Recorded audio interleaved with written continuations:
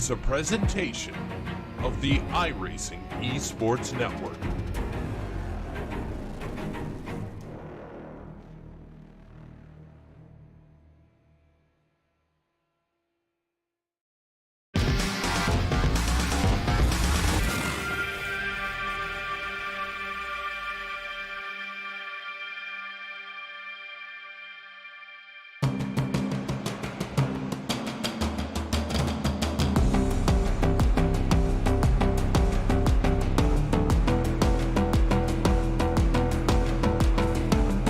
The official iRacing World Championships take a back seat for the winter, bringing to the forefront the premier user-run leagues on the iRacing circuit, on the iRacing service, excuse me, and this is definitely one of them. The Neo Endurance Series Season 5 gets started once again here at Sebring. I am Connery Maddock. Joining me in the commentary booth today is going to be the one, the only Cam Walsh, and we've got David Haynes as well on the color commentary.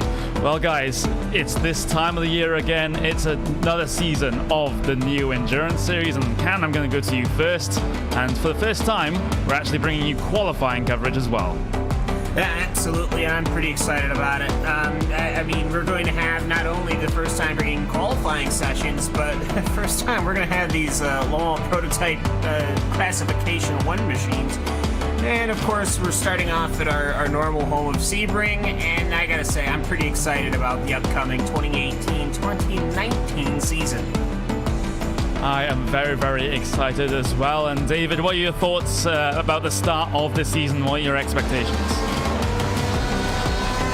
Well, Sebring is a track with a massive amount of history in Grand Prix racing, in sports car racing, and even here in the Neo Endurance Series. So always a great place to kick off any season. But this isn't just any series. I don't think anyone holds many series in any higher regard than the Neo Endurance Series when it comes to multi-class endurance racing. The prestige is huge. This is one everybody wants to put their best foot forward in, and everybody wants to win and show what they're capable of in this series. Yeah, absolutely. And if you're wondering what's going on track right now, well, this is the start of the GT qualifying, and that is also another change for this season, Cam. We have a couple of different classes to be concerned about. We have the introduction of those LMP1 machines. We also have the good old LMP2 cars, and we have the GTEs as well. So the Neo Endurance Series returning to that 3-class format. Yeah, absolutely, and we did have that a couple of great, interesting seasons. Of course, we ran with the sort of classic sports car series in a way, where we had the old GT2 and GT1 behemoths, of course, with the Corvette and the Aston Martin. Now we're going to modern times. We're going to basically this year, if you think about it. Or just last, 2016? I mean, we're right there. We've got the introduction also of these Porsche 911 GTE machines. I can hear those things already buzzing in my ear, and that's, of course, complementing the Ferrari and the Ford, which we've had for quite a while now. Buzzing like an annoying wasp, those Porsches are sometimes referred to, as we do have a couple of the GT qualifying times starting to come in. We have Logitech G Altus Esports provisionally pole, apart from the fact that Team 85 has just beat them to provisional pole at this moment in time. They have about 20 minutes for this GT phase of qualifying. So the number you see in the top left there, that is just for the entire qualifying session, but these GTs only have 20 minutes to work with to try and get their times on the board. We're going to go on board with perhaps one of these teams that have not set a qualifying time just yet. I'm just seeing a couple of teams come towards the line. We've got, yeah, maybe Red Face Racing, the number 66 machine in their Ferrari, heading through Big Bend right now. They're going to head their way across the line. I think this is going to be a time lap run, so we'll see what sort of lap time they will put onto the board. Good enough for 12th, about 7/10 of a second behind your, current time leader in Team 85, as they will actually pull off to the side of the track. One day we'll get a proper onboard with one of these cars as they get out of the way of some of the other cars that are on flying laps. But but why not go on board with that current provisional pole position sitter in just a couple of moments, since they are on their outlap right now. Lucas Jetsat behind the wheel, and that is a fantastic start, David, for that Team 85 machine, if they can carry this through to the end of qualifying now. Yeah, indeed. Even though we've got a 6-hour race ahead of us, being on pole position in your class would be very nice. Means that if you get a clean start, you'll have a bit of clean track in front of you. It means you'll decide what your pit strategy is and not have to worry about traffic within your own class. Put your best foot forward, and that's how you always want to start a race, no matter how long. And you can see these cars going very, very slow indeed on their outlap. Team 85, the car we're focusing on, definitely one of them. They've got a car behind as well that's pretty slow. That is actually their challenger for provisional pole at the moment. Altus Esports right behind your current pole position here of Team 85. So that could be an interesting predicament if Altus Esports decide to get a little bit of the draft off of Team 85. And Cam, with these cars going slow on their outlaps, just explain what the whole point of that is. Well, the big thing is that you don't want to get the tires too warm. You don't want to. You really don't want to have going on these outlaps with the hot tires. They really like them a little bit room temperature, as it were. But also they try to fuel these things as light as possible. So they are actually doing a bit of fuel saving as well. Just so they would expect in a way to run out on what would be the lap after the hot lap. As a couple of cars still going around here, as you can still see the Team 85 is just starting to pick up speed here, getting pursued by, yes, that Altus Esport Neo, which it looks to me, everyone has extraordinarily long team names, so that's going to be a fun one. But for Simone Maria Marciano, he's going to be going on his hot lap, as well as, hopefully, Lucas Jestak. Yep, exactly. As we'll go on board then with Team 85 current provisional pole position sitter as he gets his second flying lap started then. Yetzat behind the wheel across the line then to start his second time lap. And just take us through the lap here, David. Indeed, so approaching the first corner, go all the way to the right there, bringing it back towards the apex. Goodness, does he get so close to it. It's a difficult one to spot. Luckily, there's a cone in the catch fencing that helps you. Then you get towards this section here. Got to be careful with some of these curves, and he takes plenty of the one through the right-hander. Manages to carry the speed well enough.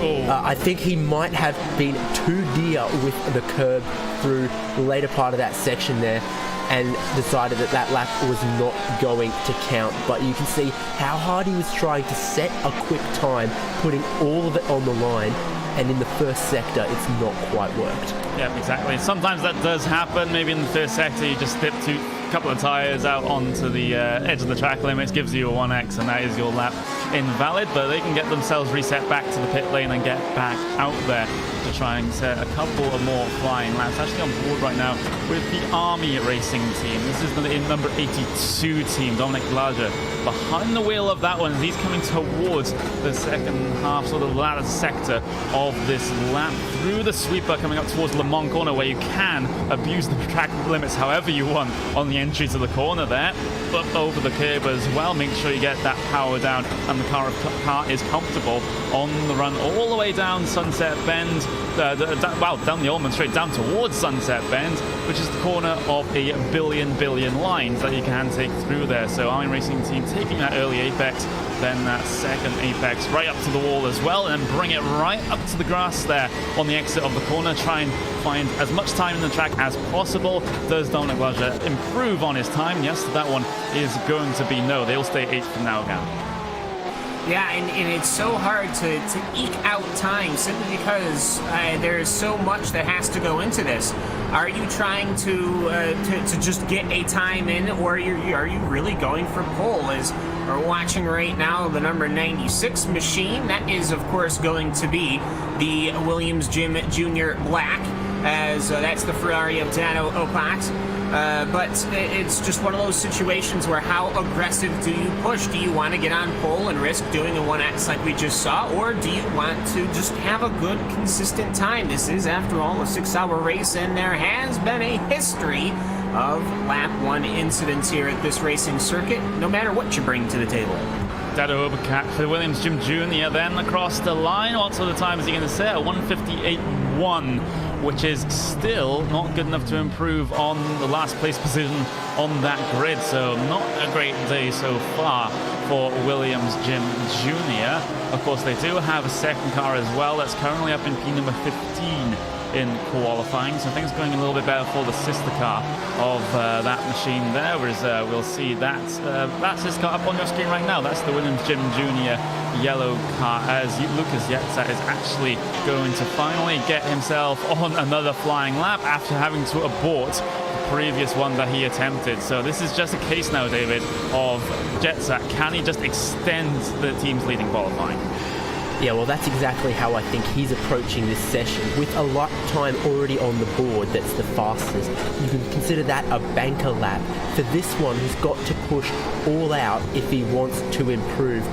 There'll be nothing to gain from putting in another lap that's a tenth slower than what's already his best. This needs to be an improvement, and that means giving it everything, and there'll be no great consequence to messing up this lap with one already on the board with a nice number one next to it, even if it's only 200th clear of Logitech G Ultra's Esports. On the run through Fangio corner then, up towards turn number 10, which is called Cunningham. A very clean lap so far from Yetza, very much unlike his previous flying lap attempt through this tight middle sector. Now we have those medium speed corners. Does miss the apex of turn number 12 though. That could be a little bit of lost time there that Yetza has given up. Car on an out lap here that he has to get by as well, but that's not going to cause him too many issues. Through Bishop right now, turn number 14, turn number 15 coming towards the final sector now. Through 15 you go. Just be careful of those curves. They can upset the cars a little bit. Through the Mont corner as well. Great line through here. So that could make up for some of the lost time, but he gets a little bit on the grass on the outside there, but not enough to give him an instant point. So decent lap right now for Team 85. Whether or not he'll extend their advantage right at the top of the timing boards, that is still yet to be seen. Through Sunset Bend right now, it's very, very careful of some of the bumps that he can experience through here. 100% throttle on the exit then, once again bringing up to the grass, and then it's just a short run to the line then for Team 85, a 156.582. That is an improvement on their time there, Cam, so great lap. Yeah, absolutely, and you know what? Altus Esport just clocked a good lap as well, as here comes Marceno once again. He's running down now the Ullman Straight. He's just about to hit Sunset Bend, so we've got a bit of a shootout on our hand here. Yeah, pretty wide there was Altus Esports coming through Sunset Bend, as it's not his hot lap, so this will be going on to his hot lap here, David. So he got denied it the first time around, so why don't you take us through a lap this time and hope he doesn't get an instant point that faults his lap. Yeah, okay, so through turn 1 goes our Altus Esports car. He's going to come towards this very, very tricky bit. That's an early entry, and again taking a lot of the curb there, setting up a good run through the long left-hander with a bit of a curb on the exit. Now this is one of the straight sections here, even though it's a little bit bent, throttle all the way down here, and then a very hot track to come underneath the bridge, maybe at the first cones there on the brakes. Nose goes into the hairpin, throttle down. It's almost an informality there, those little left-right chicanes, and coming to the sweeping left-hander there, still wide open throttle, and then on to the brakes, right-hander. Does he keep it tucked into the right? Doesn't track all the way out to the left to set up through this sector to keep the power down. Then Tower Bend, a little bit of camber, late apex, makes it look very, very good. Approaching the Le Mans section of corners on board, we still are with Simona Maria Marceno, taking plenty of curb there, late turn in, riding all of the curbs there, and then you can go all the way to the left, set it up, late apex, because this is one of the longest straights on the track. It uses all of the curb and then a little bit more in pursuit of carrying the momentum towards the last corner. And there's a few lines through here to understate it massively. And he's taking one that takes him very wide, hitting some of the cones. We might have to get a camera angle of them later in the race to get very, very late apex, power on as early as he can. towards the checkered flag. Will this be an improvement for Logitech G Altus Esports? Unfortunately not. That is a line I'm not used to seeing coming through Sunset Bend. Just plow straight through the cones on the outside and then take very, very late apexes. Cam, you have something to say about that? I have not, that is certainly an interesting line, to say the least. I do not believe that it really increases the speed at all. I mean, it was a 157.2, which isn't even close to what his fast lap was. Yeah, and since one of the commentators in the comment booth right now has tried that line before, David, you'd be very well aware that there is a slowdown penalty out there you have to contend with. Yeah, so on the outside at the entry of Sunset Bend there, out where he was past the cones, if you go far enough out there, you will pick up a slowdown penalty, which I learned also in a qualifying session here, because I went all the way out there to try and set up a very good run out of Sunset Bend to start a flying lap. But unfortunately didn't work for me that particular time. Yeah, not always working, as we have about 4 or 5 minutes left of the GT qualifying session right now, and we haven't really had many movers right at the top of that qualifying standings, as the number 99 is going to be on a hot lap right now. We'll see them in their way through to number 1 there, which can be such a huge spectacle, especially on lap number 1, where you can go at least 4 or 5 wide on entry, not so much on exit, as some drivers will very, very quickly find out, even if they even attempt a 3 wide coming down into that corner. But Zenith Esports right now on their hot lap, their previous best lap was a 156.9, which was about 0.4 of a second slower than your current provisional pole position sitters. So Eric Goldner currently behind the wheel of this one. Unfortunately, we don't have the technology yet to tell you how well he is doing on these sectors compared to his previous laps, but hopefully the iRacing API can get updated to be able to show us something like that. But Goldner seems to be doing a pretty good job so far, at least in the early, in the first half of the lap, coming up to the second half as well. Again, keeping tucked into that left-hand side, which is what we saw Team 85 not do, and they still improved their lap times in provisional pole. So maybe you can have a little bit of a leeway coming through that particular section of corners down towards the Le Mans complex right now. Goldner currently P number 8. It would be fantastic for that Zenith Esports team if they can qualify just a little bit higher. They're only a couple of only 1,000ths of a second behind the MSI Esports 75 car, which is the position directly ahead of them. So this is entirely possible for this number 99 team to get themselves further up the grid. Down the Allman Straight they will go. Make sure you get your braking set for Sunset Bend. Slightly missing that first apex there, drags it out a little bit too much in the middle of the corner. You can just see that car struggling for grip all the way through there. He'll bring it to the line regardless to see if he's going to improve anyway. Does he improve on a 156.9? He goes for a 157.1, and I think most of that time, Cam, was lost through Sunset Bend. And it is so easy to lose speed in Sunset Bend. This is just with the GTE cars out on track. You know, these guys, these GTE cars, they're not built like you would say perhaps a GT3 car. There isn't really a lot of helpers for the driver. And so it is very difficult to get absolute max performance out of these GTE machines. And so what we're going to see already is that people are already struggling through Sunset Bend. Now we're going to add LMP2 and LMP1 machines, and that is why Sebring tends to be one of the most fascinating tracks that, of course, we go to in the Neo season. Perhaps one of the most chaotic, because, of course, this being race number 1, drivers are a bit unfamiliar with each other, but I have to say, going to be one of those situations where it should at least put on a good show, as the Team Bushfink Racing Pink Machine is out on their lap in the number 76, and it is Fraser Williamson. Currently 19th in their qualifying effort. Took a little bit of an aggressive stance towards one of those curves there in the first sector, but no problems at all for Fraser Williamson. He'll get disposed of the car on and out lap behind. That was the Talkfreak Racing GT machine. Down into the hairpin then, which is going to be one of the main overtaking opportunities when it comes to the race. And then we get a message from the race administrators. GTE qualifying is over. Cars on a lap can finish. standby LMP2. So these are going to be the last-ditch efforts, David, for these GT cars to get themselves a time. Yeah, the pressure is on, especially for someone like the Team Bushfink Racing car and Fraser Williamson that we're watching right now. Second to last almost, or right down the order in that category right now. So this lap would need to be an improvement for them to be comfortable. And then the other categories, it's their turn.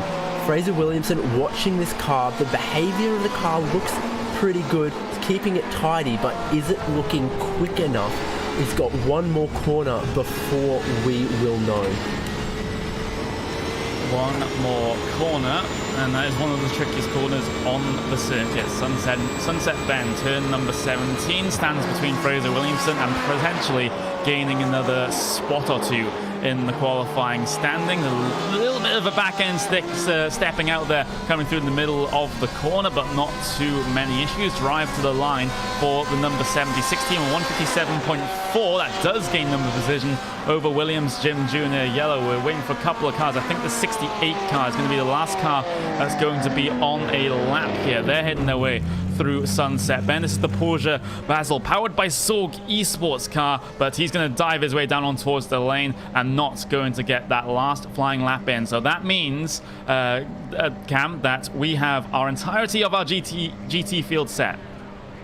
Absolutely, and that is going to go to Lucas Yestact in that Porsche. It's basically a Porsche 1-2-3 already. Logitech G Altus eSport is going to be in the second position starting this 6 hour. Sebring Odox is there in third, SimRC.de. Then you go to Triton, and then you go to the Thrustmaster Movado Racing Ford. So we got that going for me at least. And we've got the MSI eSports, Zenith eSports, Simitalk, then the Army Racing Team, and now we're seeing a lot of those Prototype 2s getting pushed out onto pit lane, Connery. Let's see what the old lady can do here around this circuit that it knows so very well. Yeah, they're just waiting for the call from the race administrators to say that pit lane exit is open so they can get onto the track and do their qualifying. You got Ava Vivatic first in line on pit lane exit there, Sven Neumann behind the wheel, Ronnie Nunez, Talk Freak Racing LMP2, as well as Will the Sim Racing Team Huizingfeld as well. So now the car's looking to get out there early, just try and find a little bit of clear air to work with before they go on their first set of flying laps. And it could be potentially that these first set of flying laps, David, is the most important, because that's when the track temperature is at its coolest, because with all these cars running on it, that racing line does heat up a fair amount. Not as much as on the oval racing side of things, for example, but there's still an effect here on the road racing side of things. So that is probably the prime time to get your fast qualifying laps in. Yeah, I'd have to agree with you on that one, Connery. Sun is out here in Florida, and having the racing cars out on the track doesn't help either. In that first set of qualifying, we really did see that the fastest laps came early in the session, and no doubt then as the track warmed up just a little bit, even just 1 or 2 degrees, with how close the whole field is, with how close to the maximum performance of the cars these guys are driving at, there just wasn't a whole lot of room for anyone to improve massively. And that's why we've seen all of these P2 cars lined up in the lane waiting for the green light, because track position and a clear track in front of you looks like it will be worth a lot. These guys don't want to take any chances. They are ready to qualify. We'll just get going in just a couple of moments' time, just waiting to make sure everything is okay on the race stewards side of things, which is very interesting, because not usually in sim racing, Cam, do we get to see all of these cars lined up in the pit lane waiting for the green light to show. It's just that's an interesting parallel. It's a great view. I love it.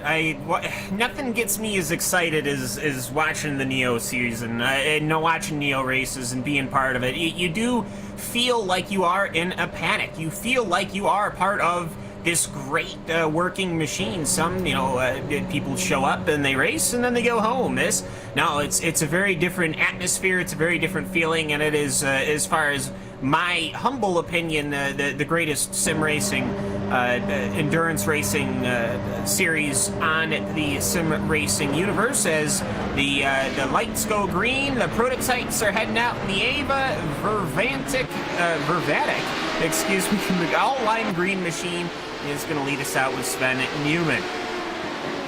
Yeah, he is. So P2 qualifying underway. Eva Vavatic leading them all out of the pit lane as it stands. So the main objectives for these drivers and teams right now is just to find a little bit of space to work with once you get onto that qualifying lap. And of course, since you've been sitting on pit lane for quite a while, it does mean that those tires might have cooled down just a tad. So you got to bring them back up to temperature, but careful not to overheat them for qualifying in this weather. Of course, we do have that 41-degree track temperature, which can be an issue with the strategies in the race. These tires are not going to last as long as perhaps they otherwise would.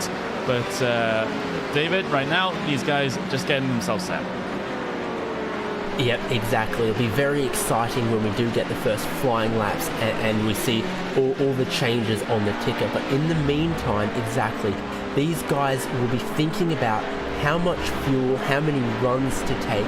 They'll be looking at that on their dash, because on the dash of these P2 cars tells you things like your tyre pressures. And so they'll be looking at that, looking at how much fuel's in the car, because these cars are their quickest with a very light fuel load.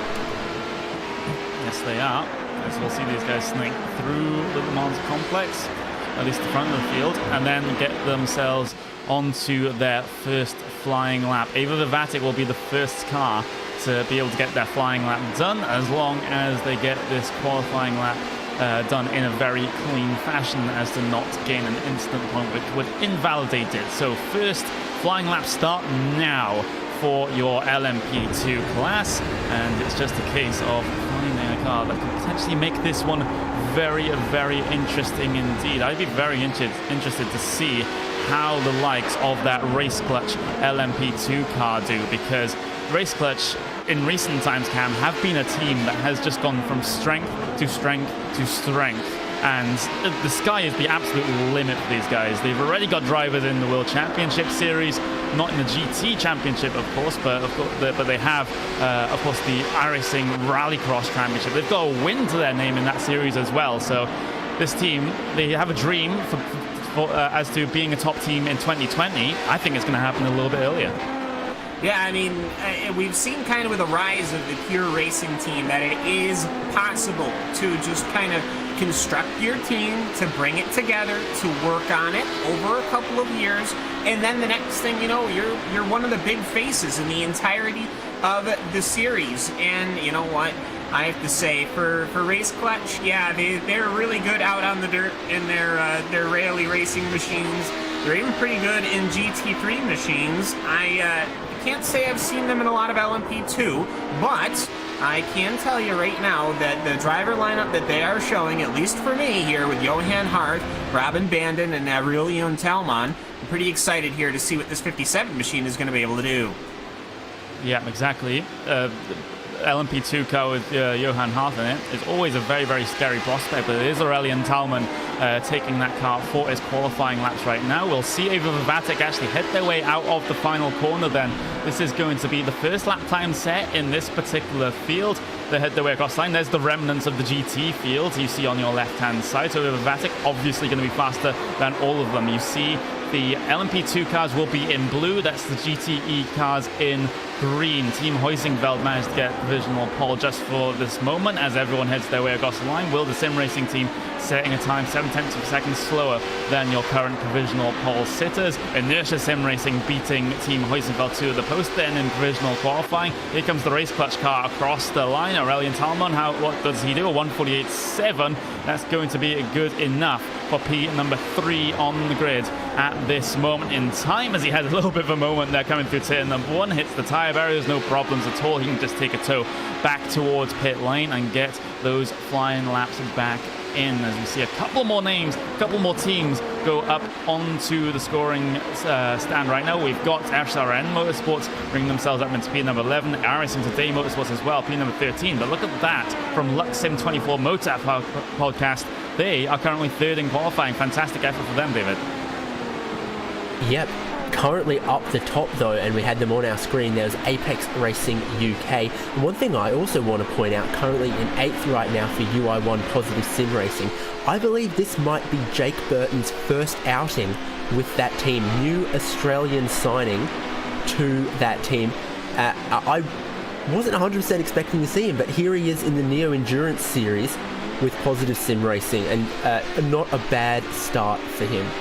Yeah, not a bad start at all. And what is not a bad start as well is that Apex Racing UK car. It's not a car that we're used to seeing, Cam, in the prototype field, in any of the prototype fields. Usually they're a GT or open wheel focused team, but they're out in force right now for this LMP2 effort, putting Alex Simpson behind the wheel. So the Apex Racing UK team boss, World Championship Grand Prix Series driver as well. So all the talent that you need, and it's really, really showing right now with provisional pole. Absolutely, and I mean, you got to look at it in this way here. Each of our classifications are all going to have the team names that are some of the biggest team names that you could possibly imagine. And LMP2, I mean, everyone kind of thinks, maybe perhaps it's a bit of that privateer effort. Everyone's going to want to run either GTE cars or LMP1 cars, but here we have the Apex Racing UK team, and this is the Apex Racing UK team, not a junior team or a trainer team or anything like that. This is the team, and yeah, you normally see these guys racing, as far as I'm concerned, open wheel. They're an open wheel team. Now, is a Prototype 2 that different from, say, an open-wheel machine? Not really, but it's great to see these guys out here, and it's already great to see these guys putting down an absolutely fantastic lap. They were 7/10 faster than that Inertia Sim Racing Corsic team, which is, of course, a bunch of Finnish drivers, mostly from, say, the Glaciers team. Yeah, exactly. Finland's definitely representing in this particular series as we'll wait for a couple of more flying laps to go up onto the board right now.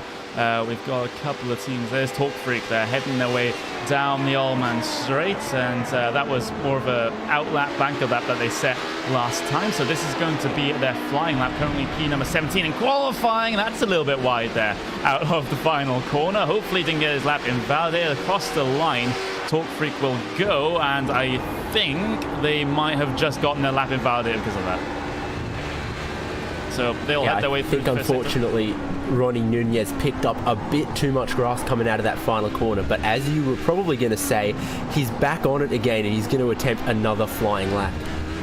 Yeah, exactly. Definitely the pace for a flying lap as we ride on board with Ronnie Nunez right now. They're the only team that has not set a proper flying lap so far this session, so they need to get a little bit of a move on down into the very, very tight turn number 7 hairpin, and it's super sketchy getting the power down out of there as well, because there is a little bit of dust that has been brought back onto the circuit, so that means the traction out of that corner isn't the greatest, as we'll have the over-the-shoulder view of Ronnie Nunez right now as he heads his way through the middle sector, and hopefully getting those apexes, getting those exits and entries right, but that wasn't a very correct entry through the right-hander, so that's a little bit of time lost from the number 43 team, and they have a huge country mile of clear out to work with here, so it's not like they're going to be affected by cars on outlaps coming towards the end of this particular lap. Through Le Mans they will go then. You can see those very, very quick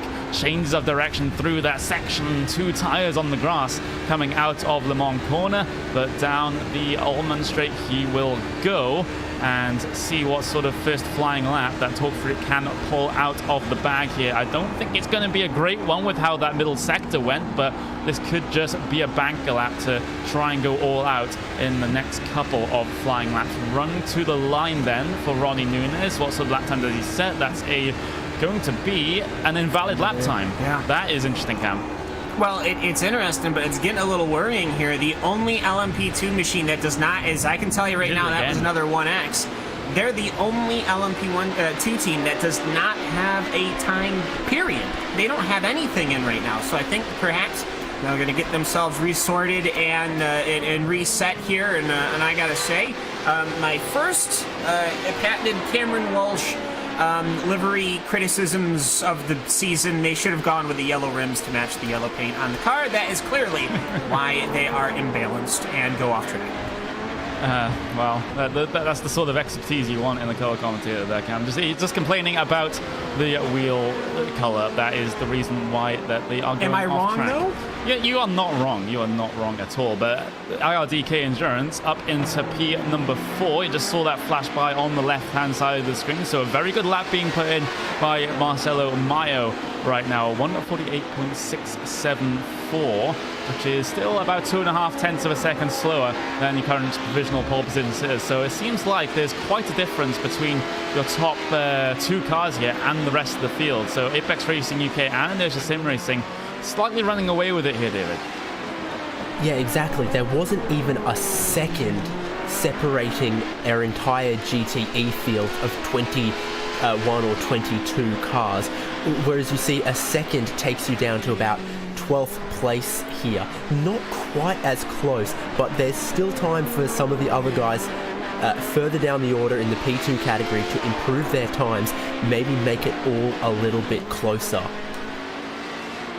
Yeah, that could be what happens at the end of this particular session as we're watching the IRDK Endurance recently up into P number 4, but unfortunately they will just abort that particular lap.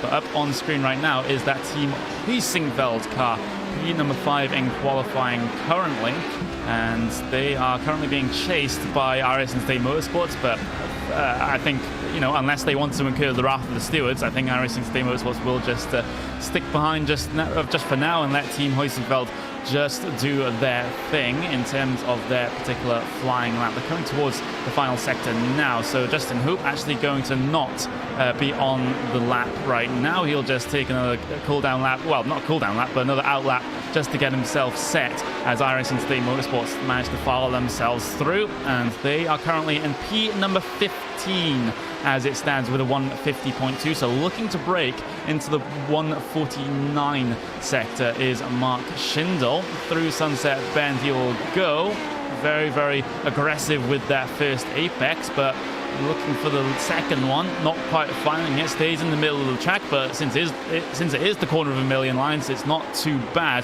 A 204.9 there set by Schindel, so not a great lap at all by iRacing State Motorsports. Now they'll continue on and look for a flying lap directly after this one, Cam. Yeah, I think that both cars were just kind of coasting around the Heisenfeld and then the Heisenfeld car said, "Well, I'm not going to give you a draft," So then they decided to push it, and Mark Schindel, he's pushing it. He almost lost the rears there. You can see the over the shoulder how much steering input these guys are having to push here. And I gotta say, I don't know if it's the track temperature. I mean, it's 106 out now on the track surface. The weather, of course, is set to realistic. It is not a static weather temperature, so you will see weather changing here, not perhaps say, to the extent as what we'd like to see in the quote-unquote soon time period here on the iRacing surface, but the track temperature, it is hot, and I agree, these things are sliding around the racetrack, which is a bit uncharacteristic for the LMP2 machines.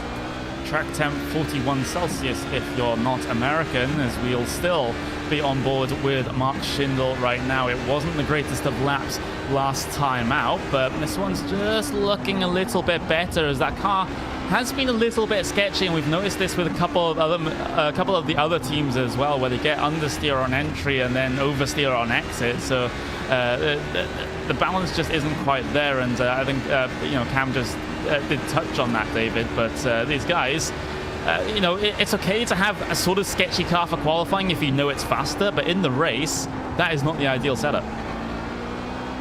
No, exactly right. This LMP2 car, it's got a fair chunk of downforce. It's pretty light, but not a whole lot of horsepower, especially compared to our P1 cars. So to see them driving, with so much slip angle, some of these guys struggling, getting power down, holding the car on the exit of the corner, that shows you how difficult the conditions are out there and how slippery the track is. Some of these guys have clearly got a setup that works, and some people still really struggling as 1 1/3 seconds separating what we see on screen in this category.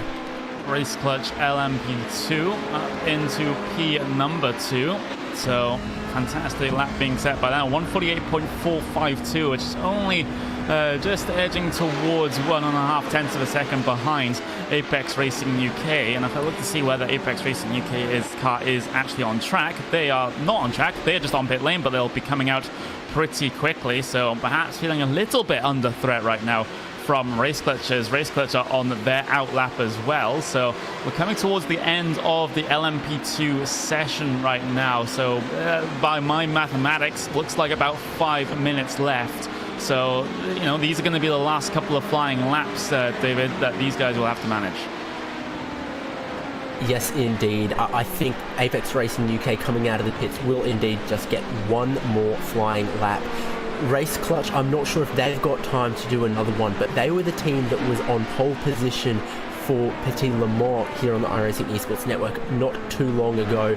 A team with some experience in the prototypes, so this is somewhere we might expect them to be comfortable. And I think even if they don't grab pole position, I think we'll expect them to be pretty comfortable come the race. A lot of talent within that car still to be shown. It definitely will be. You see Race Clutch pull over, let a couple of prototypes by as we get another team heading their way across the line. This is World of Sim Racing. They are on a very slow lap indeed, so that definitely won't be an improvement for them, but they can get on to another flying lap and try to challenge right at the end of the session. So the LMP2 session will end when we have 25 minutes remaining. So then we will get the rest of the cars that are on flying laps be able to complete their laps, and then once we have 20 minutes remaining, that'll be the start of the LMP1 qualifying. So that is just giving you a little bit of an idea of what the schedule is like here, Cam. Yeah, absolutely, and it's following very similar qualifying formats from all around the world. I gotta say, you know, I go to large sport car events here down at Watkins Glen, and it is run very much the same, and it's very exciting to see. And I gotta say, prototype, no matter what it is, whether it's the IMSA prototype or these prototype classification 1 cars, they are always the big show. So if perhaps your eyes are a little glazed over right now, they better not be, first of all. But second of all, we got these prototypes coming up, these LMP1 cars. First, you'll see in the Neo Series as Iker Estefania here, that number 51 machine. Looks like they're on a pretty decent lap right now with a World of Sim Racing team, currently in 11th. We'll see if they can break the top 10 in LMP2, but I gotta say, I'm looking pretty forward to see how many Audis, how many Porsches we have, and just whom might have the edge, because out of all of the different series, as far as I'm concerned, Neo is going to be the biggest LMP1 series that you have. That's as far as a private hosted event. Yeah, exactly. World of Sim Racing, they're going to come towards the final corner, looking to get themselves into the top 10 then. You see that time tick by in the bottom center of your screen. Can they improve on the 149.2? They can, a 141.190. But I think actually that one is not going to bring them inside the top 10. It was pretty close, but still no cigar for the World of Sim Racing team. And now Race Clutch, they are actually on an outlap here since they did abort their last flying lap. And if my mental math is correct here, David, they are actually going to get across the line just before time expires. Yeah, they're looking like they're almost halfway around a lap. A lap's in just under 2 minutes. So they had about a minute and a half. They will be coming across the line maybe only 10 or 15 seconds before the checkered flag flies. Apex Racing UK and Alex Simpson, look at the body language on that car, chucking it over the curbs, the change of direction, very, very aggressive. It's a quick looking lap, maybe not especially tidy, but with 1 corner to go, he's looking very, very racy. This could be Alex Simpson's chance to secure pole position in P2 category. Wide entry, tucks it in towards the middle, power down, a little bit of a slide, plenty of slip angle, but he carries the momentum towards the line, and it is an improvement. Fantastic improvement by about 0.2 of a second as well. So work cut out now for Race Clutch and Inertia Sim Racing behind them. There's Race Clutch coming across the line to start their final flying lap.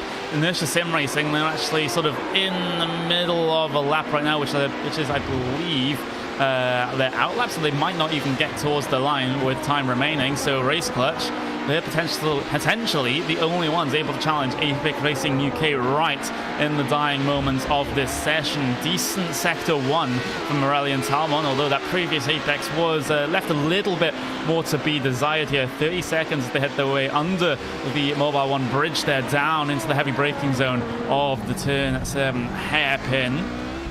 Hugging that curb on the right, gets over the curb on the left as well. Power all the way through these sweeping corners. Down towards yet another heavy braking zone for the right-hander. Talmon has to get every single tenth of a second out of this track right now if he's able to challenge Apex Racing UK at the end. Official confirmation that LMP2 qualifying is over. Cars on the lap can finish standby LMP1 machines. Race Clutch getting a little bit squirrely off the exit of the right-hander through the last sector now, coming up towards the right, then the left. Through Le Mans they'll go.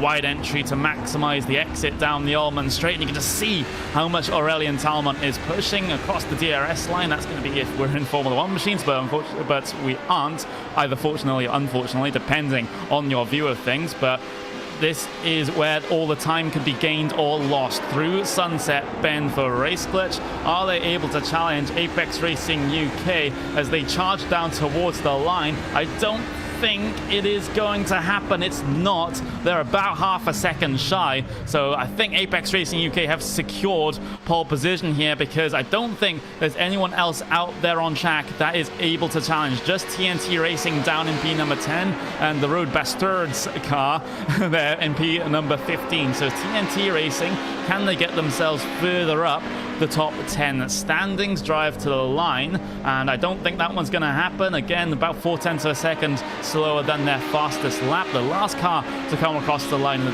team number 40, Sven Riedel, not going to even try. Brings it down on towards the lane, and that is the end, David, of your LMP2 qualifying.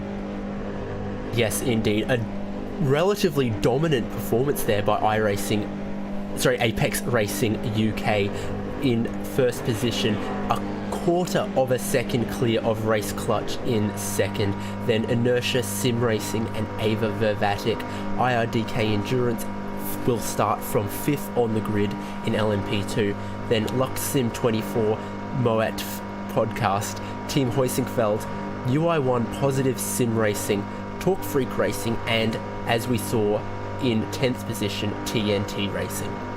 Yeah, TNT Racing, they tried, but they didn't get themselves further inside that top 10. Well, the Sim Racing team, P number 11, Schubert Motorsports, P number 12, Team Mad SRN Motorsports bring things down to 14th on that LMP2 grid. Road Bastards, we've got Racing Today Motorsports, we've got Racing Center Vibe Sports, bring things down to the bottom of your 17-car LMP2 grid. But now, the LMP2s take a back seat. Those fancy new LMP1 cars on the iRacing service will take center stage. We've got a couple of minutes to work with here, Cam, as those cars waiting for that green light to show right on the exit of pit lane. And what are your expectations for this field? Because we've got some very, very decent names in that particular field. The main feature, you have to argue, is that are those Thrustmaster Bevano racing cars, but we also have yet another Race Clutch car. We have Ava Vivatic, who can and do pull out fantastic performances. We've got Team Chimera as well, Torrent Motorsports as well in the mix. So this one could go either way. I'm pretty excited here. The LMP1 cars, they're all lined up here, and surprise, surprise, it is Marcus Hamilton, that Thrustmaster Movano Racing NES number 3. He's going to be the one leading us off when they do get that green flag. And I gotta say, already seeing these cars, I'm pretty excited. It is a 17-car LMP1 field. There's a couple of Audis, but for the most part, it's predominantly Porsches. I can't say I'm too surprised at that. But I will say it is going to be, of course, a massive challenge here between basically who's going to try to clamber to the top of the throne. We've already had a season in the iRacing esports, or the iRacing Endurance series, the official series. But now here comes the seriousness, the the showdowns, as it were. Who is going to be the top running LMP1 machine and the top running endurance racing championship? And well, I gotta say, it's going to be interesting to see whom it's going to be. Yeah, 10 seconds before we get going then for LMP1 qualifying. You see right at the front of pit lane, Marcus Hamilton, Thrustmaster Movano Racing, number 3. Second in line, Ashley Owen, Thrustmaster Movano Racing, number 4. They've been given the green light. They're all fine to exit the pit lane. And this could potentially be fireworks, David, if these teams pull out 110%. Yeah, these are wickedly fast race cars on any day of the week. And then we've got some of the best teams, some of the best drivers, and some of them on these outlaps are sort of jockeying for a little bit of position. Some of the first laps we see over the line might well be the fastest of the entire session. So yeah, this is an exciting new moment in Neo Endurance Series with these category of cars, and I'll be a little more restrained than my colleague Cam Walsh, but boy did they look good, and boy did they look amazing when they are being driven quickly in capable hands. They are just absolutely gorgeous. We'll be seeing lap times on the order of 10 seconds faster than your LMP2 cars are doing in qualifying. That's just an absolutely insane stat line. Just shows how quick these cars are, not only through the fast corners, but in the traction zones as well with the hybrid power. Cars just launch off the line. It's not about top speed, Cam. It's about the acceleration of these cars. Yeah, absolutely. And of course, these do have hybrid power, of course, which means that when these drivers put their right foot down, it is basically, for these Porsches, it's all-wheel drive, complete power coming off the corners here, as you'll see Marcus Hamilton. Let me put it this way. They are going on their slow outlap, and they're already going faster than some of the GTE cars, which should tell you all you need to know. As Marcus Hamilton, he'll bear down here. You'll see just how much downforce these cars go, how much power these things make up off the corner. Marcus Hamilton, car number 3. Let's kick off qualifying for the LMP1 cars. Yeah, here we go. Marcus Hamilton, perhaps the favorite in this particular field. Same with his entire team of Thrustmaster Movano Racing. Then through the first sector he will go. You can just see how that car grips up even through these relatively slow speed corners. Hits the throttle off the exit and just unleashing that hybrid power all the way down this mini straight down towards down towards the hairpin. And you can see the braking performance of these LMP1 cars as well. It's just absolutely impressive as he heads his way out of there and towards the middle sector. Then he has, of course, advantage of getting out first is that he has a very, very large amount of clear air ahead of him, so he won't be disturbed on this particular lap. First sector was a 29.190. So that is going to be the baseline for everyone else behind to at least attempt to be able to match. But there's been no mistakes so far from Marcus Hamilton, putting on an absolute masterclass down in towards the right. This is where the downforce of that LMP1 car is just going to shine through these sweeping corners, through Le Mans as well, and then once again allowing that hybrid engine to just do its work all the way down the Ullman Straight, getting up to around about 280 kilometers an hour, 285, 286, 287 on the entry to Sunset Bend, and such an aggressive entry from Hamilton it was as well. A little bit of a tap of the brakes in the middle of the corner to make sure the car is stable, drive to the line, and this is going to be a very, very good bank lap, if it even is a bank lap, at 138.875 from Movano, and the sister Movano car as well, setting a fantastic time, just 1/10 of a second slower than their primary car. FRH Motorsports getting themselves P number 3, at least briefly, before they're knocked down by the likes of Sorg Esports, Odux Motorsports, as well as Simatok Esports, and a couple of other cars were setting themselves lap times as well. Ava Vivatic, 1.2 seconds behind your provisional pole sitter. U1 Positive Sim Racing, not a great lap for them, 4 seconds slower. Race Clutch, 0.7 of a second slower than your pole position sitter at this moment in time, as the rest of these first flying laps starting to file their way through, David. And I think this is kind of what we expected with Movano being right at the top. Yeah, potentially one of the favorite teams in this category. But, you know, the lap times coming in quick and fast. There's a few people there, like in the 15th place UI1 Positive Sim Racing car in F4H Motorsports, looking a bit off the pace, probably didn't hook up their first lap. But the thing is, with a 20-minute session with these cars, they can get in a lot more laps than the GTEs can, just with how quickly they turn through these laps. Yeah, it's just absolutely I see an Audi. impressive. You see an Audi? Someone in the YouTube comments owes us £1,000 now. Oh my word, we have an Audi somewhere out there on circuit. Just give a round of applause, everyone, even if you're just alone in your room and it would seem awkward for you to be randomly clapping in front of your PC. But do it anyway, because I told you so. There's Virtual Motorsports there. Michael Storm behind the wheel of that car. And, you know, me and Jake have this saying of who has the best name in the entirety of esports, Cam. I think Michael Storm is definitely up there. Yeah, I mean, we've seen Michael Storm a couple of seasons now, and I gotta say, it's good to see him. I think this is the first time he's in a prototype, however. I think he's normally a tip-top driver, and, well, I mean, technically, still a top on the top of his machine, but really, it's basically a formula car. As there is your Audi. You're gonna love hearing it. I'm sure we will do onboards at some point with the Audi, because you gotta love the sound. But you do have to talk about that not elephant in the room, but the decision that pretty much every team, minus this Virtual Motorsport, is running a Porsche. Now, everyone immediately goes to, well, this is BOP, a la what the Ford and Ferraris were dealing with. This is more of the energy recovery and distribution systems, because for the Porsche, they harvest energy not only under braking, but also under acceleration. As they harvest the turbo, but the Audis, however, unlike the Porsches, they only really harvest on the braking, which means that as far as the energy harvesting and deployment goes, the Porsche does end up having a hat tip, and I don't know if you can just, quote-unquote, fix that. Yeah, it might just require a little bit more involvement than a simple bug fix for those iRacing guys, but SimRC.de out there on track right now. They didn't get themselves a lap time set in the first flurry of timed laps, so as they head through the exit of Sector 2 then, let's see what sort of lap time that they can put up onto the boards.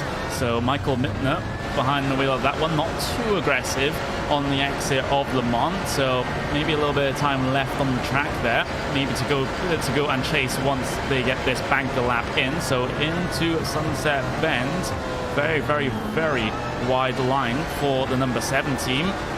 Only a single apex taken through there. That's a different strategy to what we've seen before, as you'll see them set a 1:39.5, which is a very good time indeed. Brings them up to P number 5, David. Yep, in the top 5. That's good for the Prototype 1 entry from SimRC.de. We've seen that they've got a GTE out there. But here is Virtual Motorsports and Michael Storm's Audi, and I believe that this is a flying lap. A lot lower revving is the diesel engine. Makes an interesting sound, as Cam Walsh said. We've got a look at that first intermediate, really isn't far off the pace. So this could be definitely a lap within the top 15s, could be a lap in the top 10. Let's get a good look at the shift lights in the steering wheel and see that they do not... Michael Storm's not revving it out all the way that it can go. And he comes out of Le Mans, he'll have one corner left. Sunset Bend, bit of a mystery, who knows what goes on in the middle, but hopefully you're quick through the corner and with a good run on the exit. Hopefully you'll stay with this one through to the end. Yeah, does pretty well bringing it to that middle apex. In a car like this, you don't need to take the late apex. You can carry the speed out wide. Comes across the line, 40.8, and that is the 15th position for Michael Storm. The time in the top left of your screen, the 11 minutes to go, that is the true number, because this is our last qualifying session.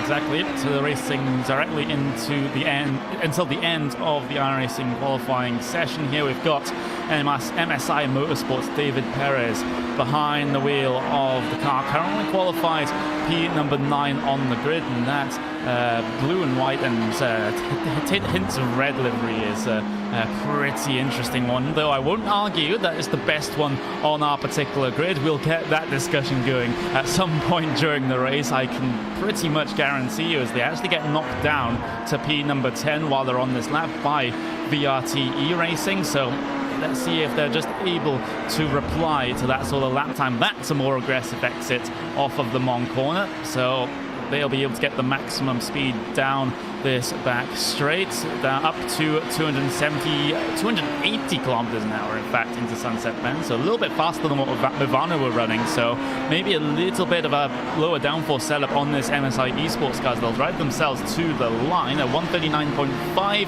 That is not good enough. Actually, it is very much good enough to improve on their lap times. It brings them up into 7th place, 1.1 seconds behind your race leader, Cam.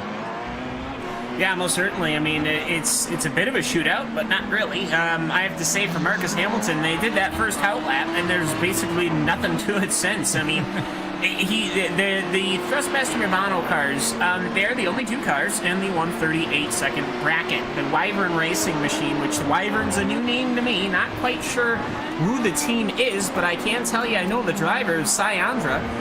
So we'll have to see how this Wyvern team goes. But, I mean, it's just as Marcus Hamilton gets ready to complete, well, at least I thought he was getting ready to complete an actual hot lap. He's swerving back and forth. I don't think that's hot line, but he might be just trying to get a little bit more heat. I know, right? If he gets a little, maybe just, oh no, he wants to bring it on pit lane. If he does go faster by going into pit lane, I will say, that'd be the interesting part.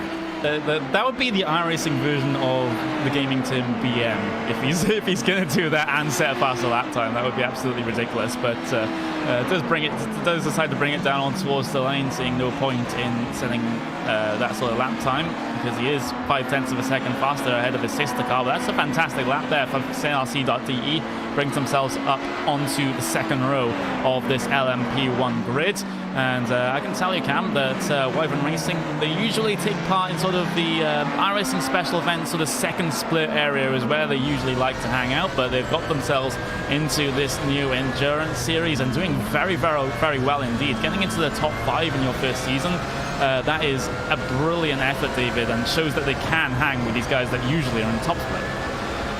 Yeah, exactly, and there's quite a few names below them that are names you would rate very, very well. They're in good company, and that is a good lap time, and you only need to find a few hundredths to be elevated into the top 3. A very, very competitive time here from Syandra, the Gift King.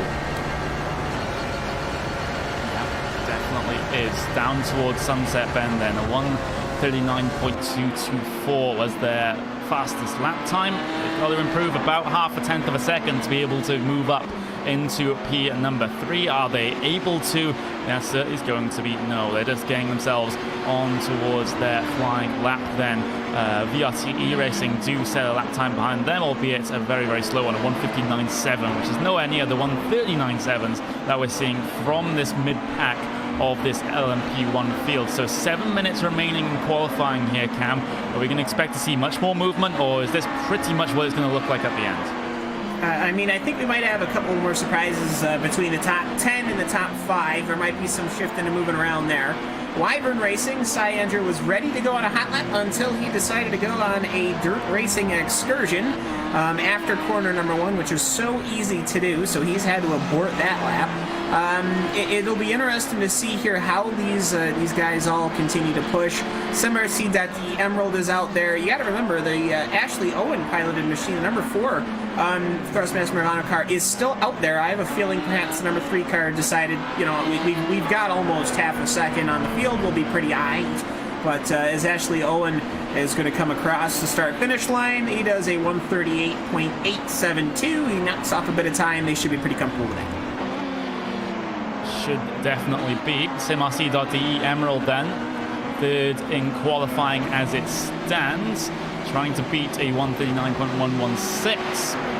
Fortunately, not going to happen just yet for that particular team. We're actually going to see Movano the number 4 Movano car make their way out onto the track, trying to improve and maybe nab pole position away from their teammates in the dying moments of this particular event. But with that margin that Marcus Hamilton has over the rest of the field, I somehow doubt that one's going to happen, but I've definitely been wrong before. We have a shot here of the race clutch car just making their way off of pit lane, currently in P number 6 in qualifying, so they'll get out for the final 5 minutes and try to do something about getting themselves inside those top 5 cars, David. Yeah, indeed. The time is running out in this final category of our qualifying before we head into the first 6-hour race of the season. Yeah. I left you hanging a little bit there, didn't I? Oh well, you just that's just and then I started a sentence and had no idea where it was going. My apologies for that. It's okay. It does happen to the best of us. So as we see the top 3 from each of your classes up on screen for you now. These are the qualifying results. We haven't hit the race just yet, but those 2 bottom classes are already finished with their qualifying. So Apex Racing UK pole position in LMP2 with Race Clutch second and Inertia Sim Racing third. Team 85 taking pole position in GTE with Logitech G Alta C Sports and Odux Motorsports rounding out the rest of that top 3. But that top 3 in LMP1, that one's just not quite set just yet. We've got a couple of minutes remaining, so a couple of surprises can be thrown in from the likes of Wiven Racing, Syandra out of Le Mans corner. He's been trying this over the past 5 or 10 minutes to try to improve on that P number 4, but he'll continue trying to plug away at this one through Sunset Bend. One of those teams that prefer taking the very, very wide line on entry and then just taking the single apex on the exit of the corner. But across the line, Syandra will go 139.1, which is not quite good enough to get themselves into P number 3, but does make a little bit of movement on the timing boards in terms of improving their previous lap time. But with 3 minutes and 30 seconds remaining, time is definitely running out for those teams out there that do want to improve position, Cam. Yeah, absolutely. I mean, they improved their lap time, but unfortunately SimRC, who now has climbed into the 138-second bracket, is still just that bit faster. I think it was, 2 hundredths there, or 2 tenths, excuse me, between the two, as the Porsche Basel-powered Sword Esport machine there on one final warm-up lap. They are the ones that are in position number 5 right now. So we'll see what these guys are able to do. And I think at this point, you've got 3 minutes left in the session, so we'll have to see exactly who wants to push it and who wants to risk it. And if you want to see the lap of speeds, here it's going to come. Everyone pretty much has their starting position, so why not absolutely throw it to the wall? Indeed, why not? But the thing is, this is basically the toughest point in the session to set a fast lap time because of the track heating that is going on with all these cars running around this Sebring racetrack. We'll see Thrustmaster Movano number 4 there. So this is the sister car of that provisional pole position sitter right now, trying to make it, trying to do a little bit of a swap there out of the Movano cars, or at least Ashley Owen is attempting, so he can say that's the faster team of that Thrustmaster Movano duo, but probably on a out lap right now because that lap time is not looking quite representative of a flying lap. So we'll just hide that one away for now and see what Ashley Owen can do in just a couple of minutes time. Just having a quick look at what we have out there on track right now. We see a couple of cars actually, taking their toes, taking pit stops here just to get some fresher tires on the car, just refueling just a little bit to get themselves, those 1 or 2 laps of fuel to be able to go very, very quick indeed on these qualifying laps. Riding on board then with Ashley Owen, this is your P number 2 sitter in qualifying. Quite a margin between themselves and the pole position sitter, Cam, but never say never. I mean, never say never, but I have to say, at this point, everyone has thrown everything that they can out. The kitchen sink out, everything. They've thrown everything at the Thrustmaster Movano guys, and nobody's even come really close. Which you could say, well, that's slightly concerning, but I mean, not really. We got a 6-hour race, we got lap traffic to deal with, we got LMP2s to deal with, we got GTE cars to deal with. You never know what can happen. Indeed, as you see a change for position then for P number 15, FRH Motorsports getting themselves up there into that top 15. So up onto our graphics they will go after they featured a little bit earlier with those fifth flurry of lap times coming in, but we will remain on board here with Ashley Owen as that clock ticks down. 35 seconds remaining in this session, and once that ticks down to 0, everyone still on laps will be able to complete their flying lap to try and, at the very last moment, gain themselves a couple of positions on the grid. So out of the Mon corner comes Ashley Owen down the Ullman Straight. This is Ashley, the time remaining. This might not be the final chance that he'll get to try and get pole position in this one, but through Sunset Bend, once again, single apex for Mivano, as do a couple of other teams out there on circuit. Drive to the line, will only just get there in time to do another lap at 138.7.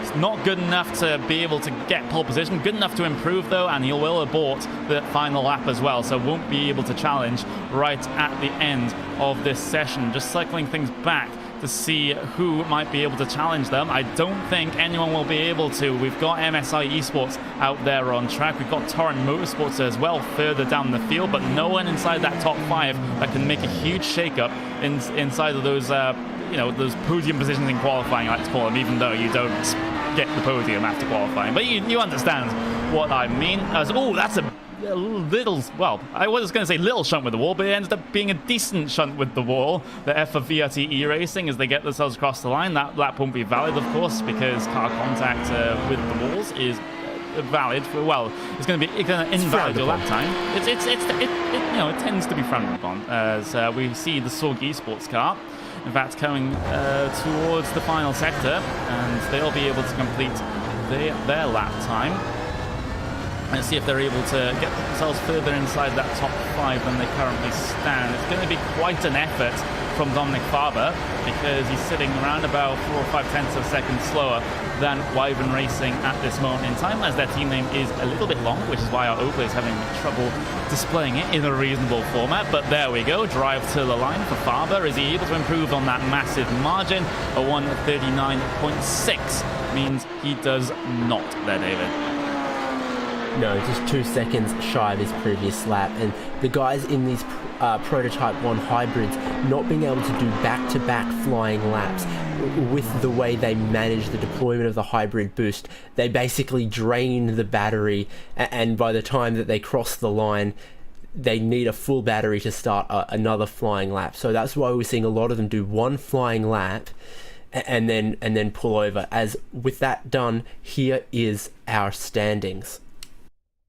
Yep, our qualifying standards. Well, let's just run through all of them, since we do have a full pace lap to deal with as well. It gives us a little bit of time to run through your entire qualifying grid. Thrustmaster Mivano Racing then. Pole position in LMP1 with, again, Thrustmaster Mivano Racing, position number 2. So front row lockout in LMP1 for Thrustmaster Mivano. SimRC.de Emerald will get themselves P number 3 on the grid. We've got Wyvern Racing as well, P number 4. Fantastic effort for them in qualifying for their first ever Neo Endurance Series event. Sorg Esports lineup P number 5 with Race Clutch P number 6. Ava Vavatic P7 with MSI Esports P number 8 in class as well. Odux Motorsports Samsung P number 9 with Simitok Esports rounding out the top 10 in LMP1. And then further back through that field, you've got the likes of Team Chimera, VRT E-Racing as well. We'll line up row number 6. We've got Positive Sim Racing Black, Positive Sim Racing Green, P number 13 and P number 14 respectively. FRH Motorsports P number 15, Virtual Motorsports P16, and Torrent Motorsports will line up in that 17th place. As Cam, why didn't you take us through those LMP2 qualifying results? Absolutely, it is going to be Apex Racing UK's HPD division taking us off. They're starting in 18th position overall, as Race Clutch will be starting on their outside. Inertia Sim Racing Corsac is going to be on here inside. AVA Vervatic, the number 39 machine, will be starting outside row number 2. IRTK Endurance and Lux Sim 24 MOATF Podcast #Neo, otherwise known as the ModeF podcast machine, will be starting at outside. And they got Team Heisenfeld 35, the UI1 Positive Sim Racing Orange car, which is the 45, the Torque Freak racing car will be starting in the 26th position overall. That is going to be good enough for position number 9. TNT Racing will be starting in position number 10. Then you got the World of Sim Racing team. Then you've got Schubert Motorsport, Team Mad, SRN, the Road Bastards, iRacing Today, and then the Racing Center at 5 Sports. And then when we look towards GTEs, David has those. Indeed, our most populated field with 22 starters. On pole for that is Team 85, then Logitech G Altus Esports, Odox Motorsports, Sim RCDE have 4th place. Behind them for 5th is Triton Racing, 6th is Thrustmaster Movano Racing, 7th MSI Esports, and 8th Zenith Esport. In 9th is Simitok Esports, 10th Army Racing Team, 11th Torque Freak Racing, 12th Core Sim Racing. With 13th is the longest named team in this race today. It's Porsche Basel powered by Sorg Esports and Font Squeezing all together. 14th is Torrent Motorsports. 15th Team 84. 16th Redface Racing by MXS Engineering and JRT, which maybe ties Porsche Basel powered by Sorg Esports for name length. Then 17th is Euphoria Drive X Racing. 18th, one of the Williams Jim Jr. cars. 19th, Team Bushfink Racing. 20th, SRN Motorsports. And last but not least, it's the other Williams Jim Jr. car, and in 22nd, Team 52. Which actually won't take the start since they weren't supposed to be in this particular event, but we'll just gloss over that one just for a couple of moments as we'll see some fantastic shots of your entire Neo Endurance Season 5 field head their way around the Sebring Raceway here in Florida. An absolutely fantastic sight to see as these guys will get themselves spread out into their particular classes on this full pace lap. Speaking of, we are getting about halfway through that one right now, as you'll see those GTE cars make their way by the biggest field here in the Neo Endurance Series, and one that can potentially have quite a bit of action in it as well. Through towards the final sort of half of this second sector. And this is also an interesting situation, Cam. Whenever we mention it, so when we have a full pace lap here on the iRacing service, we always mention, oh, you have to get those tires up to temperature. You have to actually be saving fuel right from this pace lap here if you want to make your first stint a decent length. Yeah, absolutely. This is a complete and full time around this racing circuit, so the best saving you can do is going to help you just get a little bit further. If the track was a bit shorter, perhaps you could eke something out, but at 3.7 miles, I just don't know if there's anything you can do, as everyone comes now to the final couple of quarters heading to Sunset Bend, and hopefully we will not have what we had a couple of years ago, where it was Phoenix Corvette getting taken out by an Aston Martin on the pace lap last time. Let's go green and have a good Neo season. Yeah, just a couple of moments then before the green flag will show, and we'll get Season 5 of the Neo Endurance Series underway. Just the tensions are at an absolute high right now for all of your drivers out there behind the wheels of those cars. Just in case of getting this first lap complete, getting yourself in the groove to be able to go racing for 6 hours here today. Through Sunset Bend come your LMP1 field, and down on towards the lane that pace car will pull. Field under the control of Hamilton. He'll decide to go immediately. Green flag will show here for season number 5 of the New Endurance Series. An instant blocking move there from the Nirvana number 4 car. Actually, that's SimRC getting themselves up into P number 2 in the early stages through turn number 1. They will go 2 by 2 further back through the field. They have to get themselves sorted for this tight and twisty latter part of this first sector. So drama's already at the start of your LMP1 race, but LMP2s, they'll head their way through turn number 1. Apex Racing UK still leading, but Race Clutch is being challenged for P number 2 down in towards turn number 2 by Inertia Sim Racing. Corsac here, they almost run out of road and they tag Race Clutch around. Both of them will head towards the barriers. Both of them will hit the barriers, and that is a nightmare start for Race Clutch there, Cam.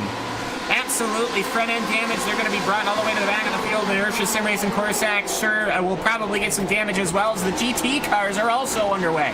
Oh, there's almost contact there between Altus Esports and another machine out there on track. And in fact, they're going to get a little bit loose over the exit, heading their way through Big Ben. Now will lose the position to Triton Racing. Might lose the position to SimRC as well, down in towards in towards the hairpin turn. But they will able to defend on that inside line. Now SimRC are getting challenged by MSI Esports off the corner, but they got better traction out of there and able to squeak themselves ahead. I'm very curious to see what happened with Altus Esports on their race start here, since it did seem quite messy, as I'll wind things back on my particular view. They were side by side for P number 2 with Odox Motorsports ISRAP, but the thing is, when it came to the sort of tighter section of this first sector, there was a little bit of door rubbing, maybe a little bit of bumper banging between themselves and Triton there, because further for behind. P2, for second position in the Prototype 1 category, SimRC have just gotten around one of those Thrustmaster Movano cars, the number 4,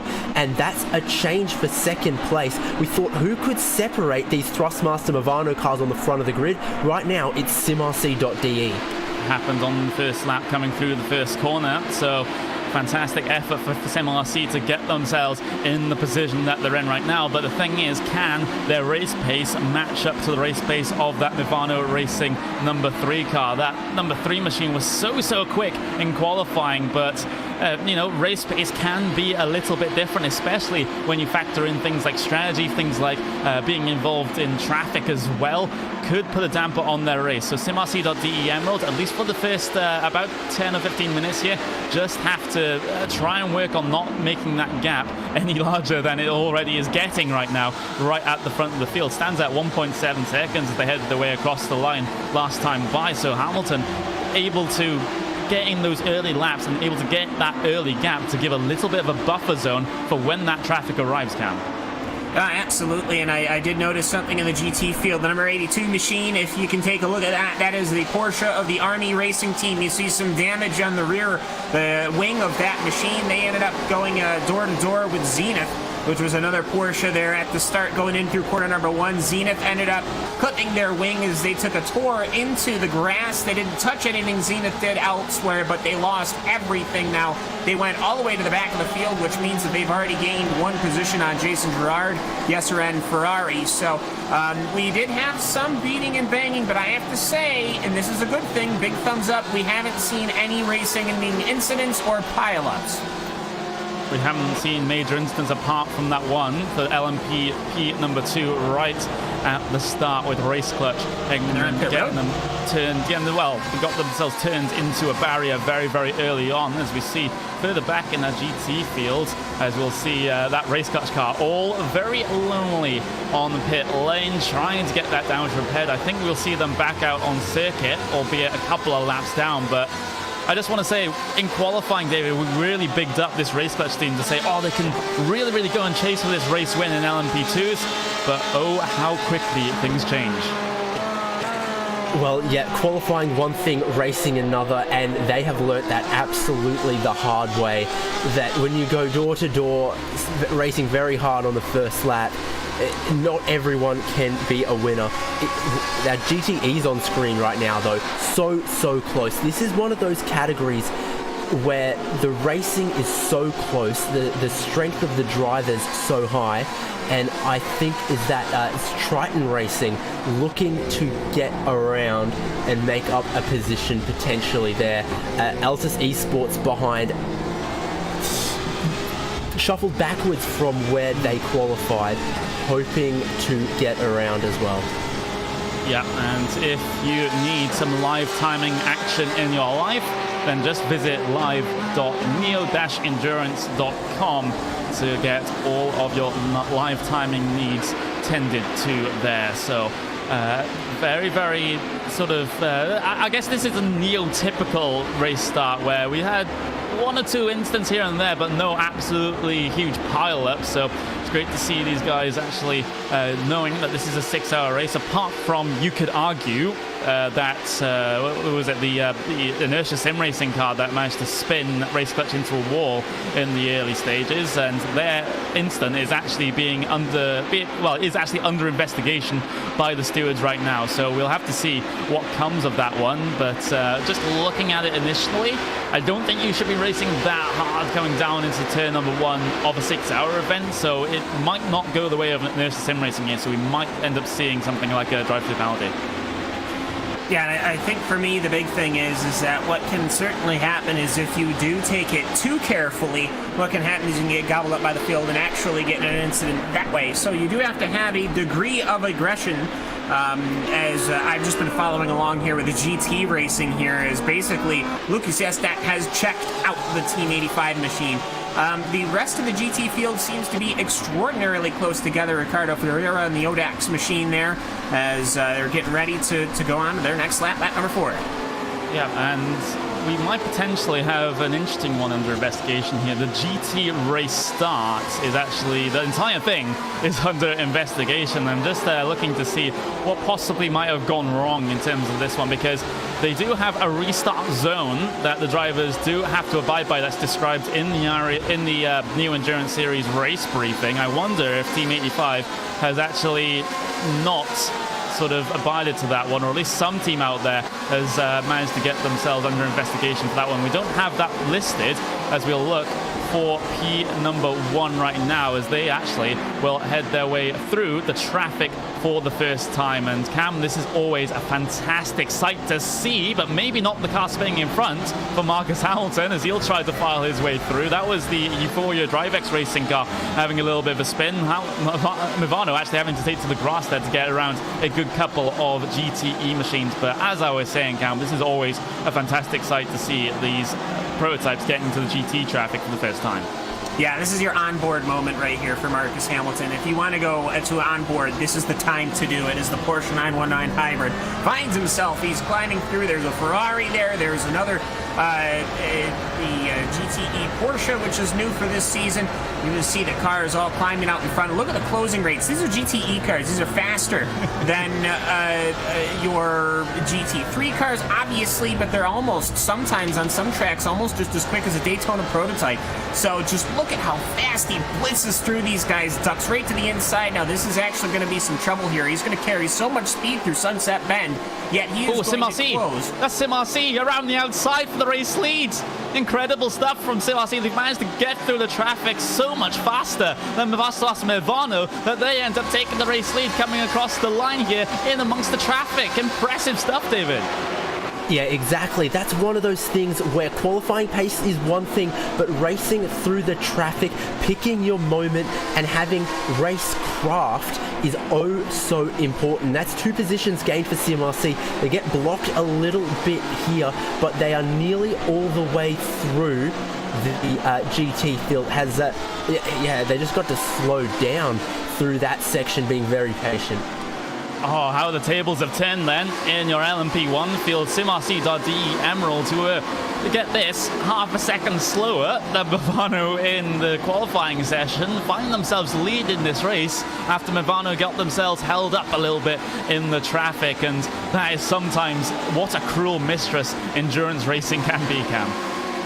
Yeah, absolutely. I mean, just like that, your leader, Marcus Hamilton, who I was wondering whom could possibly challenge. Well, Michael Mittner in the SimRC.de Emerald car has challenged through the lap traffic. He was able to close, and that's that. Now they've got a bit of time before they get to the LMP2 machine field. So we'll have to see if Marcus Hamilton can put a charge, and then once you get to the LMP2 field, they do still overtake quite frequently, but not as fast as the GTEs, obviously. Either way, we have got that bright, bold, yellow machine of the SimRC Emerald car up out in front. Yeah, exactly. The number 7 machine, as it is on our overlays. very much leading this race and actually pulling out a gap as well. That's how fast they're going. They're just thinking, okay, we've got our race pace down to a T here. We can get ourselves ahead at the front of the field. And a lot, to do with that pass, a lot of it was to do with the ERS booster as well, because SimRC.de Emerald just carried so much speed down the Ullman Straight, just fully deploying the ERS available to them, as they had a little bit of a mistake there going through the first sector. But they were able to use that overtake button, David, to get that boost all the way down the Ullman Straight, with Hamilton being, compromised a little bit on the exit of the Mon, and they're able to make the move around the outside. Yeah, that's exactly one thing with these cars, and especially with the traffic, he could save some of the power potentially in places where he couldn't get past the GTE cars, for a place where he can save up a lot of power, boost it all. And we were looking on board with the Thrustmaster Movano car just before it happened, and in the mirror you could see how quickly Michael Mittner was closing up. Yeah, it was so close indeed. As we have a little bit of a look back to that GT field, in fact, the front leading couple of cars involved in that one potentially as they get the lap traffic way by. But the thing is, battle for P number 5 on. SimRC in a different battle, this time in GTs, trying to defend P number 5 from Thrustmaster Movano. This is the same battle, but just in a different class cam. This one's interesting. Yeah, absolutely, and I gotta say, it's going to be like this. Get used to this all day long as the race clutch machine car goes through. P number 1. There we go, swap for position. P number 1, Marcus Hamilton, has managed to make his way by down the Ullman Straight and gets that position secured over SimRC. And SimRC won't be able to reply on the pit straight either, as I wonder if we can get a replay to see exactly how this one was done. Or was it just an overtake pass? I believe it was on the exit of Le Mans. Movano actually got the worst run out of the corner, but able to make that up in the slipstream with the ERS as well. Easy does it, as we'll see a replay on screen for you, David. Yep, exactly. Once again, riding on board with Marcus Hamilton out of Le Mans here. Maybe sets up just a slightly better exit, but you can tell at about here when the ERS stops deploying normally for SimRC.de that Marcus Hamilton still has his finger on that button.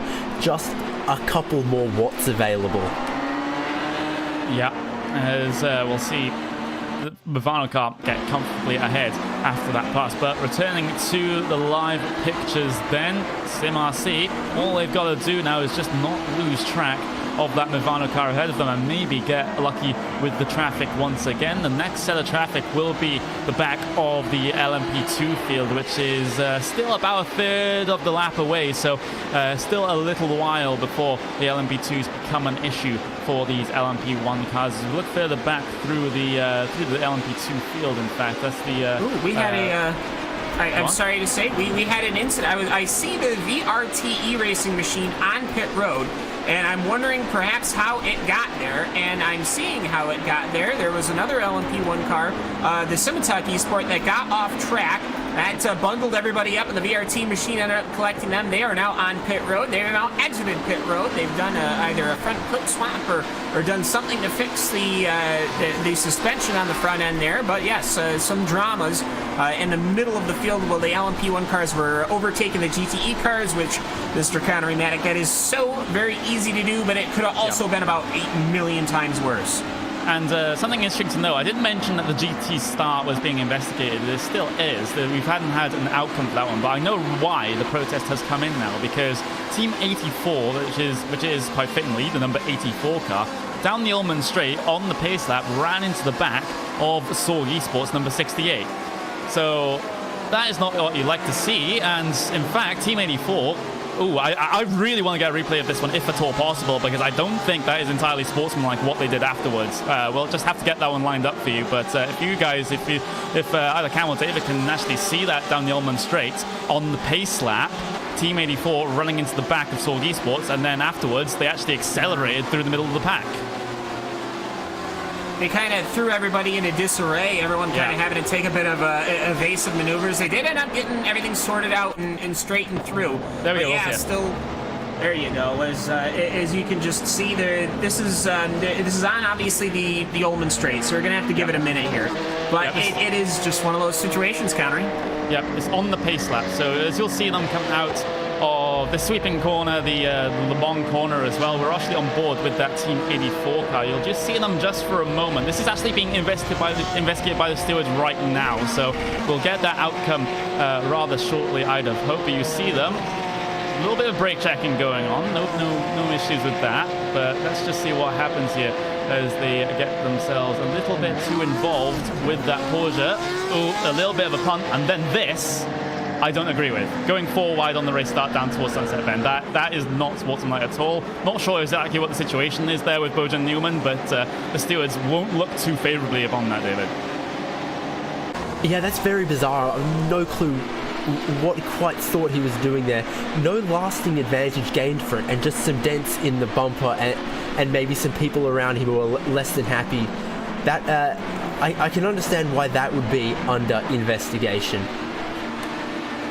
Yeah, exactly. As I said, we'll have to see what the outcome is of that one, but I originally thought it might have been something to do with the starting zone on the race start, but no, it was a little bit of bumper banging through the middle of that GT field, so we'll definitely see what happens in that one. But returning to the live racing then, IRDK Endurance versus Talk Freak Racing. IRDK, they are currently P number 5, trying to defend from Talk Freak Racing, about a third of a second between them as they head their way through the Le Mans corner. And let's just see if I can get a better view of this one. They've got U1 Positive Sim Racing Orange behind them on the back of this trio as well, so they can potentially get themselves involved in this battle in this first stint for these LMP2 cars. We'll see these guys come down on towards the pit lane. In fact, right about now for IRDK Endurance. That one's an interesting one with 22 minutes and 44 seconds done in the race. So Egil Sandfield, very, very early stop, and I don't think they've gotten a penalty here, so this must be scheduled for them. So this is one of those strategies where I think they might actually be counting back, Cam, from the end of the race. We know that these LMP2 cars can only go 50 minutes on the fuel tank, so maybe they're thinking, okay, we might have to take a short stop somewhere, so why not do it now at the start of the race and then take full tanks towards the end of the all the way to the end of the race now. I mean, that certainly could be it. It certainly looks from now what could happen. Of course, you never know what can happen. There are so many different things that can dictate needing to come on down pit road, but you know what? You get your fuel, you start working your way through it. Now's not a bad time to do it. You're stuck in traffic, surrounded by your competition at LMP2. LMP2 cars, I'm sure, at some point are going to be closing in on those GTE cars, so might as well do it now, get it all sorted out before you start getting those little losing 1 second at a time, 2 seconds at a time when you get to those points. Yeah, exactly. Riding on board with Schubert Motorsports then, as those LMP1 cars deal with the LMP2 traffic. But fortunately for these LMP1 cars, the LMP2s have had a chance to spread themselves out a little bit, so not hitting many clumps of LMP2 cars at all are these LMP1s, so makes it a little bit easier for them to get through the traffic and on their merry way. And unfortunately for SimRC right now, the traffic isn't helping them as much as it did with the GT cars in their battle for the race lead. So Marcus Hamilton able to just get away a little bit here, but further back though, we see the Sorg Esports car and Wyvern Racing getting very close indeed through Sunset Bend, around the outside for Wyvern Racing. Can they hold it? They hold it just briefly before they have to drop back. There's a bit of contact on the exit of the corner, and Wyvern Racing just have to drop further back, as that could have been very, very sketchy if that LMP2 car ahead got involved in that one as well. So that one could be yet another investigation that the stewards have to deal with. Take a Cam. Oh no, there's been another incident involving Wyvern, this time with the Motaf podcast car. The number 44 car has just been tagged towards the exit of turn number 3 there. Wyvern Racing, they felt hard done by that pass through the final corner, and now they've been tagged they've tagged LMP2 car around. Yeah, I mean, I don't know. I obviously, if you're a driver, the in-game spotter says, car inside, okay, clear, because obviously the car is in front of them. That was the Porsche Basel LMP1. Then the Wyvern car kind of came in. I'd love to be able to just say, Wyvern dived right on in there, but at the same time,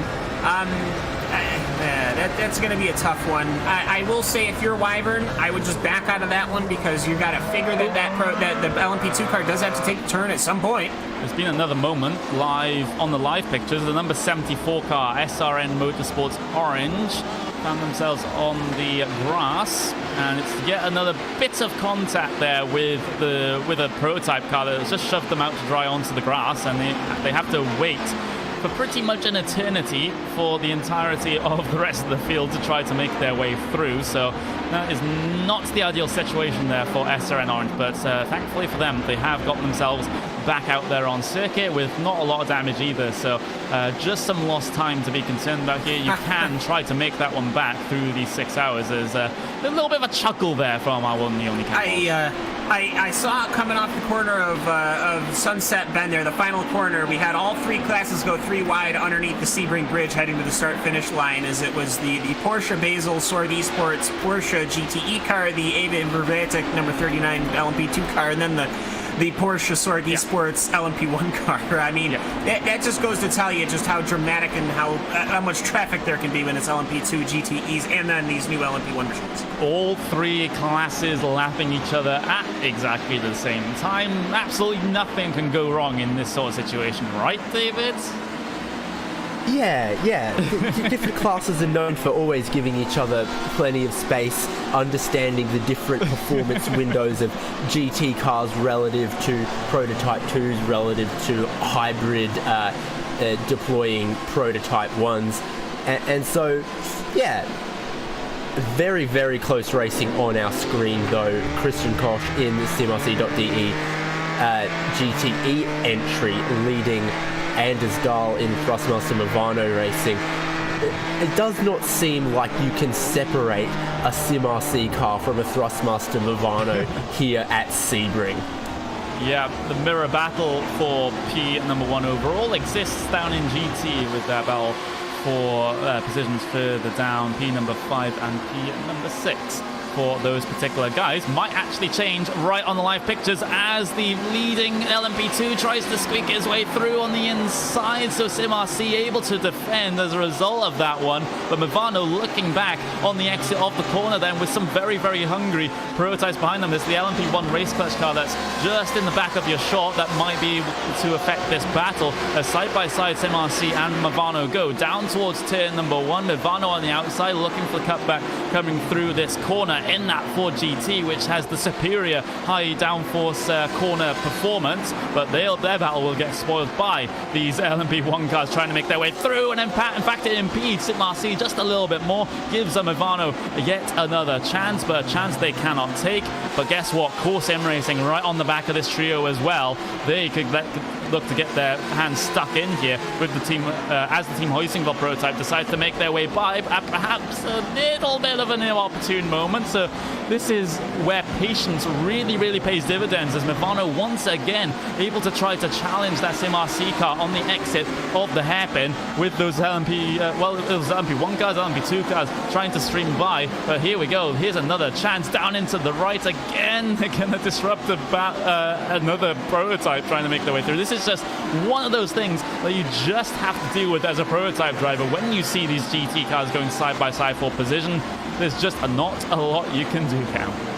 No, not at all. I mean, we need more cameras. That's what we need. We need to have about 9 cameras going on right now. There's so much going on the racing track. You look at what's going on the screen, it's amazing, and then you look at what else is going on, and I wish we could bring it to you, but for me, Altus off. Altus Esports P number 3 in GT has that themselves an off as they drop all the way down. It looks pretty ugly at the back of that car, especially on the back right-hand side.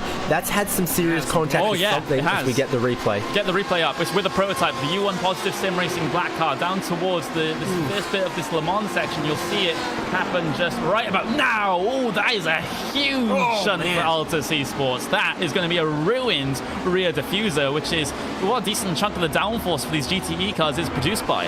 There, Cam. You also have to remember that's where the engine is. Obviously, Porsche, their engine. Yeah. I mean, the engine's sitting right back there. So I've been trying to point out for a while, Michael Storm in that Audi LMP1, he's been trying to chase down the F4H Motorsport machine.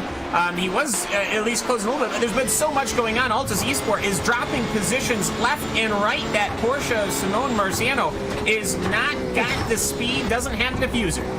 Oh, we're just seeing the replays up on your screen right now. That was just a huge shunt there that Altus Esports have to deal with the positive sim racing prototype running right into the back of them. We'll see yet another view. This is just adding a little bit of insult to injury here in terms of Altus Esports. Bam! Right into the back.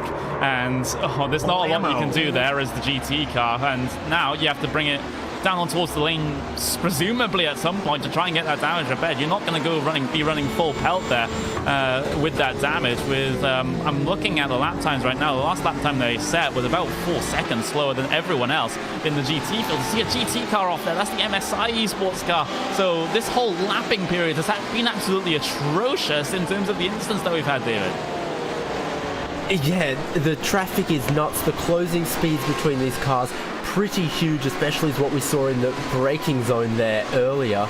And some of these guys are really absorbed in their own class battles, and maybe they'd be best served just, not waving the other class cars by, but just for the moment forgetting about their own battle, driving safely, and later in the race there'll be opportunity to make positions, to make time, and to battle.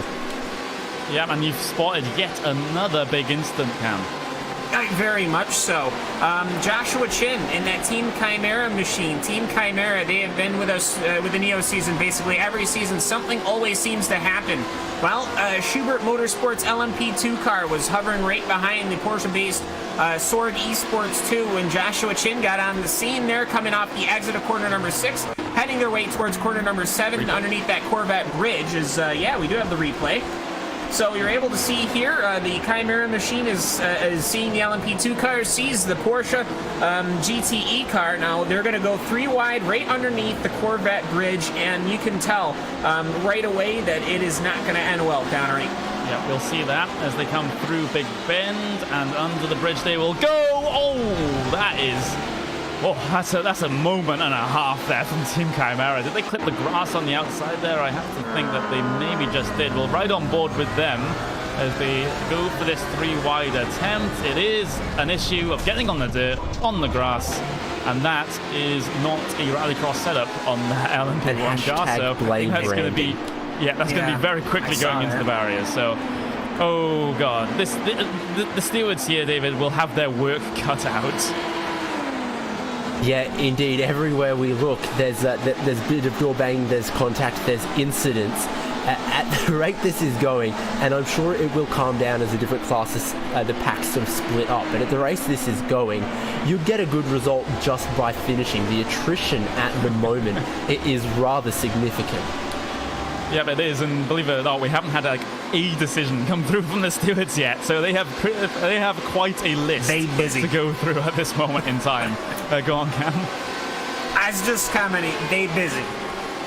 Yeah, they are very, very busy, and of course, on the stewarding team, we have the one, the only, Paul Smith, helping us out in terms of the RaceSpot TV broadcast, of course, VRS iRacing GT World Championship commentator as well. So he will be working with the rest of the stewards, the likes of Neil Heckins and a couple of others as well, Alvin Nieves as well, in terms of the Neo stewarding. So a good couple of pundits, drivers, teams being represented on the stewarding panel, so they can get a very good wide array of opinions in terms of instance that goes on, but they'll just be pretty busy over the next hour or so, I suspect, trying to follow through all of those protests that have come in from the teams out there today, and they'll have to make an informed decision on each and every one of them. So we'll let you know when those decisions come through and what penalties are being applied to any of your teams out here today. But in terms of the live racing, as things, I think, I say this with caution, have calmed down just a little bit. So we can... no, we haven't. Altus Esports are off again. Just like I shouldn't jinx races like this. Every time I say, oh, we have a little bit of a comp here, as someone decides to have an off or have a battle or something like that. But Maria Marcheno struggling with that damage to the rear end, I think, is an understatement there, David. Understatement that is, but understeer that car isn't. It looks like an absolute handful, and you've got to wonder, what are they gaining from staying out there at this point? Surely this early in the race, bring it down on pit lane, see what can be done to repair that mess of a rear diffuser, and a bit of a tweak to the rear wing as well, I think, and then you're that far off the pace, you need to try and do something. It's a really unfortunate start to the season for Altus Esports. Yeah, exactly. They were looking for a brilliant result in this GT field today, and just like the Race Clutch LMP2 car, it hasn't, unfortunately, really paid off, at least this week, inside of that first stint. So they'll still be out there. They'll still be out there running. Try and get that damage repaired next time they come down on towards the lane, and see what you can do in terms of getting the points right at the back of the field. But no top 3 challenge, I suspect, from Altus Esports in the latter stage of this race, which is very unfortunate for them. Looking at P number 5 then, LMP2. This is Positive Sim Racing versus TNT Racing. So this one's right in the mid-pack of that LMP2 field. TNT Racing looking very aggressive indeed. Faster by just the smallest of margins last time by on the lap times. About a hundredth of a second they were faster. But Robert Tinsley trying to wheel that car around and bring that car right back inside that top 5 count. Yeah, absolutely. I mean, it's just trying to recover, as we do have our first black flag out on the racing track. But before we get to that, did we cover the incident with Schubert Motorsports LMP2 machine? I saw they were on pit road, traced it back there. Don't need to show a replay or anything like that. Going into that corner number 2, they ended up getting turned around from the Thrustmaster Movano Ford and cleaned up by it and sent into the wall. That's why they have front clip damage. They got that repaired and are back out on the track. But for Schubert, they are quite off pace as well. They're going to be back on track, and they did the thing that I'm waiting for Altus to do, which is come into the pit lane and get the car fixed. The move has been made by TNT Racing. UI1 Positive Sim Racing, not UI1 Positive Sim Racing Orange, excuse me, not able to challenge back down in towards turn number 1 then, as you'll see. One of your Thrustmaster Movano prototypes, I believe that is. No, that's the Simitalk Esports car.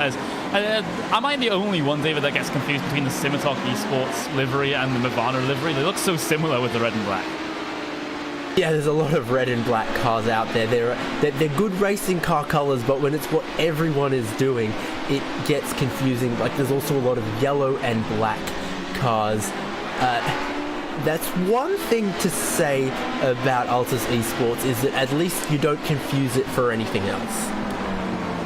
Yeah, of course, we've had that stop-and-go penalty being handed out to Marcus Pappenbrook, which is causing a collision, hitting the number 68 car, which would be the Sorg Esports car. I'm just going to try and get the car number for you right about now, as I am currently not able to, since the protest sheet has not been updated, so I'll have to get on that one as soon as possible. But finally, these penalties, these warnings are starting to get put out there to the teams and drivers' cam, so maybe they're able to, sort of see action is being taken and just calm down just a tad. Well, also, I mean, it goes to tell you that there are no knee-jerk reactions here in the office. They are looking at the incidents, they're looking at the angles, the build-up to them, and the results from them, and seeing, some of these incidents are self-penalizing. So, why penalize, or something like that? That's what these teams are, what the office is going through right now. As I see a battle for position number 3 in LMP1, it's Maxime Brandt. And that Thrustmaster Movano number 4 machine versus that Porsche Sorg Esports 18. And here comes them on the inside. Just a little bit of a positional push, as it were, not a physical one. And they've got position number 3. Yeah, they have. Are they able to hold it down towards turn number 1? I think they will. No overtake button available for Movano to be able to reply with down the pit straight. Then through turn number 1 they will go, and that position is secured by Sorg Esports. So the front row lockout that Movano managed to get themselves in qualifying has been split up by 2 cars here. SimRC.de and the Porsche Basel by powered by Sorg Esports, who I'll just be calling Sorg Esports throughout the rest of the race because that is a bit of a handful to be able to say in the heat of the moment. But fantastic effort for them to bring themselves up into P number 3 after starting P number 5 here, David. And right now they're currently sitting around about 3 seconds behind SimRC.de Emerald. So the race for the top 2 positions hasn't quite gotten away from them yet, coming towards the third of this first stint, which I believe is a term that no one's used ever, but oh, whatever. I know how you ended up at that sentence, even if it wasn't pretty. Yeah, exactly. With the qualifying, we're about 1 second backwards from Marcus Hamilton only got you to about 4th or 5th place, while 1 second covered the entire GTE field. We thought that the pace difference was going to be a lot more than it's turned out to be. I thought Marcus Hamilton would have more gap than he does, as you see the battling sort of behind actually a lap car, but still several cars still within the one shot of Marcus Hamilton as we're 35 and some minutes into the race. He's not home clear, and any mistake, SimRC.de Emerald would pounce within 1 lap, and everyone else is not too far away. The race pace difference not as huge as we might have thought. Yeah, we just got to look at the facts of the situation, because SimRC only 9/10 of a second behind Movano on that last lap. So Movano, I think most of it is coming down to this traffic. Movano just not able to get through it as efficiently as that SimRC car, and that is something that I didn't really expect to say before we started this broadcast, because Marcus Hamilton usually so brilliant through this traffic. Same with Movano just as a whole, and they're being bested right now in traffic situations by SimRC.de Emerald. But the thing is, some of that does come down to luck, yes, but a lot of it is also skill as well in terms of setting up for these passes on the traffic, the cam. Yeah, I mean, who's the driver that I'm trying to think of? It's Maximilian for PRT. I can't think of the last name off the top of my head. Beneke. Yes, and he used to be an absolute terror going through traffic, and then he turned it into being probably one of the best traffic passers I've ever seen. You need to harness that. You need to figure that out.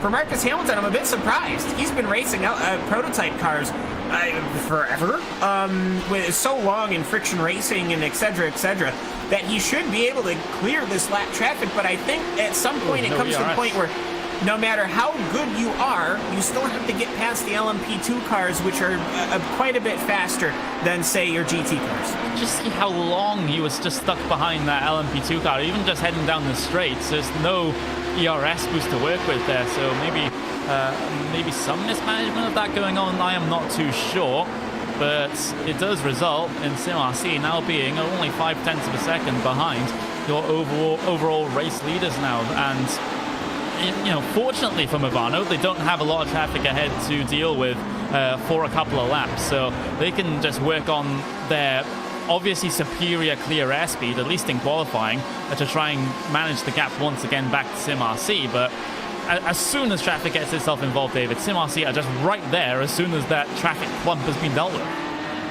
Yeah, and when we watch it, Michael Mitten is not even being wildly aggressive with the traffic. He's somehow just setting it up so that when he gets to the exit of the corner and the hybrid boost goes down, the other class cars aren't in his way, and he gets a good run out of the corner, maybe with some sacrificing of how the corner is set up, but giving it a great exit.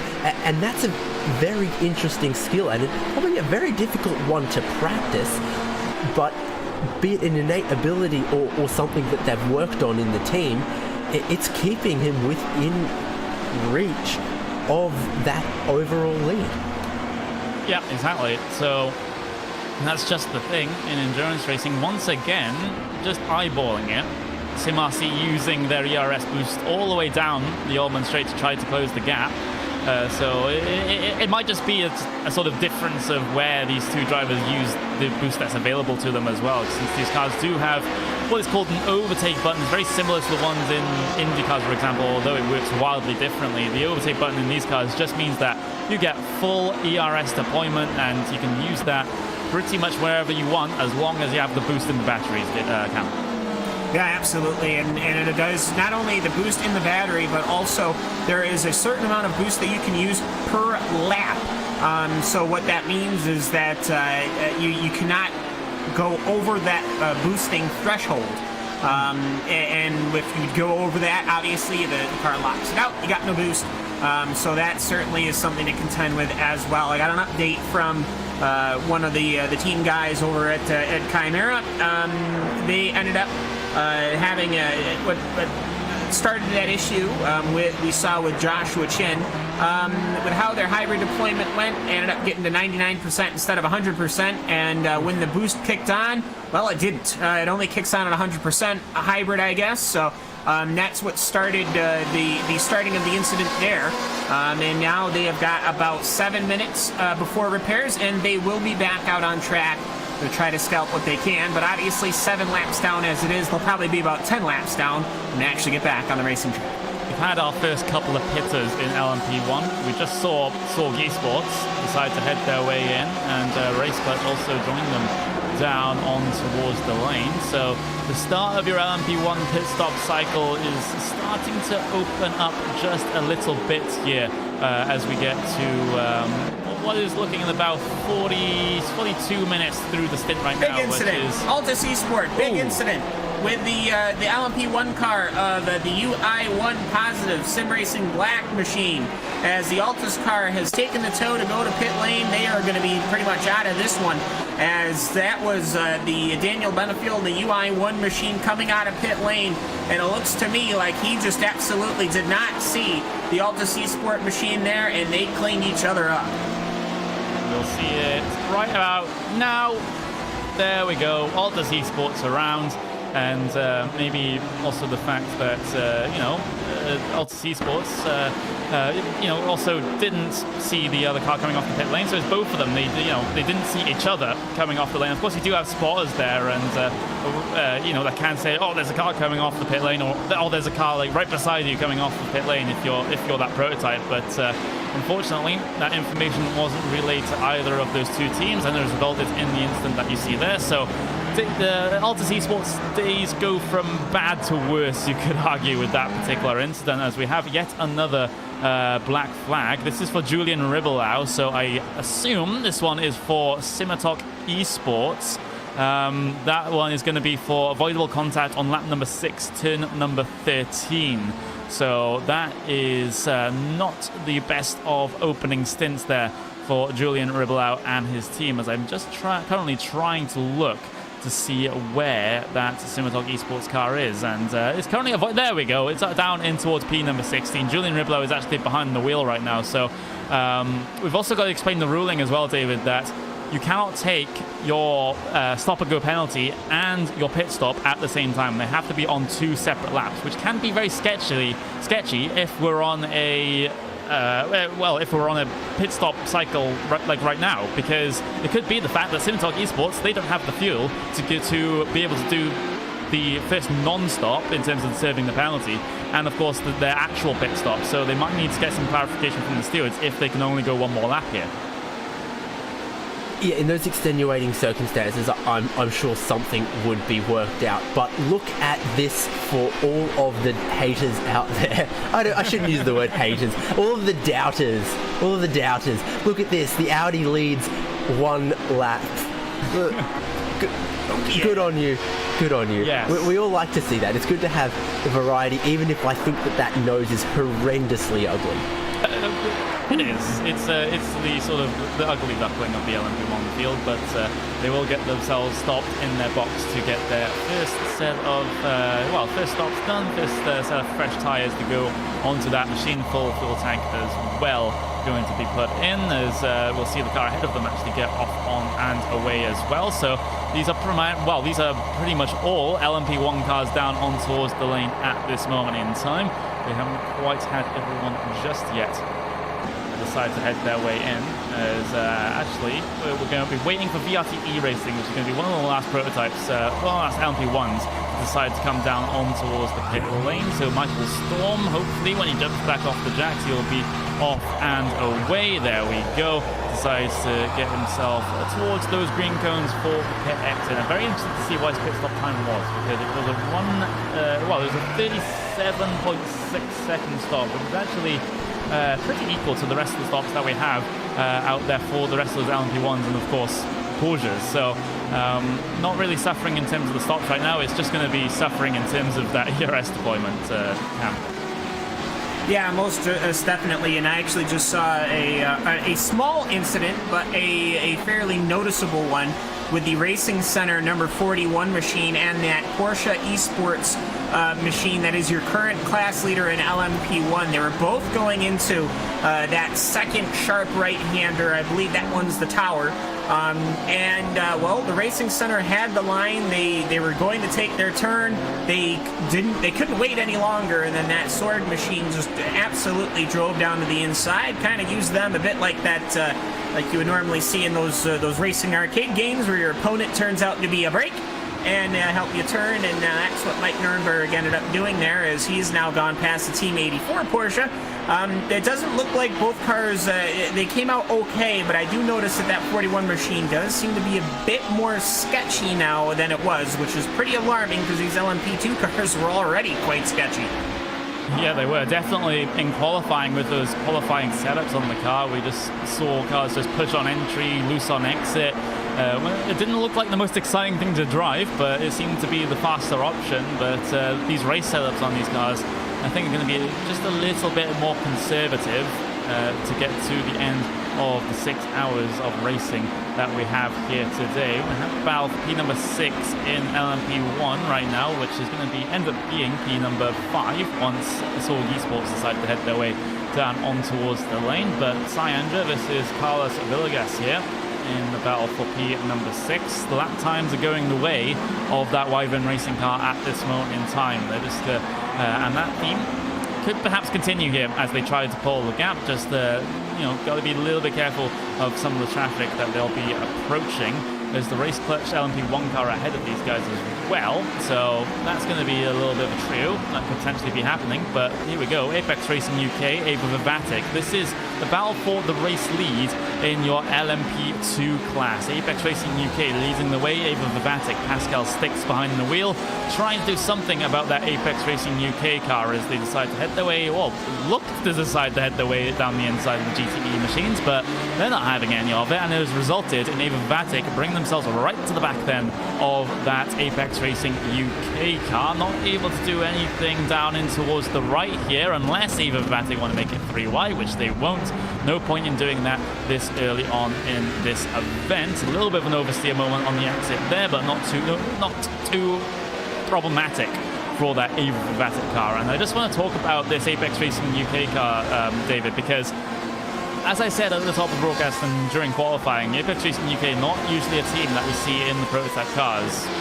Their skills lie very much within the open wheel cars, the Formula 1 cars, for example, the Formula 1 cars, and of course we've got the GT cars that they compete in as well in the iRacing VRS GT World Championship. But to make a statement in LMP2s, this is showing that Apex Racing UK are adaptable to any car on the service.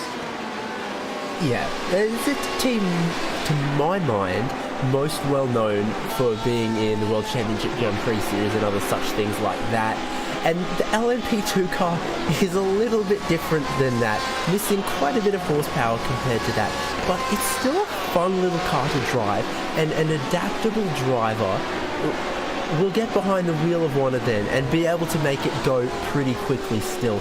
There's not any crazy magic to driving it. It comes from a little bit back there to make it through, and Ava Vivatic try and make their way through as well.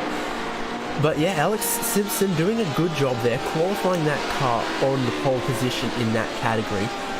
Still leading in first place, but not getting too far away from Ava Vivatic, as I expect these guys might be within 3 or 4 minutes of their first pit stops. Yeah, exactly. Just a couple of moments' time before we'll see these LMP2 cars decide to head their way in. And if you're wondering about who else is going to be behind the wheel of that Apex Racing UK car, well, we had another driver register for that team. That was Fenric Kim, who's currently not part of the session, so we can expect Alex Simpson's going to be in the car for the second stint as well, as we're heading towards 50 minutes. So you're exactly right here, David. We'll be seeing these LMP2 cars decide to head their way in just over this lap or next. Maybe one more is pushing it in terms of that one, but we'll see what the fuel situation is for these HPD ARXs out there on track today. 1.1 seconds is the gap between your race leader in LMP2 and the second place runner of Ava Vivatic. And I'm very interested to see if Apex Racing UK actually decide to head their way in down on towards the lane this time. The pit stop window is definitely open right now for your LMP2 class, so we'll see who are the first ones to bite the bullet and bring it down towards the lane. It won't be your class leader. It won't be Ava Vivatic, because, we just saw that right at the back of the shot. That was Ava Vivatic going very, very, very wide over the grass out of the final turn. So that is a very, very scary moment for Styx. You got so close to that tyre barrier. There was no more than a millimetre between him and the wall there, Cam. Yeah, if they painted it, it would have scratched it, but they wrapped it, so that, therefore it was just enough. As you can see here, this kind of exits to Section 1 going under the Corvette Bridge. This is now the second time that I've seen Ava have in as many laps a bit of difficulty getting around cars. This is going to be a constant here today. We did see Chimera get cleaned up coming off the exit to that. It is such a difference of speed. Your prototypes are able to just to grab it and go. As the HBDs, speaking of which, are coming down pit lane. Here comes Osiel Puhaka. And then you've got the World of Sim Racing team. Mark Schindel is in there, as well as a couple of others. The UI1 machine is in there, as Joshua Chin is getting back in his. And I do notice the Thrustmaster Movano 69 Ford has come in and taken their service as well.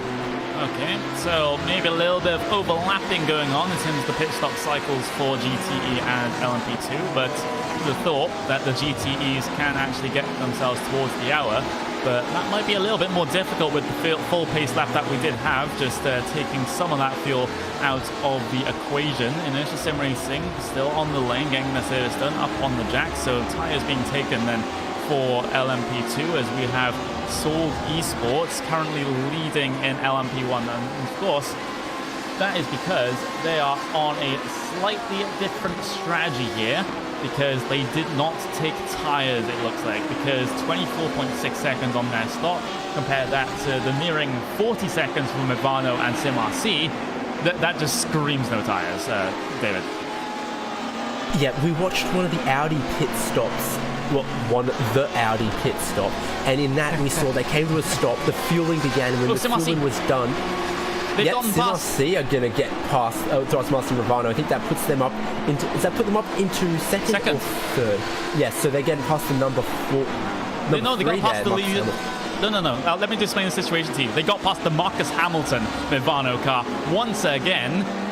Mittner getting himself past what is, got to look at the facts here, much superior opposition, and getting that SimRC car up into P number 2, which on the different strategy might end up being the race lead when things file out in terms of the Sorg Esports and their strategy. So again, things have turned. Marcus Hamilton actually dropping back by quite a margin here, in fact. So what has gone on? I don't see any damage to that Thrustmaster Movano number 3 car, so it must have just been a horrible lap, unless there's been a mistake on the fuel, which I don't think so, because they took the same pit stop time as pretty much everyone else taking tires. So I have no idea just what just went on with Movano there, David.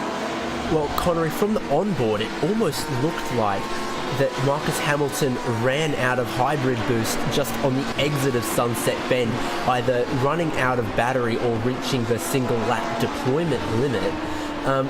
Still falling backwards a little bit, but that's how it definitely looked like from that onboard with Michael Mittner.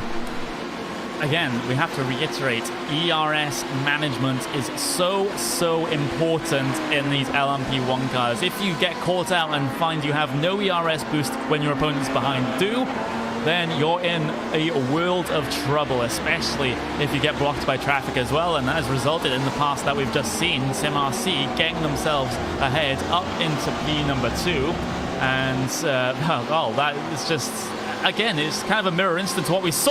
Oh my god, SimRC almost ran into the back of one of the LMP2 cars, and now Nirvana are in position to take back P number 2, and they do, coming through the first sector. So SimRC, I was about to sing their praises, but I've been silenced by that LMP2 car, and they've been put back in position by that LMP2 car, Cam. Yeah, and it happens just that quick, as now he will get around on the outside. No, he will not, as Steven Freiberghaus has gotten through there finally on the chicane. That's allowed Marcus Hamilton a massive gap, probably over a second, I would have to say, as they go now into Cunningham. And I got to say, for Marcus Hamilton, you know what? Take it. He was aggressive when he needed to be aggressive. He got the position, and that's that. Also, there is another penalty out, and this one not that surprising, because this was the UI1 Positive Sim Racing Black prototype. They have a stop and hold, I believe, for 15 seconds due to the avoidable contact, lap 14, turn 15, which is the first instance of them hitting the Altus car. Yeah, exactly. So we do have a couple of protests to be concerned about here, and we do actually have a result on that GT start. We're going to have to see, it's going to be a warning for that car on the GT start that decided to have a little bit of a bumper kiss with the car ahead and then disrupt down the middle. So that is going to just be that situation. We've had a warning go out for the number 8 machine as well, which actually then resulted in the penalty a little bit later on once they got themselves involved in another instance. So that was the SimTalk Esports car. So we still have a good chunk of protest to get through here, Cam. We still have one between the 9 and the 8, 18 and 25, 45 and the 75. It's just crazy. And this is the big one, is that we have a 15-second stop and hold for the number 18 machine. That is the Mike Nurnberg-driven Porsche Swerve Esports current overall race leading LMP1 machine. That is a very interesting one indeed. I'm not quite seeing that one up on my screen, but it looks like it is for avoidable contact. Just take us through that, Cam, in fact. Well, that's what I've seen on my board coming up. It's the number 18 car. They were investigated for the incident with the number 25, and I'm pretty confident that what's happening is that they're coming through with the outcomes, and it's just taking them a while to update the spreadsheet, which is a bit understandable because there's so much going on. Meanwhile, as we'll wait for that to officially come out in-game, as I'm sure that they'll want to appeal it or whatnot, but there is a good battle going on for position number 7 in your LMP2. That's a Torque Freak Racing, who needs yellow rims, versus one of my already favorite paint schemes, the World of Sim Racing team. They actually already gained the position, did Torque Freak, but World of Sim Racing looking to fight back on the outside, but that GT car is going to play a factor, and it's going to mean that the outside move into turn number 3 is not on, as Torque Freak decide to slide themselves through the apex of that particular turn. But the thing is, they've gotten themselves ahead and they're able to pull out the gap. There we go. There's the black flag for Sorg Esports. 15-second stop and hold penalty for your current overall race leader on that alternate strategy. But I think any time you gain from this alternate strategy now, David, will be cancelled out by that penalty. Yeah, without a doubt, that's a pretty severe penalty, a 15-second stop and hold. Yeah, that's the last thing you want when you are leading. That alternate strategy, though, to speak nothing of the penalty, looked like it was working pretty well for them, because the time saved on the pit lane was significant, and their laps were only maybe 4 or 5 tenths off everyone else. I think this penalty not considered, some of the other teams in LMP1 will be considering following that strategy, even with how hot the track is. So close to the back of the Ford GT as they try to make their way around. Don't want to make things go from bad to worse for Sorg Esports. with that penalty that they'll have to serve within 3 laps of being given it. We'll see if they actually decide to head their way in pretty much immediately here to get that pit stop served. Make sure you have your fuel and tire options unchecked, because you don't want to get another penalty for taking a pit stop while you're serving the penalty. But he'll stay out at least 1 more lap, so that's going to be 2 laps remaining before they have to come down in and serve that penalty down the inside of the LMP2 car. They will go then. But also, we have that other interesting dynamic in this LMP1 field, which is the battle for P2 right now, Nirvana versus SimRC.de Emerald. There exists a pretty decent chunk of a gap between them at this moment in time, but we've already seen today, Cam, how quickly a couple of seconds lead can just go right into the trash can. Yeah, absolutely. Anything can happen. As far as your quote World Endurance Championship type series here, it is one of those situations as the battle for position number 7 in LMP1 is now kicking off. Apparently, luckily, number 7 here today, it's the Aviator Vancic number 23 versus Eurodox Motorsports, and as we watch that one, they go around the Schubert Motorsport LMP2 machine, which is a couple of laps down. It's one of those situations where this track is a bit like it's the IMSA version, or it's the WEC version of, say, going to Road Atlanta. It is a track that will always just have infinite amounts of cars. No matter where you go, you're always dealing with traffic. And in the track, it's tight, it's bumpy. I mean, this is basically the original service. I mean, it's one of those situations where with a track like this, you just got to hold on for dear life. Now, we are going to go to Interlagos again this season, which I can only imagine is going to be somewhat traffic-filled, I can only imagine. But it's sort of that type of situation where it's just how the track goes. You have to deal with this. Yeah, you will on more than one occasion throughout the calendar. Interlagos is definitely a track where the traffic can just be absolutely constant, for these LMP1 cars. So that could be a very interesting one once we decide to head to it. But on board right now with what is going to be the Ava Vivatic car in LMP1. So they've got an effort in LMP1, they've got an effort in LMP2 as well, as we have just ticked over the hour mark here in the 6 hours of in the 6 hours of Sebring. Yeah, it was right. Oh my god! But we've taken over the first hour of the 6 hours of Sebring. Believe in yourself, Connery. Yeah, 4 hours and 58 minutes remaining. Yeah, I've got to say things with more conviction, because I also do commentary or casting, as the esports term is, for Counter-Strike with the university tournaments that we have here, and we have to write a VOD review of what we can improve on and what we did well. And one of the things that I said on my VOD review was I have to say things with more conviction. And I guess that is kind of one of them. So I'll have to work on that, Cam.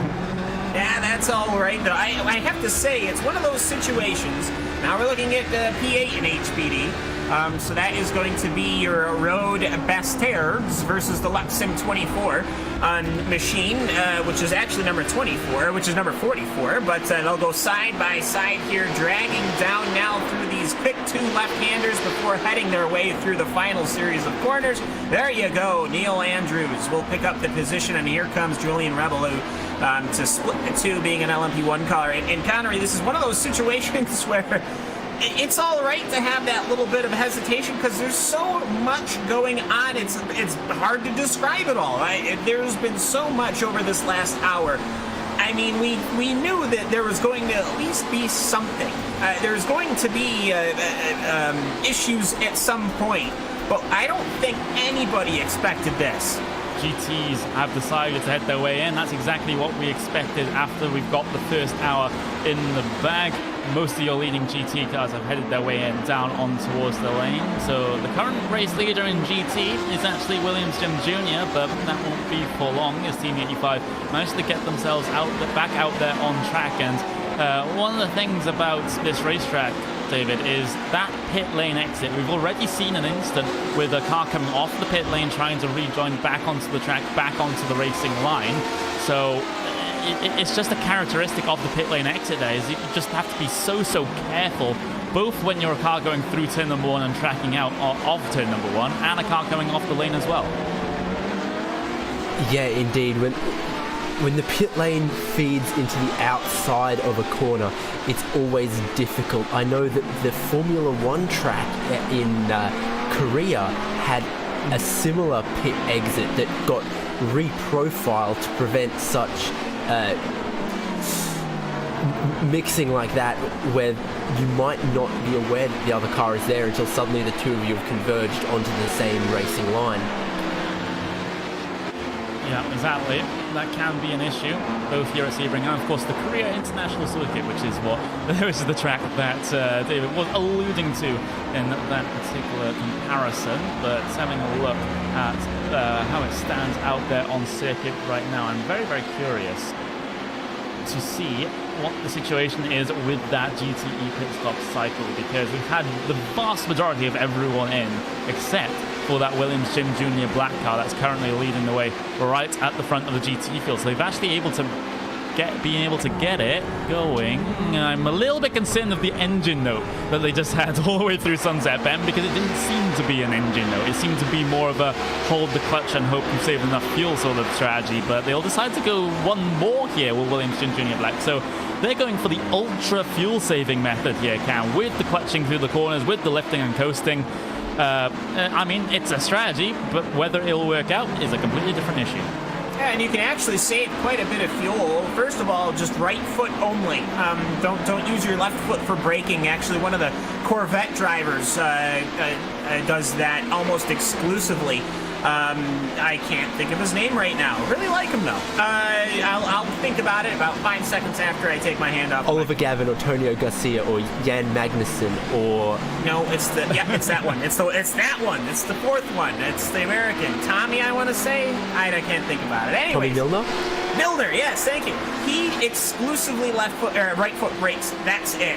He saves an absolute ton of amount of fuel just doing that. That's a great way to do it. Also, you're riding with traffic. You know that these prototypes are going to be taking the corner away from you. Don't be in a hurry to get to the corner in order to back off and have to get on the binders. So it's a fairly easy way to save fuel. But another thing you have to remember is that this Ferrari, as you can tell, there's not a lot of them, which means that the Porsches are lightning quick here, and so you got to come up with sometimes countering alternate strategies.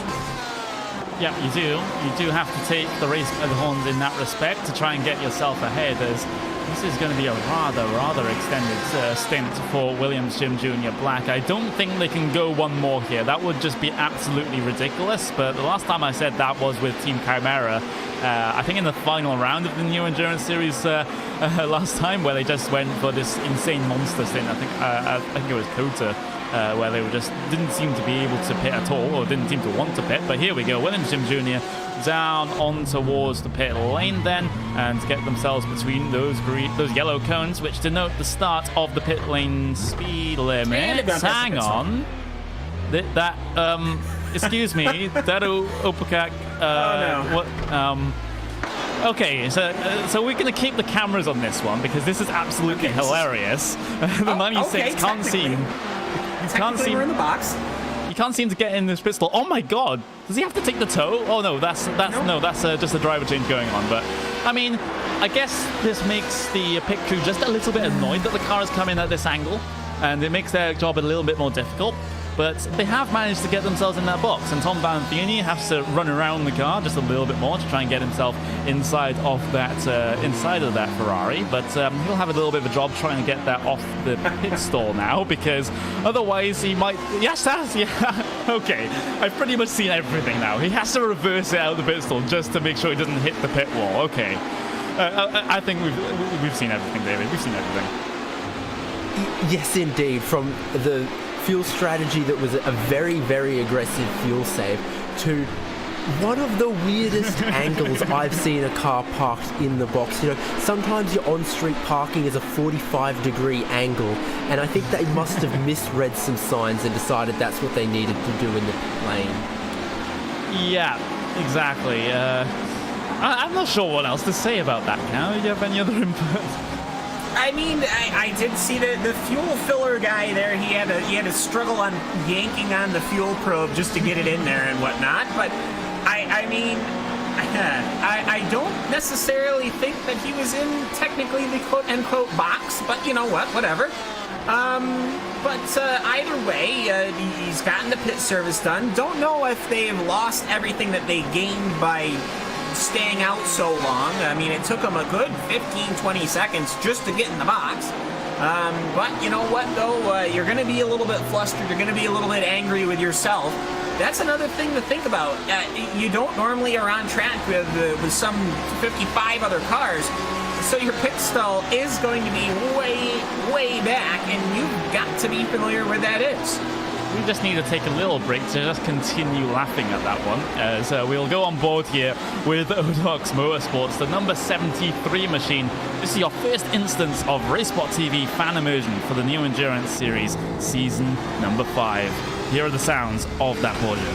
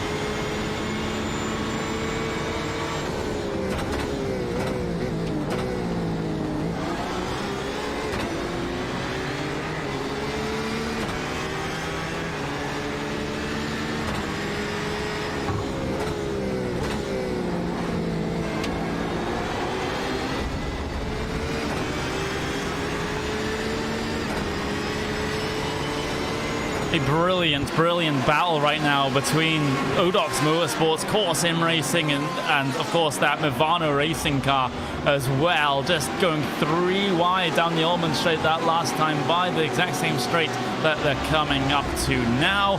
And it's going to be disrupted a little bit here by the prototype car of Inertia Sim Racing trying to make their way through. But that was an absolutely fantastic fight that we saw on the RaceSpot TV fan immersion on board with that Odox Motorsports car. And hopefully they can bring that fight to the forefront once again, this time on the TV cameras. As Cam, we were just watching that one on the RaceSpot TV fan immersion, and you know they were having a good battle, fantastic fight, even though it's early on in an endurance race. Having a proper go here, like, as, never do that again. Kimo Soimonen there in that Core Sim Racing car. You kind of wonder, perhaps, where have the quote-unquote teams that you're used to have gone? And, well, here's one of them. Here's that Core Sim Racing car, and it's great to see him. Great to have him, as there's your Odox machine, another one. as here comes the almost all-purple VRT E-Racing LMP1 car. That's a good way to get around them, as Ricardo Ferreira tries to sniff a little bit of the draft. And I have to say, I'm quite happy as far as the middle pack goes. It looks to me like the Ford is at least able to keep up, if not get further, than the Porsche, depending on the driver. Whereas, though, it's pretty obvious, I have to think, at least here at Sebring, that the Porsche's got a pretty good run here. Yeah, typically what we see in sort of the official IMSA races here on the iRacing service, that Porsche actually does have the edge over the rest of the GTE machines, but for the new Endurance Series, it seems like the Porsche is the favored car over the Ford GT and the Ferrari. So it's interesting how things change when you consider full-length endurance races and 1 hour basically sprint races, Cal. We have to remember, as the Chimera machine is going very patiently around everything, obviously it's like the last car on the racetrack, so you have to remember also is that American tracks tend to be tight, tend to be more quote-unquote classical, and a rear-engine Porsche is just naturally going to be able to turn better. That's just how it goes. Now, though they have kind of changed the car into the iterations to be more quote-unquote mid-engined by literally doing a 180 with the engine, but it is just going to be better over these bumps. It's going to be better over the course of a lap, over a track as bumpy as Sebring, whereas the Ford, very downforce dependent, very speed dependent, very mid-speed corner dependent. Not really going to have a lot of that here where you have a flat, stable racing surface, and then the Ferrari just apparently doesn't seem to have it here, which is a bit unfortunate.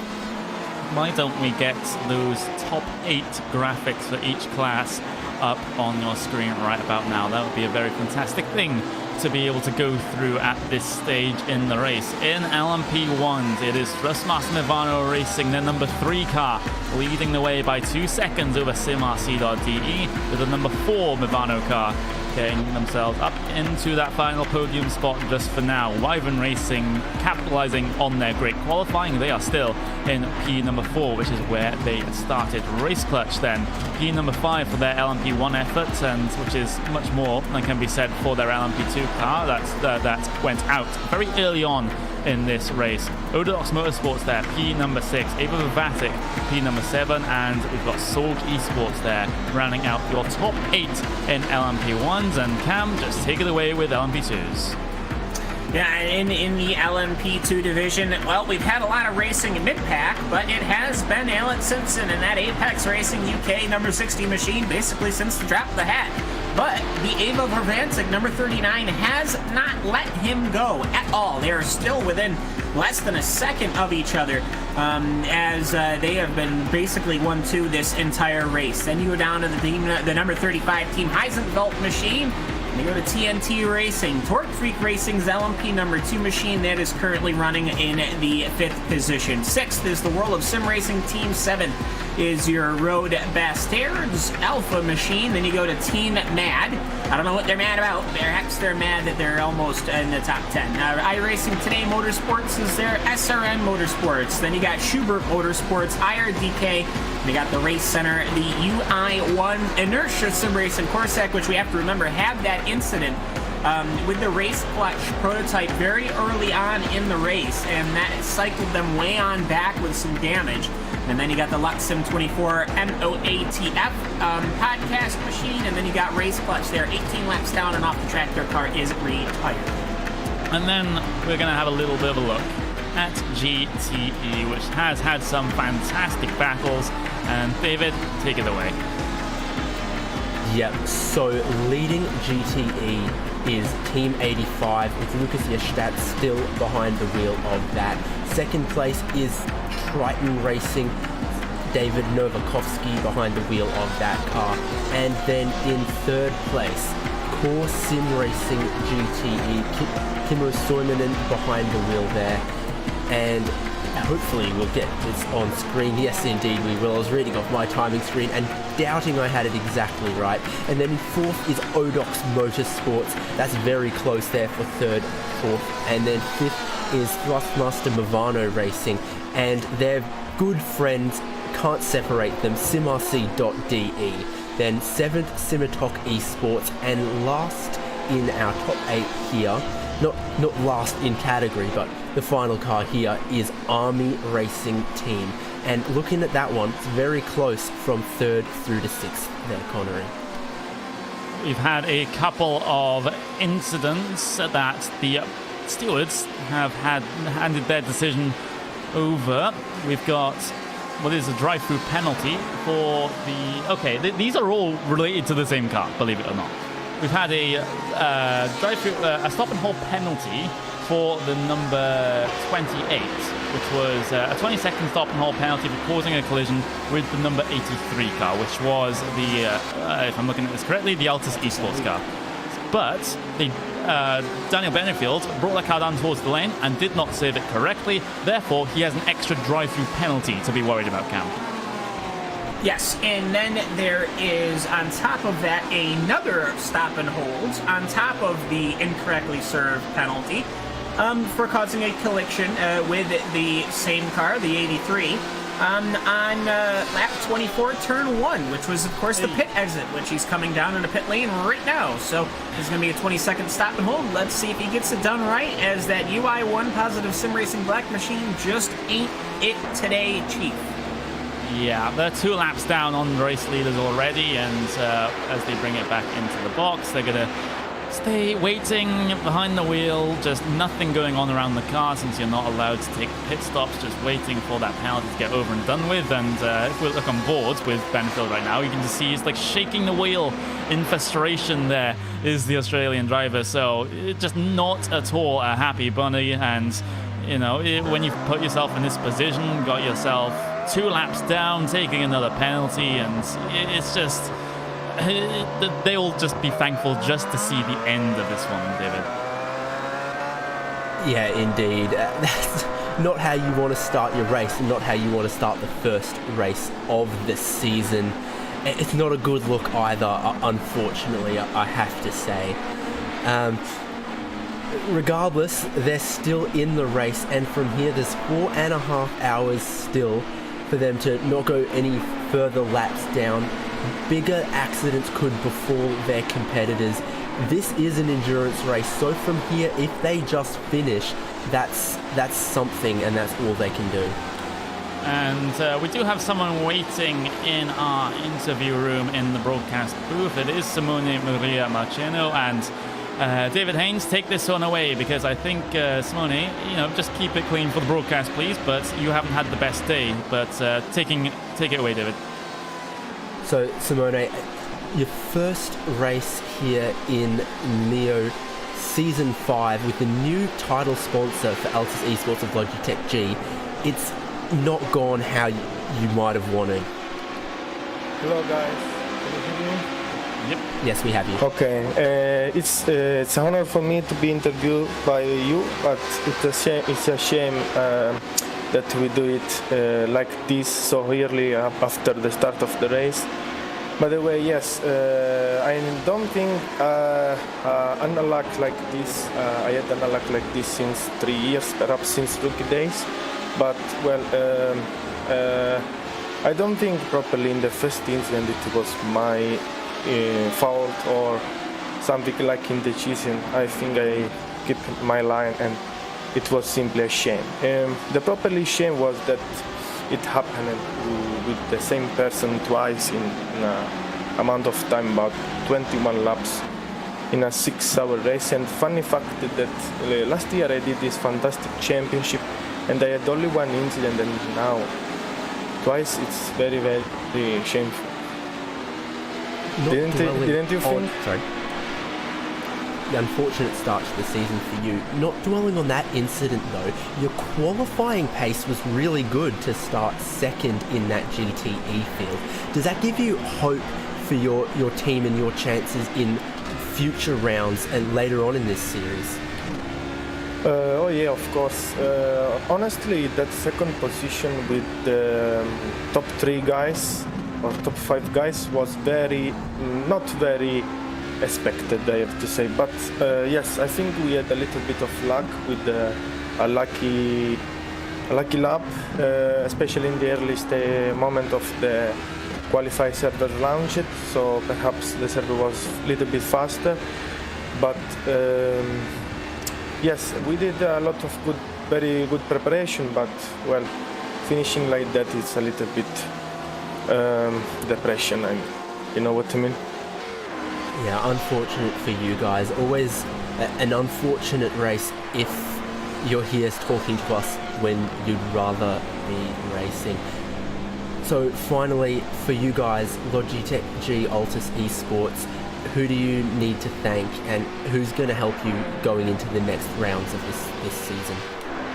Well, I have to say really thank you to my teammates that support us and support each other, and also the newest Logitech sponsor that give us very good gears and something like that.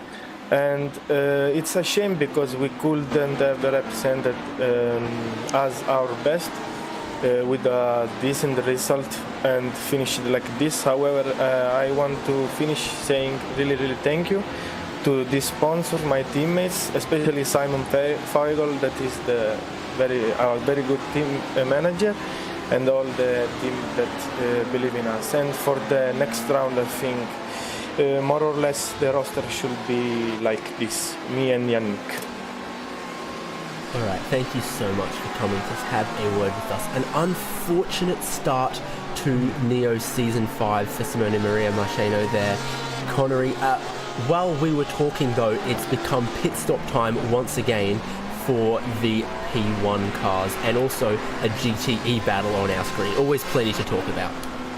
Yeah, exactly. We've had the vast majority of the LMP1s in as this GT battle between the Ford and the, and I believe that's the Ferrari, but no, that's the Porsche behind there of Odox Motorsports, trying to track right onto the back of that Thrustmaster Movano. Ford as he gets very close through the exit of the first sector, but will have to drop back here off of the back of that Ford GT, which looks, I mean, it gets a mixed response, but I think the back of that Ford GT just looks absolutely amazing. Down onto the brakes, into the hairpin they will go. Have to remember that Sim RC not too far behind, although they are in the process of getting lapped here by one of those LMP2 cars, the Torque Freak Racing machine. So this battle will continue then down towards what is going to be the right hand, right in the middle of the lap here. So we do have another potential interview up on the cards for you right now, as we'll get Joseph Ringrose from VRT E-Racing up into the commentary booth right now, and I believe Cam Walsh, you'll be standing by with him. Yes, I am, as we have got Ismail Yakuba is currently piloting that Porsche LMP1 machine. Joseph, well, it's a bright purple LMP1 car. I, first of all, love the direction of color. As well, VRT E-Racing, I have to say, I personally not super familiar with, so gives you the opportunity. You guys are having a pretty decent day out there. Started 12th, running 13th. Take me through your day right now here at the Sebring International Raceway. Yeah, I mean, qualifying went really well. We weren't really expecting, I mean, we were the last car to get selected through pre-qualifying. So that was really good to qualify. That was an achievement in itself. So yeah, it was so close in that midfield of the LMP1, and we just caught ourselves at the back of that. Just kind of first few laps sort of just fed through the traffic, and then we got involved with a bit of an incident with Simotok spun, hit one of the GTE cars, and nothing we could really do. They just spun in front of us, gave us a bit of damage, and we had to make an early pit stop. But again, we've just sort of played on our fortunes, and Simotok have had their issues, Positive Sim Racing have, Chimera. So I think the aim of this is just to keep clean and get some points going into Kota. Yeah, and we've only had basically a little over an hour and a half of racing done. There's so much more of this race to go that you guys certainly could just, with hanging on, doing your pit stops, keeping the cars clean, end up having a pretty decent, possibly breaking that top 10, possibly further, run here at Sebring to open up the Neo season. Yeah, I mean, we haven't been around iRacing too long, just since around January this year. So qualifying for Neo was an achievement in itself, and to see us running so well is really good. Ismail doing a fantastic job. As usual, and we should be seeing Kevin and Ryan in the car later on. all of which have done really well. Kevin and Ryan got us through pre-qualifying, so I don't think any of our drivers are as weak compared to any of the others. They're just really a well-balanced team, and they all have their different strengths and weaknesses, but they really complement each other well, and it helps us, as you can see, from us fighting back and just hoping we don't get involved in anything else, because you never know what can happen in endurance racing. Yeah, absolutely. Now, I'm presuming then you're not listed to drive the car, so that means, at least with my very intelligent brain, that you're probably the team manager. Coming to this place in January, coming to the iRacing service, you guys are running the Porsche LMP1 car. Was that just a very straightforward and easy decision to do? Well, I mean, ever since the LMP1 cars come out and we signed Ismail pretty early on, we spotted him, scouted him, and he was happy to join the team, whatever. So it was perfect for us, really, our first LMP1 driver. He was very interested in the Audi, and this was when, very early on, where no one really knew about the difference, and Ismail just stuck with it. And up until SCO pre-qualifying, we switched to the Porsche, because Le Mans we ran the Audi. So for Neo, we were like, we've got to run the Porsche. We have no chance of making it through the Audi, and it paid off because we put a couple of months of work into it, and it ended up paying off, and we're now, fighting in the prestigious Neo Endurance Championship. Well, that you are. You guys have just broke into top 10 in the LMP1. We'll let you get back to it. I'll let you get back to the team, figure everything out. So great job so far. Love the paint scheme. Hope to see it run around all year. Anyone you think to give a shout out to before we let you go? Obviously, everyone in the team has been fantastic recently. Our partners, Next Gen and Boss Boxes, and Samuel Torres for getting the livery design complete in time. And thank you guys for broadcasting, of course. Joseph Ringrose, of course. Thanks for hopping in and giving us an interview here, and good luck to the VRT racing team going forward. Thanks for coming in. So, that is the VRT Racing number 20 LMP1 machine just broken in, and Connery, meanwhile, shockingly, we've had a ton of action going on the track. Yeah, we've had Team 85 actually have an off, so this is your second place runner in GTE, having a bit of an off-track excursion. I believe this is down towards, if I remember correctly, this one's going to be down towards Tower Corner, and on lap number 45 from their perspective, just completely missed the braking, and there's absolutely no one around them, no one behind, no one in front to be able to pressure, and it's just a single car mistake, as we're actually riding on board with the Odox Motorsports car right now, as they seem to be in the thick of things right now in terms of their battle with the Movano car, but that's being heavily disrupted by some of the prototypes trying to make their way through, and make their way through is definitely a term for it, as there's a little bit of contact between the two, some of the cars ahead, but they managed to get themselves through pretty much unscathed in this one, so Odox Motorsports able to continue to challenge that Ford GT right ahead of them, as a car goes off ahead of them, in fact, and that is going to be the iRacing Today Motorsports car just spun round on the exit of the corner. Did they have any help? That is the issue. They did have help from the Movano number 4 machine. We'll see it up on the replay on your screens right now, David. Yep, indeed. Looking through that, the P1 car was just a teeny nose ahead, maybe should have yielded that corner, because Mark Schindel of iRacing Today Motorsports has turned it in and then found that P1's come very late to the inside. Has the Scimitar car been penalised already this race, or am I thinking of someone else? I'm just having a quick look at that one. Well, it was the Movano car that was actually involved in that, but I believe the Scimitar. Although you're completely right that the Scimitar. I've done it. I've done it, haven't I? Stop and hold. But the Movano are currently penalty free for both of their number 3 and their number 4 cars. So if there's going to be anything coming off that, it'll probably end up just being a warning. So I don't think they should be too concerned about this one so far, but the main battle that we are looking at right now is involving these GT machines, and it's the battle for P number 4, because it's got Movano, it's got Odox, it's got SimRC involved as well. But iRacing Today Motorsports, after their spin, decided to head their way by the traffic on the outside of Big Ben. So unfortunately, these guys aren't quite close enough together to be able to have a look down the inside into one of these corners. There's a car off and taking the escape road ahead, though. That's the Team 85 car, again, getting the braking all wrong. This was a team that got pole position in your GTE cars, in your GTE class, and they're having massive issues coming down into braking zones now. We'll see that up on the replay for you now. The braking zone for what is going to be the tight right-hander, just taking the escape road. The car just didn't want to stop. This has got to be some kind of hardware issue with his pedals. There's got to be something going on with that machine. The car doesn't just...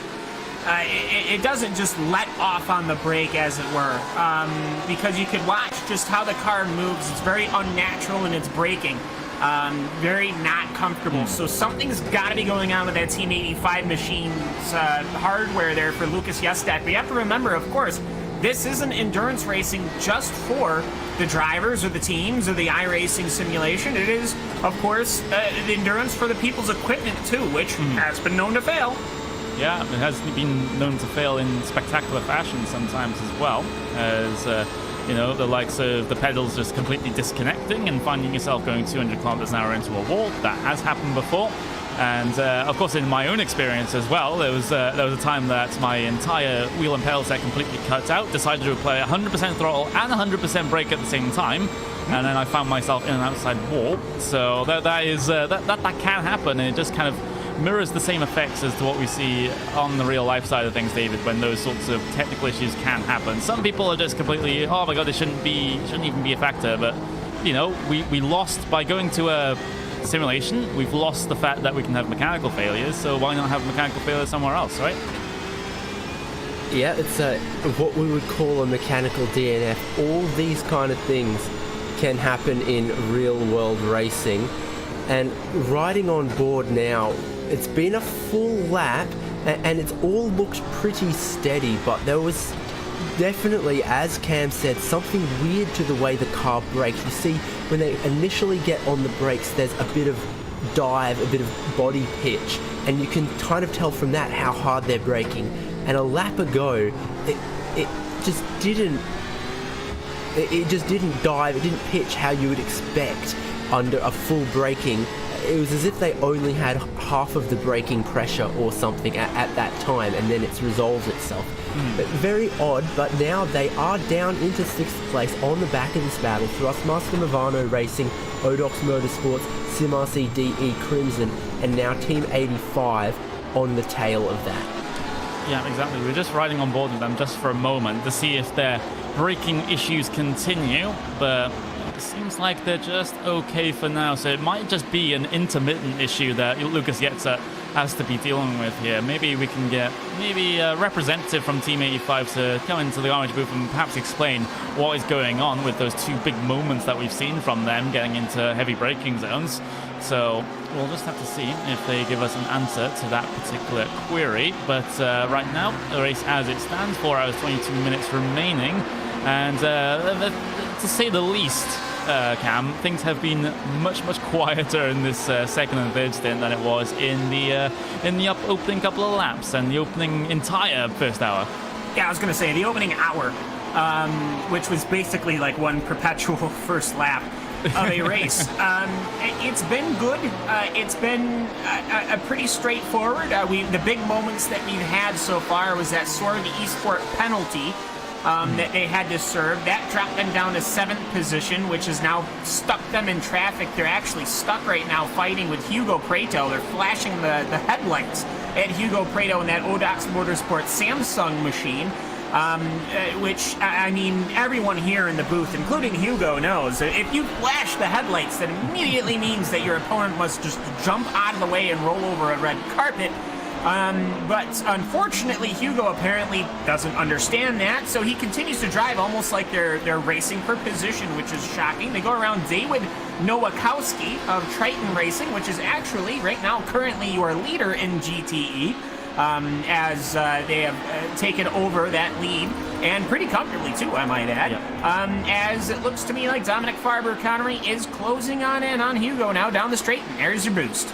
There's the red carpet out. Overtake boost for Farber. There's nothing Hugo Prater can do unless he's saving his overtake button for the exit of Sunset Bend. If he even has battery left inside of that Porsche, we'll just have to see. Doesn't look to be the case, so pretty easy pass. One of the easiest passes that you'll see down the back straight for Seoul Esports, just saving up their energy and releasing it all at once. So Farber up into P number 6, so he'll look to now chase down that race clutch car that's sitting in P number 5 as it stands. I'm gonna have a little bit look back to that GT battle, because that Alpha P number 4, because it seems to be getting rather close down in towards turn number 1 once again. It definitely seems to be that the pace is with SimRC here, David. It's just that they can't find a way by, but there we go. SimRC by. I should just stop commentating and just go, on my main career path of computer science now. No, but here's the thing. When you stop speaking, action things stop happening just to prove you wrong. So you're doing us a really great service, and I have to thank you for it. A little bit of an all-Porsche affair here as that Thrustmaster Movano Ford gets a little bit away, gets a bit of a gap over the SimRC DE, and Team 85, for all of their pace leading earlier, haven't closed this gap in massively, but they're still just there in 6th place, lurking, watching 5th and 4th in front of them. Yep, they are. SimRC able to stretch their legs now as they've disposed of Odox Motorsports and can use the clear air ahead to get those very fast laps done and dusted. But the thing is, there's a little bit of a prototype issue coming through up towards the final sort of sector of the lap here. Does compromise Odox Motorsports a little bit. Won't get to SimRC in time to be able to impede them. They'll get past on this back straight. Absolutely no problems for Vibe Sports or SimRC. So that issue will just be dealt with here. And I'm just going to have a little bit of a look back to see whether we have any battles in that LMP2 class. Doesn't seem to be the case. Everyone's seeming rather spread out right now. We've given you an update on your race leaders, though, because we can say that pretty comfortably by 6.8 seconds, Movano number 3 lead that overall LMP1 class. And Apex Racing UK, they've got a smaller margin to deal with, though, over Ava Vatic for the battle for the race lead in LMP2, but they've managed to work on that after the first stop, because Ava Vatic, we're getting quite uncomfortably close to that Apex Racing UK car, but the gap is back up to around about 3.5 seconds. Then you look back to GTEs, where you have Triton Racing leading by a comfortable margin in that one as well, after Team 85 ran into a couple of issues.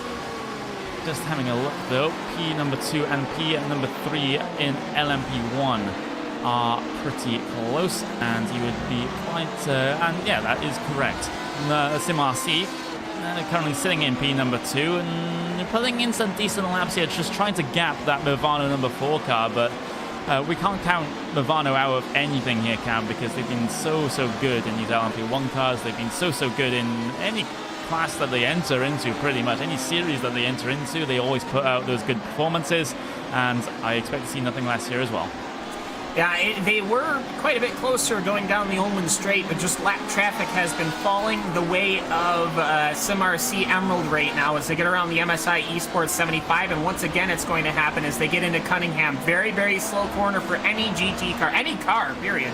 And that means that now Ashley Owen of the Thrustmaster Movano NES number 4 machine is going to have to go around there. Now they're going in through, this is going into that Le Mans, so actually that was the Tower corner that they were going into, not Cunningham. So as they go down to the Ullman Straight here, there should be a pretty substantial draft for both of these cars to kind of sniff up here. As, again, it's going to be an easy run for Claudius Weed and a difficult run for Ashley Owen, because Owen's going to have to throw the car either inside or outside going through Sunset Bend. He chooses outside. Has to go the long way around out onto the bumps that exist on the exit, on the outside, of that corner, which can easily upset any car that goes through there on the offline. It's just the way the track is coming through that particular section, and with how this track, in parts, just made of, I believe you'd probably be more of an expert on this one, Cam, but part of it is normal asphalt and part of it is concrete, right? Yes, it is a difference between concrete and the asphalt that they've used to replace it in some places. Florida doesn't have, like a winter as it is. It gets down to the 40s and 50s in Fahrenheit, but it certainly is not what you would consider winter. Up here in New York at Watkins Glen, we have to have a lot of different spaces and different places for concrete and asphalt simply due to how the ground heaves when the water gets under. Here at Sebring, some of this is quite literally over 100-year-old concrete. I'm not kidding. And it just goes to show you how this all lasts. This used to be an old airport. It's still an active airport behind it. But it's one of those situations where this is sort of that classic racetrack situation where you have different material, different runoff, and the rubber accumulates differently, and that's going to be another aspect as the race goes on. You are noticing, no, your eyes aren't deceiving you, the track is getting darker where the cars are running. That's because this is the iRacing service we're talking about here, not like some joke of another... Yeah, I'm just saying, it actually is the rubber getting dumped off the track onto the tires, and vice versa, unlike others. And that means that the track is only going to get faster, more sticky where the cars are racing. Also, I will say, we used to see a large dust storm coming off of the exit of corner number 1, if I'm remembering correctly, Connery. We haven't really seen that this year. No, we haven't. People keeping within the track limits coming through that particular section, and we also have the pit stop window for your LMP2s very much open right now. We've had a couple of cars come down in already involving the Positive Sim Racing team. We've had Inertia come down, iRacing Today Motorsports as well. We've got Team Hoisingfeld as well, pitting from P number 3 out there on circuit. And, this is the second pit stop service for your LMP2 class. And I think the GTEs will be in about 15 or 20 minutes time, depending on what their particular strategy allows. And we've got about 12, 13, 14 laps on the stint for your LMP1 class. So still a little bit of a while before they decide to head their way in, since they've already done their second stops of the day. So that is just how the pit stops are stacking up right about now. LMP2 pit stop time with GTs in, just a couple of minutes after all of these LMP2s have decided to come down in, David. Yeah, exactly. Quite a difference in the stint length between the different classes, with the Prototype 1 cars having to stop every 40 minutes and the GTEs being able to go past the hour. In the GTEs though, the struggles have not ended for Team 85, because now they are being caught by the Simitok car, and maybe they're not getting all of the braking performance they would like, or there's some other problem for Lucas Yestadt in that Team 85 Porsche, because it's Pierre Lassant behind the wheel of the Simitok Esports car, which I think is our leading Ferrari. All three manufacturers in GTE represented in this race and in this series. So a good job by him, and he was closing up slowly, bit by bit, out of Team 85 Porsche. So that's a battle that's still very, very close in GTEs.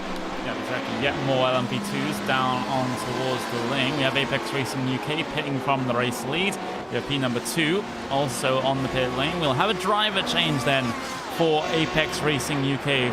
Fenrik Kern behind the wheel of that Apex Racing UK HPD right now. So he'll get himself his first experience of the Season 5 of this Neo Endurance Series. We've got Ava Vivatic down on towards the lane as well, and that's going to be a driver change for them as well. Sven Neumann being behind the wheel, Pascal Stix handing that car over to him. And if I'm reading this correctly, we do have an interview on standby. David, you are our interview guru in this particular commentary booth, so take it away with the Team Chimera member of Joshua Chin. So indeed, we have Josh Chin from Team Chimera in here, and not the race you guys would have wanted. We saw that issue for your Porsche Prototype 1 earlier. How was that from your perspective? I mean, the start was interesting. You got a little loose in one just from lack of speed and not having to downforce in the car, and then went into the exit of 5, and the hybrid never re-toggled because I never hit 100% charge again, so it didn't kick on, and I was sitting there fishtailing and got lucky to spin across the field and have no one hit me. But it had the car really loose after that, and I was just fighting back and trying as hard as I could, and went to the outside of the P2 there and hit a little dip on the access road, and that's what ultimately kicked the car out and killed the race. These Prototype 1 cars look pretty repairable though compared to the GTEs. You know, front clips, rear clips, things like that can be changed.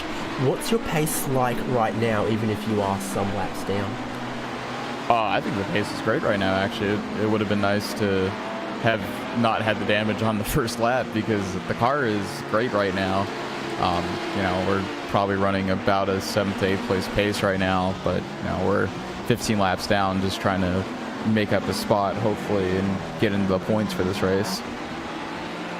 These kind of woes befalling your car, is it anyone's fault? And if it is it written on the inside of the front wheels? It is 1000% Randy's fault. Every time, Randy's fault. Dang it, Randy. Hashtag blame Randy. Is that the motto of Team Chimera? At this point, yeah, I'm pretty sure it is. I don't think we have anything else to go with. Well, I have to congratulate you guys for, despite all of these things we've mentioned, getting back out there, turning over some laps. Hopefully you guys will pick up some points, but for Team Chimera, who gets it done for you guys, and who do you need to thank? Gotta give a thanks to Simon. We're both been kind of struggling away on setup this week, and hopefully we're getting a spot better. I know SCO at Monza in 2 weeks will be in a lot better spot than we are here, but Jack putting in some testing this week, and he should hopefully be back for COTA. Love COTA, so it'll be a good race for us. Craig Setup Shop being on the car, and RaceSpot for putting on these broadcasts, and Neo for putting on the races. Will we see one of your photos on the iRacing Instagram anytime soon? I'm gonna say probably. I'd say tomorrow or Tuesday probably. They're quite fond of your work. Well, thank you, Josh Chin from Team Chimera, coming in to have a word with us. Unfortunately, those guys are running almost second last in that category, but still out there, still racing. Yeah, exactly. That just has to be admired. As soon as you get yourself involved in that early instant, your mind immediately goes to, oh, well, you know, what's the point in just getting back out there and just still racing? But there is a good point, because you never know what might happen to the rest of the runners in the field. If they'll have a DNF that's a more severe one, maybe more severe damage than what you sustained, then there's positions to be gained, and there's points to be gained as well, which can matter so much when it comes to those late stages of the season where you're fighting with perhaps another team that you're only a couple of points behind or ahead. You know, that can just make all the difference. So you do have to get back out there. If the car is suitable for being out there on track, then you should just get back out there on track no matter what. So that is just the situation that Chimera have to deal with right now. As well on your screens right now between Odox Motorsports and team number 85 here. So again, this is that battle we've been watching for just I think it's about half an hour though. This battle has just been on the cards right now, and it doesn't seem to be changing all that much. It does seem that Team 85 do have the pace, so whatever their brake issue was, it does seem that they have solved that one, because I haven't seen them have a massive moment down into one of these braking zones over the past while. So thankfully for Jet Set, he can start feeling a little bit more confident on the brakes, and to reward him fixing his brake issues, we're going to go on board with one of these cars here, maybe with that Team 85 car. We have just yet to make our decision, but we're holding that off for just a moment, because Team 85 very, very close down in towards Sunset Bend. You can see them taking a little bit of a tighter line through the corner. And this can very, very much set themselves up for a pass down in towards turn number 1. Sitting in that slipstream is Yetzat. He goes for the outside line in towards turn number 1, trying to carry the momentum through the middle of the corner. But this is just one of those corners that the cutback move doesn't really work coming through there because of how the track narrows through the exit of the corner and how close to that wall in the middle you have to be, Cam. Yeah, absolutely. And here comes the UI1 Positive Sim Racing orange machine. Hopefully they will not do like their big brother and absolutely bullard all of these cars out of the way, which they really shouldn't. And I hope that doesn't become a meme, because that would be very sad for the PSR guys, because I know they're a good bunch. But for Ricardo Ferreira, he's now got the fellow Porsche, the Team 85 right behind. Looks like everything's completely comfy and uncontrolled braking-wise there, so... yeah, whoever knows what you do to fix things. You could maybe just hit it with a hammer once. I have no idea. But he's got that working. We've got the Torrent Motorsports, which we haven't really been able to talk about. Torrent, who used to race GT2 Fords in this series, are now racing LMP1s, so good on them. That's a full growth. They're currently running in the 11th position, last car on the lead lap, but we've got this good scrap going on. They have both pulled away, however, from Pierre Lisson's nice Simataki Esport machine.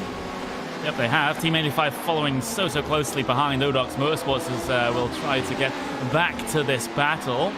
Oh, so close once again, coming through Le Mans on board with that Team 85 car. Renewed confidence after their brake issues seem to have gone away. You'll see the prototype of Movano Racing number 3 there, your leading prototype stream by on the right-hand side. And the right-hand side is where Team 85 are going to make this move. Down the inside then of Sunset. Ben, drag the brakes, make sure you get that car slowed down for the exit before you go back on the throttle and take the position. But it's not done just yet, because Odox Motorsports still have the slipstream, still can look for the move around the outside at turn number 1. It's such a tough move to be able to try to pull off, but Ferreira's going to go for it once again, going to bring it back to the back bumper through the middle of the corner. May be able to make it around the outside of turn number 3. Nope, that's not going to be an option that Ferreira's going to have to go for, though Team 85 so aggressive over the curb brings them back into the clutches of Odox, but I think this battle is now done, so Team 85 getting themselves back ahead. And I gotta say, it was a fair pass, good pass from Lucas Yestak. Oh, here we go. Here comes the counter from Ferreira, but it was a feint. I was gonna say he should not do that, because they're closing in on the SimRC.de Crimson car of Christian Koch. I'm not sure if you really want to risk it, as here comes the second positioned LMW1 car of Claudius Weed. Nezde is now going to split that, so that's going to be a bit unfortunate for Ricardo Ferreira, because here also comes well, we've got one battle, let's go to the other one. It's a battle for position number 3 that has been there for a while, and there goes your brakes. Oh no, did I just jinx it again saying he solved his brakes issue? I might just have done that. But T85 once again into a braking zone. Oh, you know what? No. Was a little bit of contact. No, he lost it before contact was even made with the prototype. Yeah, he was planning on clipping the inner apex, which is what you do when you're a GT car. And then he just, if you go on board with him, right, on the roll bar, you can just see, perhaps we can look outside the right window here. If you're that driver, you don't see that LMP1 car, and then it just appears like a shot. It just appears right in front of you. In great recovery from Lucas Yestak, I might also say. Yeah, just cutting the grass a little bit on the outside on the entry to that particular corner, as we'll see it once again. Just loss of control here. You can just see the car break away, corrects it, tries to correct the other way, but at this point he's already heading towards the grass at least. Murders a cone. But the thing is, yep, there's the cone murder, so hashtag cone cam back in full force for this race, I think. But there we go. You can see a fantastic slow-mo shot of him kicking up the grass as well, which is one of the more recent graphical upgrades that iRacing has got. So fantastic to see that in action, and you know, of course, one of the things that's coming up for iRacing is going to be a new damage model, which will be a very interesting one here, David, because it's going to mean that, well, from what they've said, from what the iRacing staff have said on things like the forums and on their official channels as well, we will potentially get car debris being left on the circuit as well, and affecting other cars behind trying to run through it. Yeah, it's going to add quite a lot, not just from a visual aesthetic point of view, but from a realism point of view, from a strategy point of view, all of those things. As the modeling of the damage is more accurate, it'll improve the realism of this sub as we've got a great battle on the screen right here. The number 74 car, is that an SRT? SRN, my apologies. Yeah, it's SRN versus Team 84, the other car. Yeah, we have a Team 84, we have a Team 85. It's just that simple. Yeah. Yeah, go ahead, David, with your point. Yeah, I think my point would be that, we look, okay, there's a few battles in Prototype 1, a few battles in Prototype 2, but up and down the GTE field, it is immensely close. And so this one is a bit further down, but there's 5 or so battles. Oh my goodness, did they come close to the Audi? Not an Audi, the Audi. The Audi. The Audi? The Audi.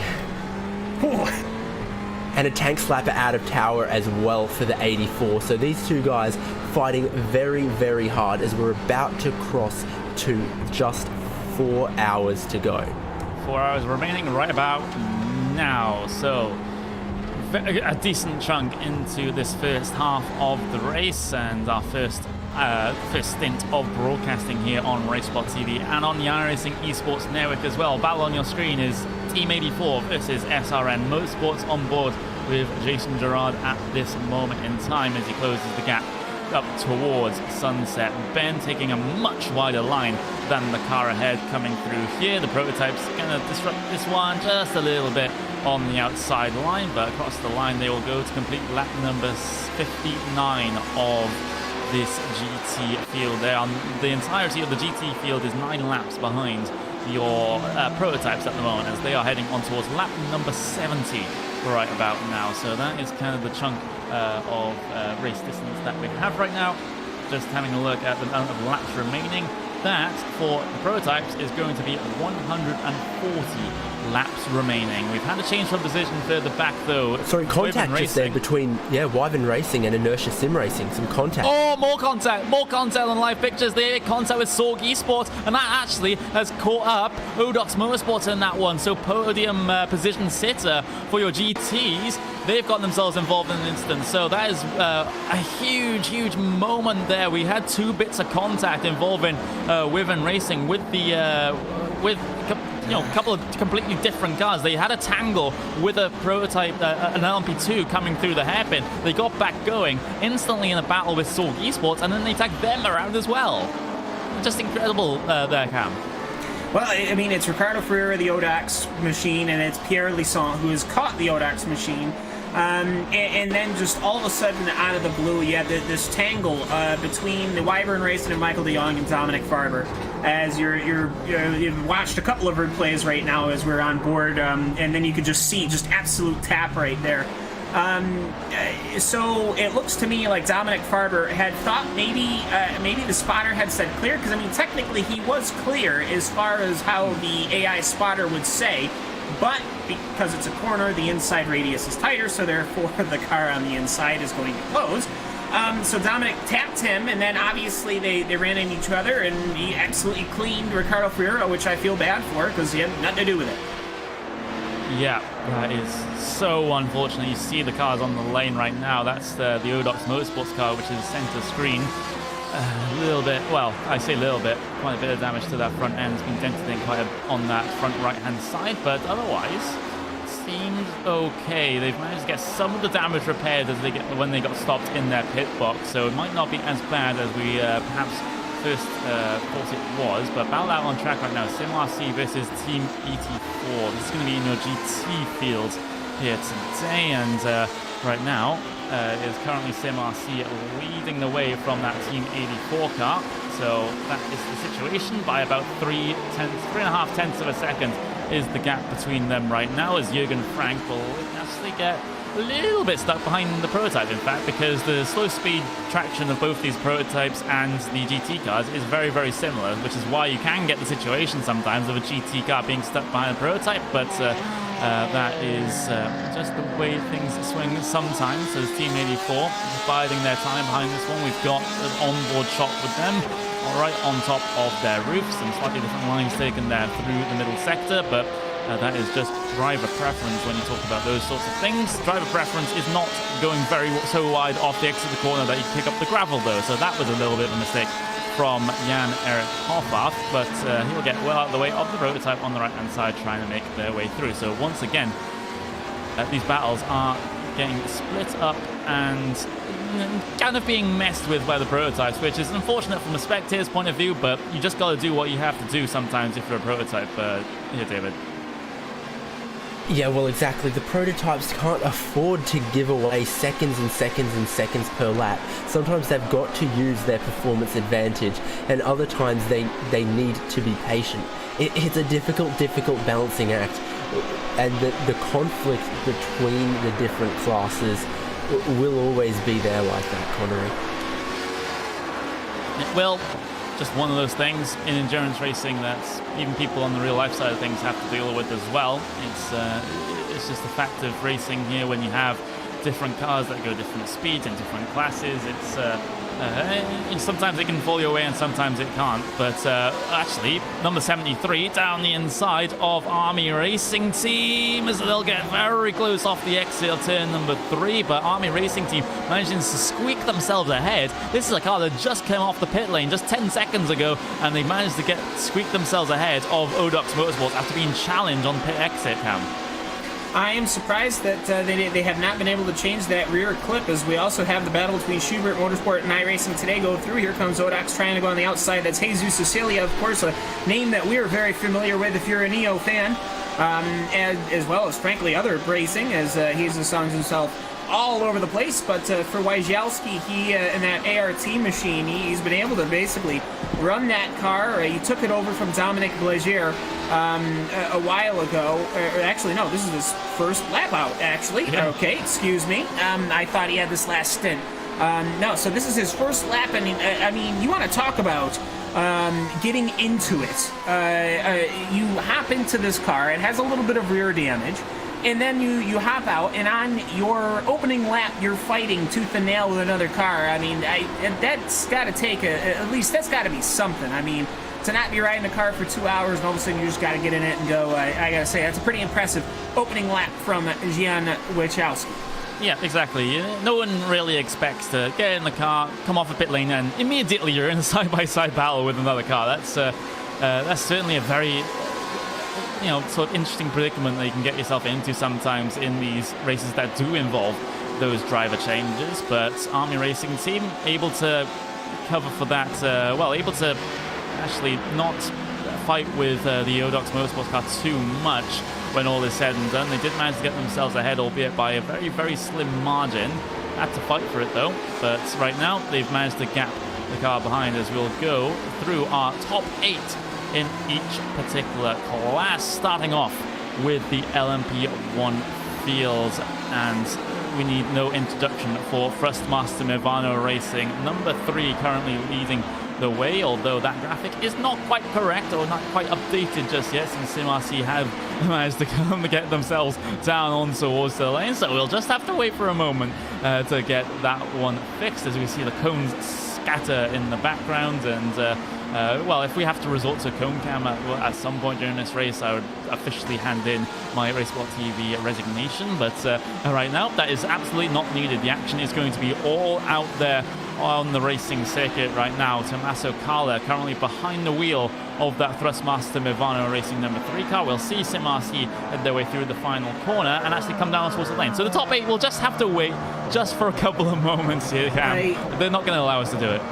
No, they aren't, but I'm going to say you've got up in the front lane, front of pit lane, the number 49 machine. You want to take a look at this here. These were 3 cars that all came in together. It was Hugo Prado and the Odox machine, the Ava machine, and then there was the other one of MSI Esports. They were all one position apart, as here comes our leader just coming in just as they were leading, as Claudius Weed will get his pit service. So you've got these LMP1 cars, basically nothing between them as far as race distance goes. They're all right with each other, watching each other do their pit stops. So Interesting that, what we normally have seen here in the HPD when it was the King, at this point we would already have perhaps half the failed laps, something like that.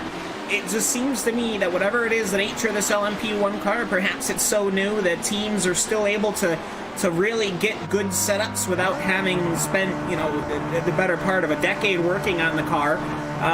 It just seems to me that we've got a very competitive field here this year. Very competitive field indeed, as we're waiting for the rest of the pitters in this particular LMP1 pit stop cycle. We're waiting for Virtual Motorsports to decide to head their way in. We're also waiting a little bit later for VRT E-Racing to decide to head their way in. But guess what? We have a little bit of a battle on for P number 1 in LMP2. So this gap, always when I looked at it, it was standing out around about 3 seconds, 3.5 seconds there or thereabouts between Apex Racing UK and Ava Vatic. But now, just like completely out of nowhere, it's all of a sudden, it's only a couple of tenths of a second between them. So that is, I don't even know what to say about that. But Apex Racing UK now having to look in the wing mirrors a little bit, being a little bit concerned about the pace of that Ava Vatic car, because Fenric Kern did a 151.5 last time by compared to the 51.2 of Ava Vatic. So that's a very decent chunk of time taken out by Sven Neumann, and he's put himself and his team in a position here, David, to challenge for the race lead. Yeah, driver changes for both of these cars about 10-11 laps ago. So Alex Simpson out of the Apex Racing UK HPD, Fenric Kern in, and Pascal Stix out of the Ava Vatic car, Sven Neumann in, and obviously between that, it looks like Sven Neumann just has a little bit of a pace advantage closing that gap in, and that's one of the things we get is a bit of an ebb and flow with the fortunes and speeds of different cars as the driver changes in this multi-driver endurance event. Look at that lap time delta down in the bottom right hand side of the screen. We see the lap time delta, the difference between lap times on each lap of the past 3 laps between Ava Vatic and Apex Racing UK, and each of those 3 times, huge chunks of time being taken out by Ava Vatic. 0.5 of a second, 0.3 of a second, another 0.3 of a second on the last lap. I don't think it's going to quite be that margin this time, since they're so close together, but we'll get that one updated as they go across the line. It is still a marginal gain of 0.5 of a second, but still all that matters for Ava Vatic is they'll be able to have a look on the Apex Racing UK prototype as they head their way through the first sector, but they're going to get compromised here by that Torrent Motorsports GT car, and again they're going to get so held up here. You can just see that gap extend from what was a couple of tenths of a second all the way back up to 1.2 seconds, Cam.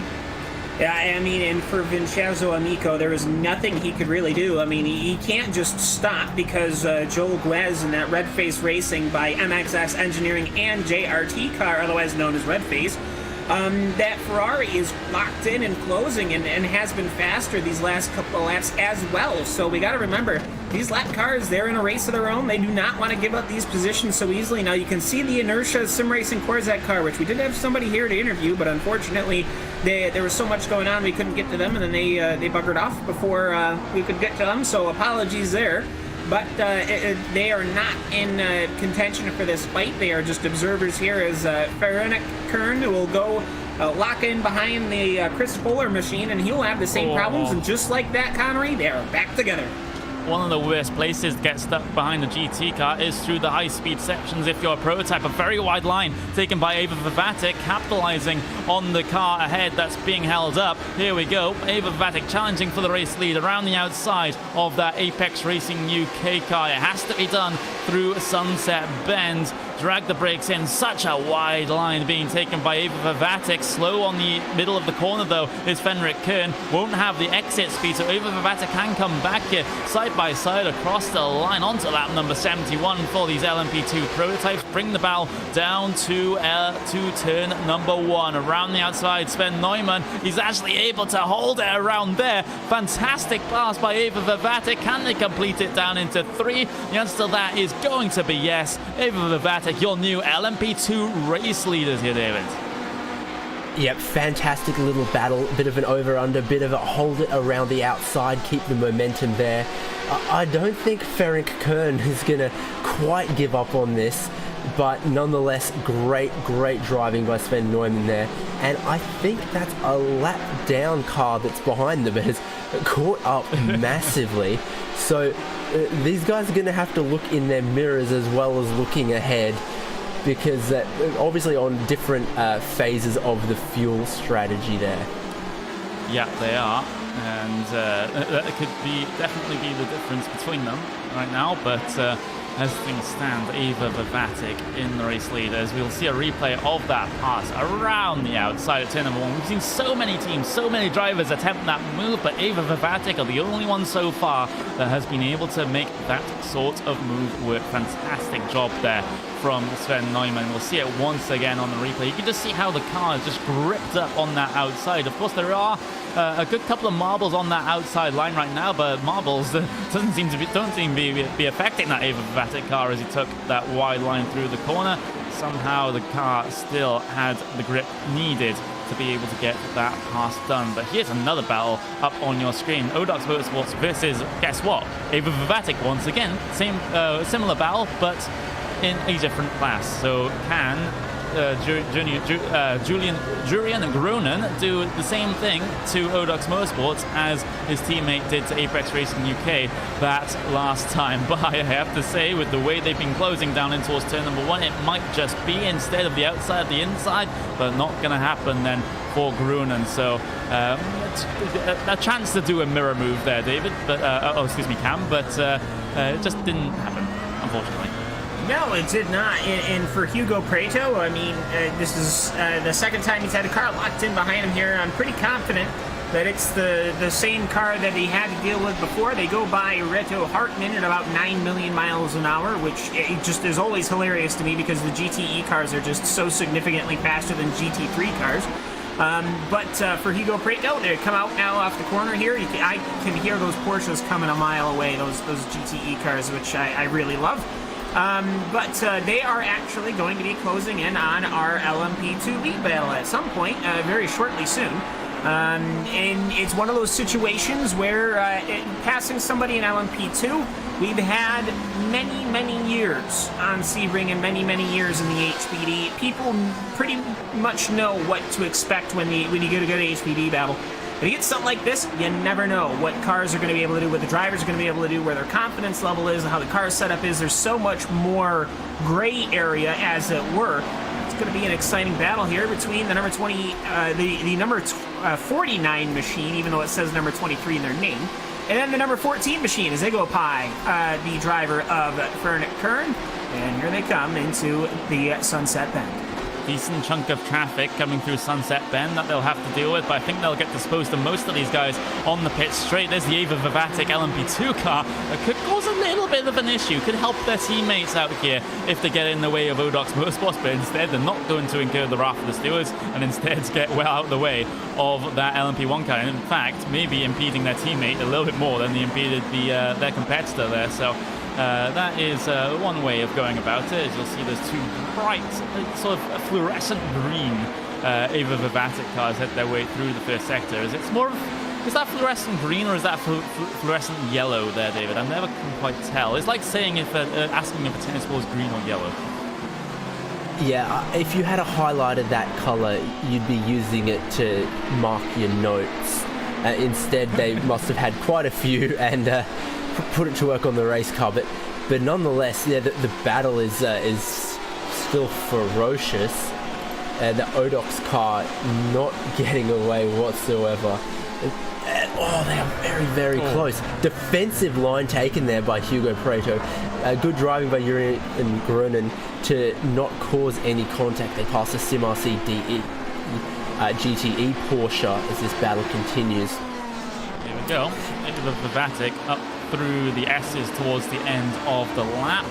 And do they have ERS boost that they didn't have last time heading their way out of Le Mans? We know that Odox Motorsports did use it to defend, and they're going to use it to defend once again, as even though Ava Vavatic are in the draft, Odux Motorsports pulling away ever so slightly, coming down that back straight in towards Sunset Bend. Then Ava Vatic able to close up, coming through the corner. Better exit taken by Odux though, although Ava Vatic, they've got a much better one, but the thing is that is just going to all equal out since the overtake button's still in effect for Odux Motorsports down through the first turn once again. There's this, again, Cam, I think this battle is just going to be decided on whether one person has ERS and one person doesn't. Not only that, how traffic is going to fall. Now, traffic coming up the road doesn't look too bad. There is a battle for the 50th position currently, which is it may be a ways back, but it is still a battle. It's between the Ferrari Here we go. Ava Vatic around the outside. They're going to take this pass right about now, and they'll be able to complete it right about now as well through the exit of the hairpin. I think is exactly what I said about who has ERS and who doesn't. It did seem to be a rather huge overspeed there from Ava Vatic using the overtake button. So I was right. I can say I was right, Cam. You can. I'm surprised that somebody that the LMP1 car would be able to make a pass stick on the outside line. Surely that meant that Hugo at some point did predict that he didn't want to defend too hard. Last thing you would want to do is collide going in inordinate amounts of speed towards well, there's an escape road, but you certainly can crash in that outside wall. We've seen that, so I got to say, good decision making there. From not only Hugo, but from Jurian. Yeah, exactly. That gap just going to extend then down towards Sunset Bend for the 79th time in these LMP1 machines. That just gives us maybe, and I'm going to play with fire a little bit here, maybe we can actually go and do our top 8 in each class. How about that one? We failed it last time because sub-drivers decided to, have some pit stop phases and whatnot, but here we go. LMP1, First Master Movano Racing leading the way, 16 seconds over Sim RC, with First Master Movano Racing number 4 car not too far behind that Sim RC car for P number 2, P number 3, Race Clutch P number 4, quite far off the rest of these LMP1 race leaders. We've got Women Racing P number 5, P number 6 goes to Ava Vatic after the pass done over Odux Motorsports, and MSI Esports round out your top 8 in LMP1. Cam, LMP2 please. Well, it is Ava Vervatic over the Apex Racing UK after a great pass and maneuver going through corner number 1. They made it stick, they made it work, and the LMP1 class is 5 laps separated from the LMP1 field. That's how fast the LMP1 cars are. So with Apex Racing UK in second, that leaves Team Heisenfeld still in third. Torque Freak Racing is in fourth. TNT Racing's moved up to fifth. Team Mad is in sixth. SRN Motorsports in seventh. The World of Sim Racing team is going to be in that 8th place. And you've got the iRacing Today Motorsports machine in 9th, IRDK Endurance, the UI1 PSR Orange machine, the Racing Center Vibe Sports machine Inertia is still well back. Then you got the Road Bastards, then the Lux Sim 24 Moaf podcast car, and then you got Schubert Motorsports rounding it out. And you still have that one retirement from early on, 54 laps down, is the Race Clutch LMP2 machine. Exactly, and then you have a little bit of a peek at your GTE field, and David, you're going to run down this one. Yep, leading our GTE category right now, Peter Jagodinsky behind the wheel of Triton Racing. Not a whole lot of a gap backwards behind him to Thrustmaster Movano Racing, and then Core Sim Racing. SimRC.de, fourth in the GTE category. Simitok Esports have fifth. Very, very close is Odux Motorsports, Army Racing Team, and MSI Esports, making up 6th, 7th, and 8th in our fiercely close, fiercely competitive GTE field. Yeah, that is the top 8 of each class as it stands, and I think we are going to be preparing for a little bit of RaceSpot TV fan immersion. I don't think we've done it on board with an LMP1 car just yet. Correct me if I am wrong, anyone else, but let's do. That's a suggestion. That's a suggestion and a half there from the one, the only Cam Walsh. Let's go on board with the only Audi in this LMP1 field. On board with Dennis Gruson, Virtual Motorsports number 12, representing the Audi brand in this race. The only one to do so. So we're going to reward you with an onboard. Here we go.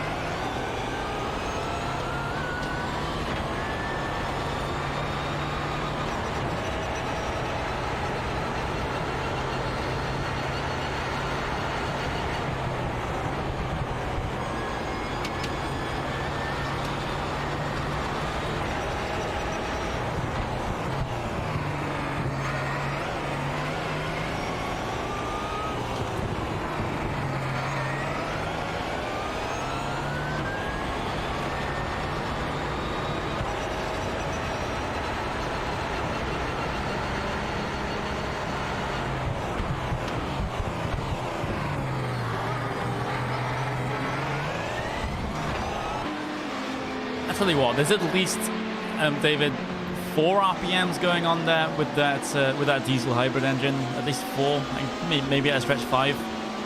Yeah, if he revs it all the way out, it might get to 4,800 RPMs. You know, every Mazda rotary fan is feeling superior right now. But I tell you what, while we were on board there, he did get passed by the F4H Motorsports car, but the pace difference not huge, F4H not getting away.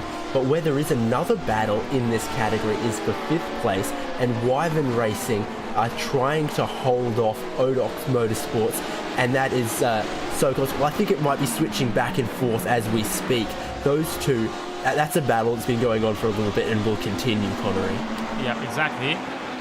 Wyvern Racing, whatever, however you want to pronounce it, trying to get past Odox Sierras. Oh, they'll get blocked off the right-hand side of the circuit there. They had such an overspeed with the overtake button that they'll still be able to try around the outside at the hairpin, but they've gone a little bit too deep here as the Wyvern Racing, so they won't be able to gain that position. That was handed to them on a silver platter, but instead they took it and smashed it on the ground, David.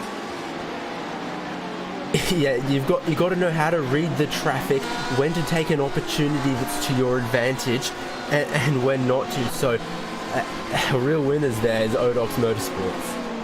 Yeah, they are. They're going to get held up a little bit behind their sister car of the Odox Motorsports GTE machine. As that Odox Motorsports GTE not exactly helping Wyvern Racing here, trying to get past through the final sector. So Michel de Jong, not Mitchell de Jong. It's the Mitchell de Jong is a completely different person. Fantastic rallycross driver, World Championship Grand Prix Series driver. Was in the title fight this year. But Michel de Jong, not Mitchell de Jong. Michel de Jong in as part of Wyvern Racing instead of VRS Car and Sim Sports. There we go. I hope I've explained the differences to you very, very admirably there. They'll be able to Stig, it's his European cousin. Yeah, exactly. His Club Benelux cousin.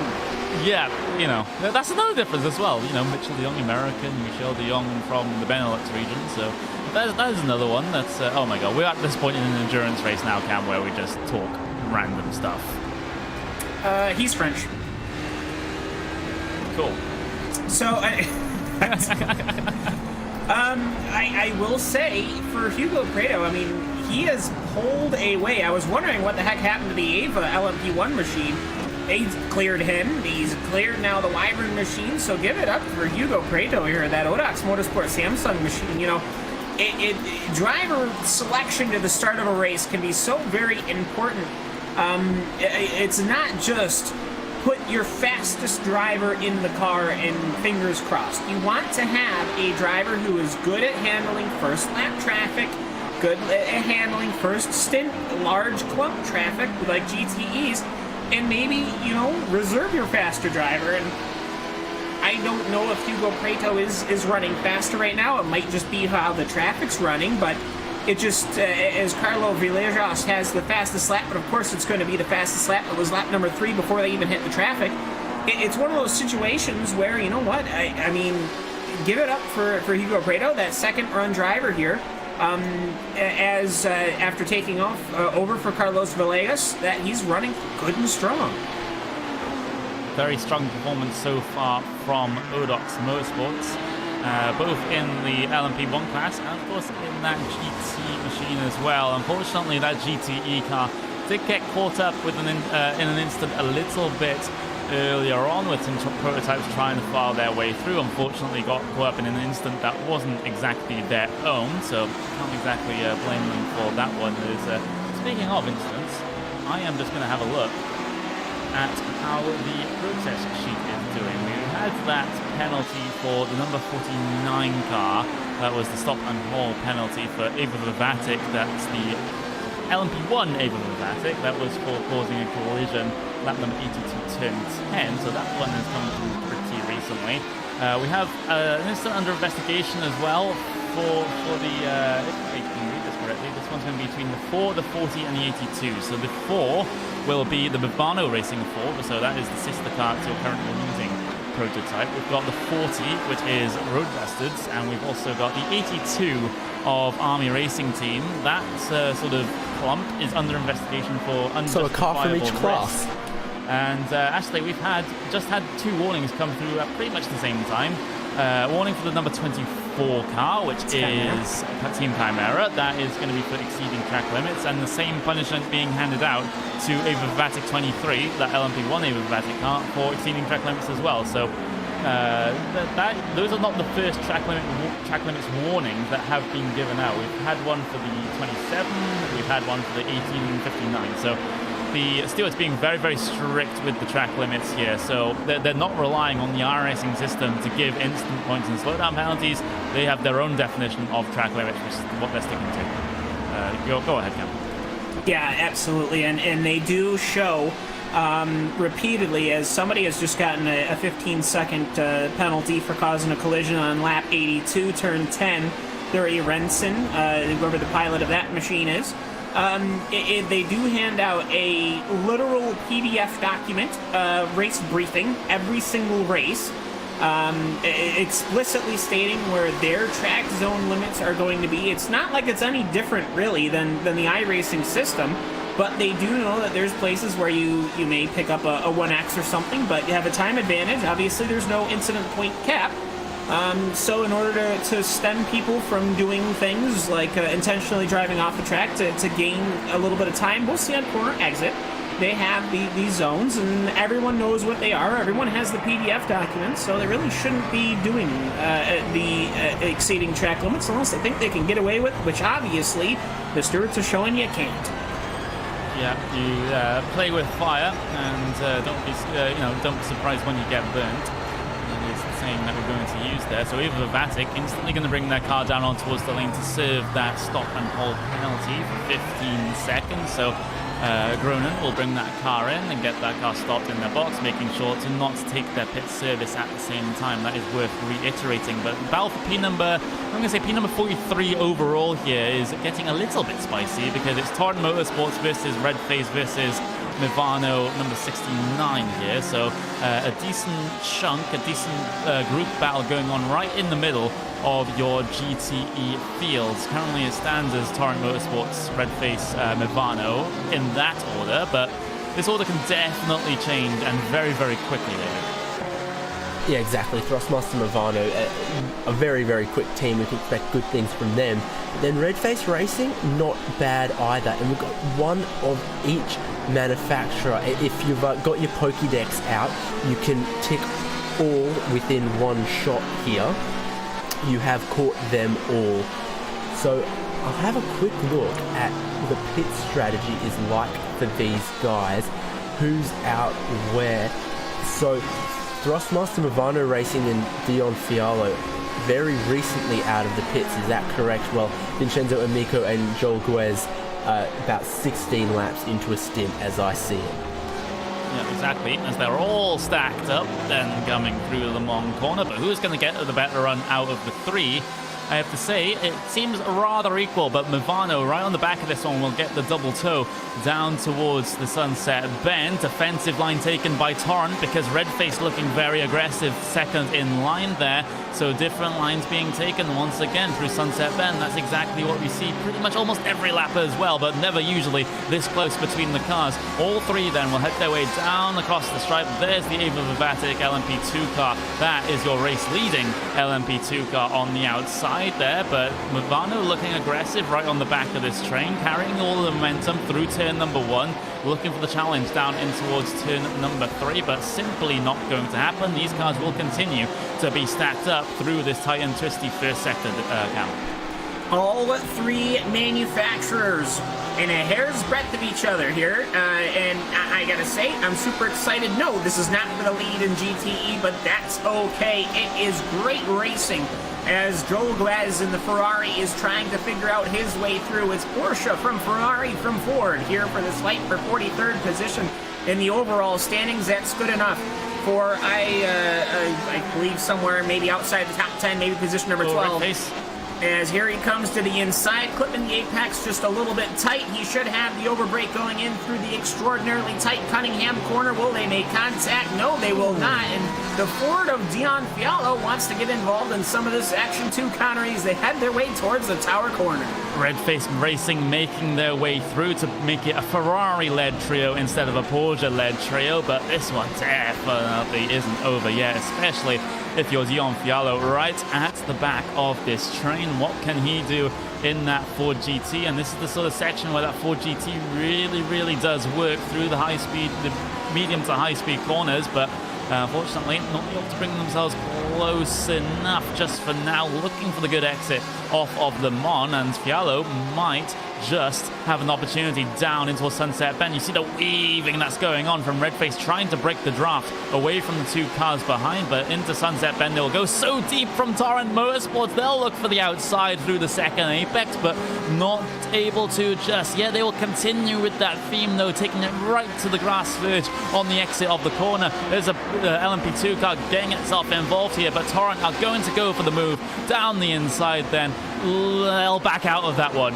Oh, that was definitely on the cards, but the thing is, because of that, Joel Grez has taken a different line through the corner. There's Racing Center Prototype trying to come through, but Torrent Motorsports say, you can just wait for a moment. I'm going to go around the outside, or at least attempt to, coming through the first sector, but that is going to be the trio split up by Prototypes right now. Racing Center 5 Sports have to get out of the way of the LMP1. The GTs have to get out of the way of both the LMP1 and the LMP2, and that means this battle has spread out.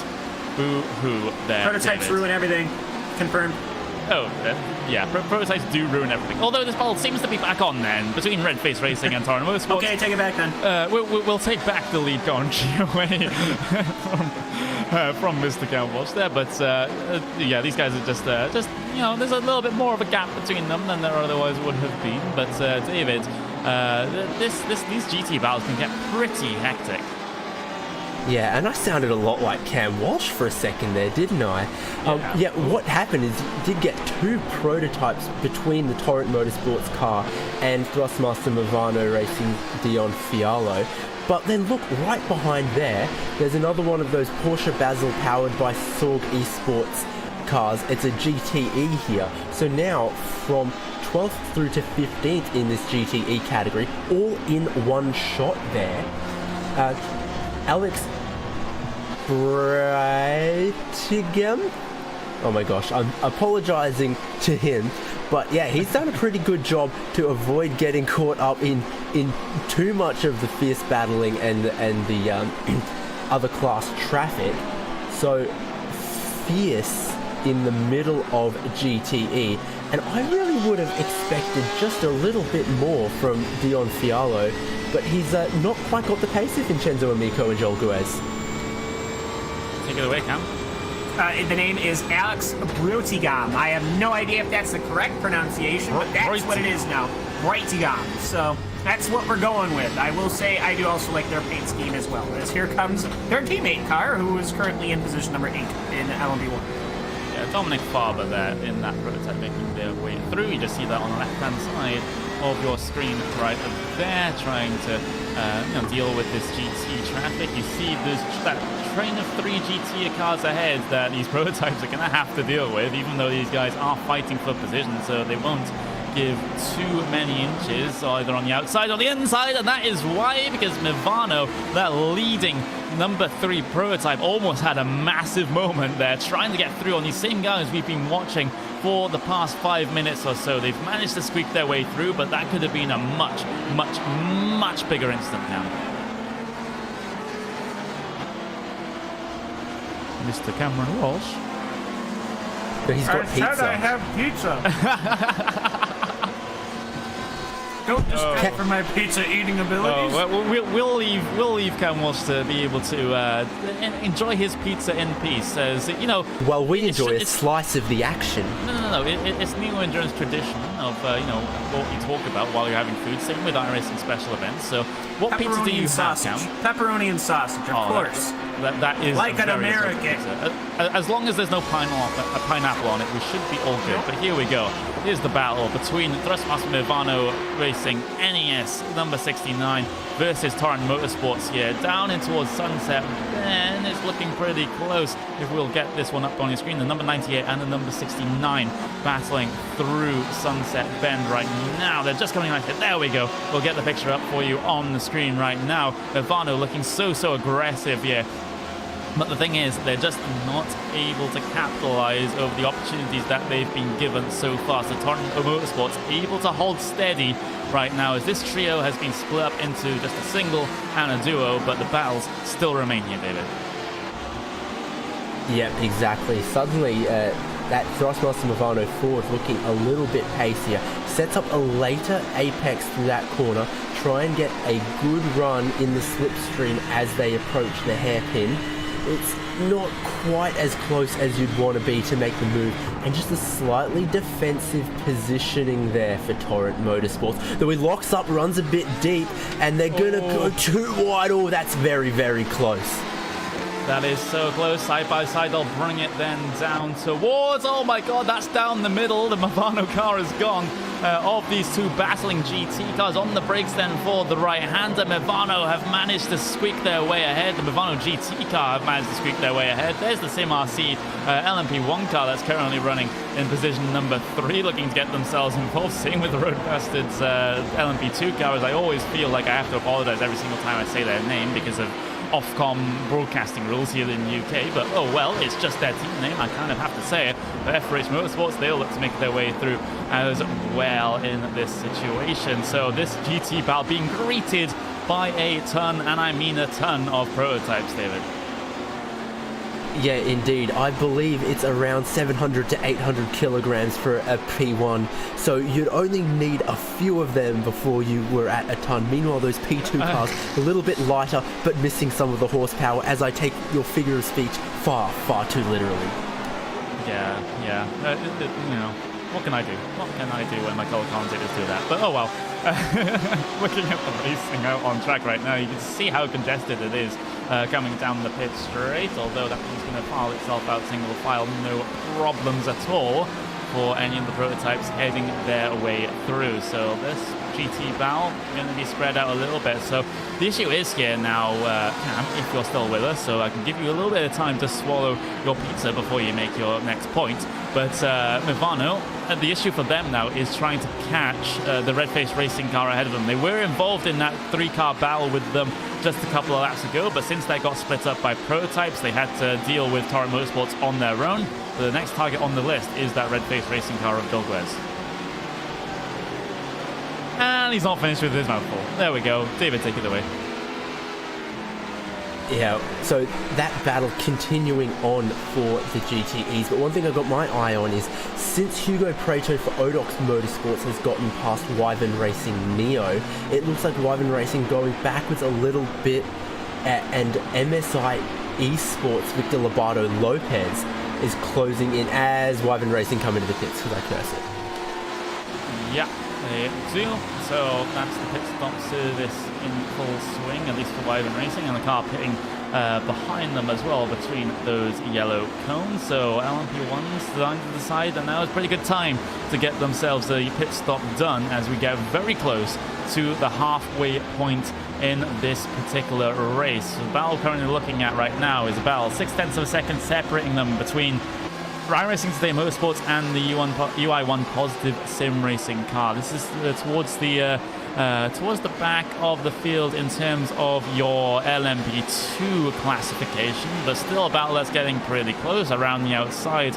Positive Sim Racing have to go of that Movano car, but they're going to get a little bit held up through the Sunset Bend there. You can just see that right in the back of your shot. So Positive Sim Racing Orange, that bright green car on the left-hand side, is being held up a little bit by the GT cars through Sunset Bend. That's not going to help in terms of their challenge, in terms of their challenge and their battle with iRacing Today Motorsports, but through the rest of the traffic they'll go pretty much okay. There's the Race Clutch LMP1 car that's trying to make their way through as well. So another situation where you have LMP2s, LMP1s and GT cars all lapping each other can be very, very hectic, but these guys know exactly how to deal with it, or at least most of them, I hope, know exactly how to deal with it. I definitely won't, because I am still below 2K rating on roads. I'm very embarrassed about that fact, David.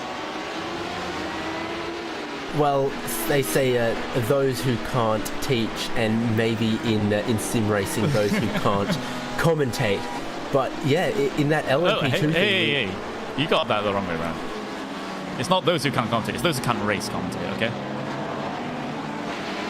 Yeah. So in that Prototype 2 battle there, it was still very close. So even as iRacing Today Motorsports was getting away from Positive Sim Racing a little bit, with Schubert Motorsports with Moritz Fricker was right there as well. So 10th place in Prototype 2, not especially glamorous, but they're fighting hard for it. Yeah, definitely will be. As once again, well, let's see the lapping procedure in full effect right at the front of that particular train, but that is just going to be a theme throughout the rest of the race now. No big clumps of traffic to be dealing with for any of these prototypes or GT cars here. It's just going to be drips and drabs here till the end as the field spreads themselves out. We might see some natural clumping here later on in terms of the amount of cars they have to lap, but you know, the overall theme is just going to be one or two cars here and there. As I've triggered into somewhat of a egotistical discussion in the RaceSpot TV TeamSpeak here, as we have Hugo Luis, our very own Hugo Luis, who's currently directing the cameras. Of course, a World Championship Grand Prix Series championship winner, saying, I have 8K rating. And yeah, I know we can't be all as fast as you, Hugo, okay? Go on, Cal. We don't have 3 names in our names, okay? God. I mean, I could potentially have 3 names in my name if I signed up to iRacing with it. So, it's like... unfortunately, we don't have that luxury sometimes. Is that the secret? Like, you need the RaceSpot sticker and then multiple names. Oh, yeah, exactly. That is just the ultimate secret of how to be fast in iRacing. We've cracked the Enigma code of iRacing. That is exactly how you go fast. Have multiple names and have RaceSpot TV stickers on your car. It's, it's exactly, the thing is we can't say that for sure because we've had, Martin Kroenke win with RaceSpot TV stickers, but the thing is he doesn't have more than 2 names, so... it's funny how things turn like that.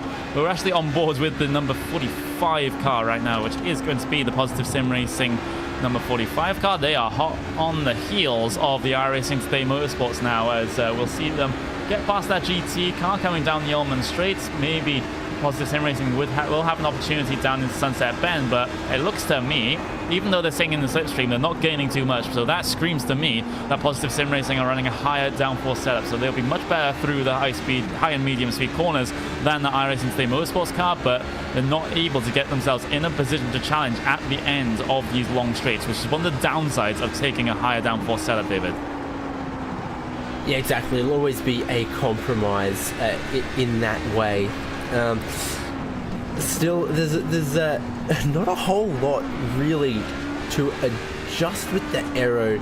The sort of set aero kits for these Prototype 2s, but then the rear wing angle doesn't make a whole lot of difference to the end straight line speed. I think Glenn Key's definitely positioning to maybe put a move on Chad Dalton's iRacing Today Motorsports car sometime soon, as he's rather quick through the hairpin with not quite as strong an exit. Yeah, exactly. So Positive Sim Racing getting themselves close, but not close enough to be able to make it side by side with Chad Dalton of that iRacing Today Motorsports car. You can just see how much better that Positive Sim Racing car is on the brakes, and some of that will come down to the slightly higher downforce actually helping with the braking performance as well, don't forget. But Glenn Key, he just has to work with the downsides of that particular philosophy now, as he will lose time on the straight bits of the racing circuit, and the end of the straight bits of the racing circuit, Cam, is usually where you make those passes. So it's a tough situation for Key to be in at this moment in time, but one thing that would really benefit is for him to get a good exit off of Le Mans, which he does not get. I almost wonder, at some point, it seems that he gets the draft and he's able to kind of pull on closer, but then he doesn't really do anything with that speed, and I almost wonder, is he saving a little bit of fuel? We have to remember, of course, with this being an endurance race, there is a strategy to be had.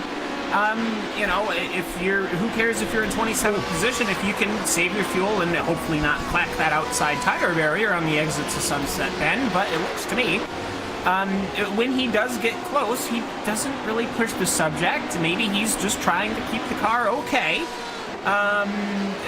or something to that effect. I don't know.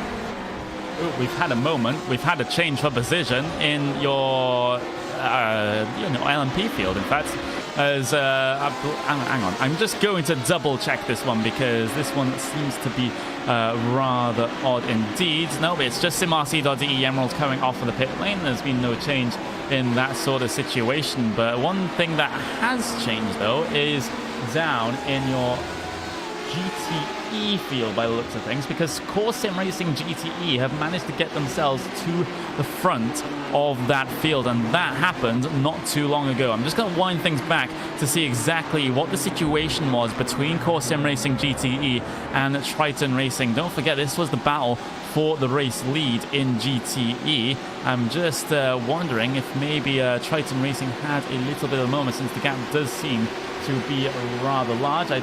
And they haven't come down on towards the lane, which is what is confusing me right now. So maybe we can just take another little look and see exactly what has happened. But David, this GT field is where the action has all been for pretty much the last hour and a half to 2 hours. So I wouldn't be surprised if they if Triton had a moment and had a little bit of a battle with Core Sim Racing off screen. Yeah, exactly. As strong as the field is in Prototype 1 and Prototype 2, GTE has the most cars. It was the closest in qualifying, and in the race, the racing is incredibly close as well. So, yeah, a small mistake could cost you a lot in that GTE field. And obviously there's been a driver change for Core Sim Racing and Triton Racing compared to how they started. So that could affect the pace difference between those two teams as well. Yeah, I'm very curious to see what exactly has happened, because the gap stands around just over 5 seconds at this point. So maybe I just completely missed something like an hour ago, and we just haven't quite picked up on it. But yeah, go on, Cam. I was just saying, obviously they've had an issue. They haven't had a particularly slow lap over the past 20 or so laps, so that just a bobble or something, maybe, or alternatively, what could happen is, the Core Sim Racing car could have gotten a nice, lovely draft or something like that for a couple of laps. Who knows? Well, we'll solve that mystery soon.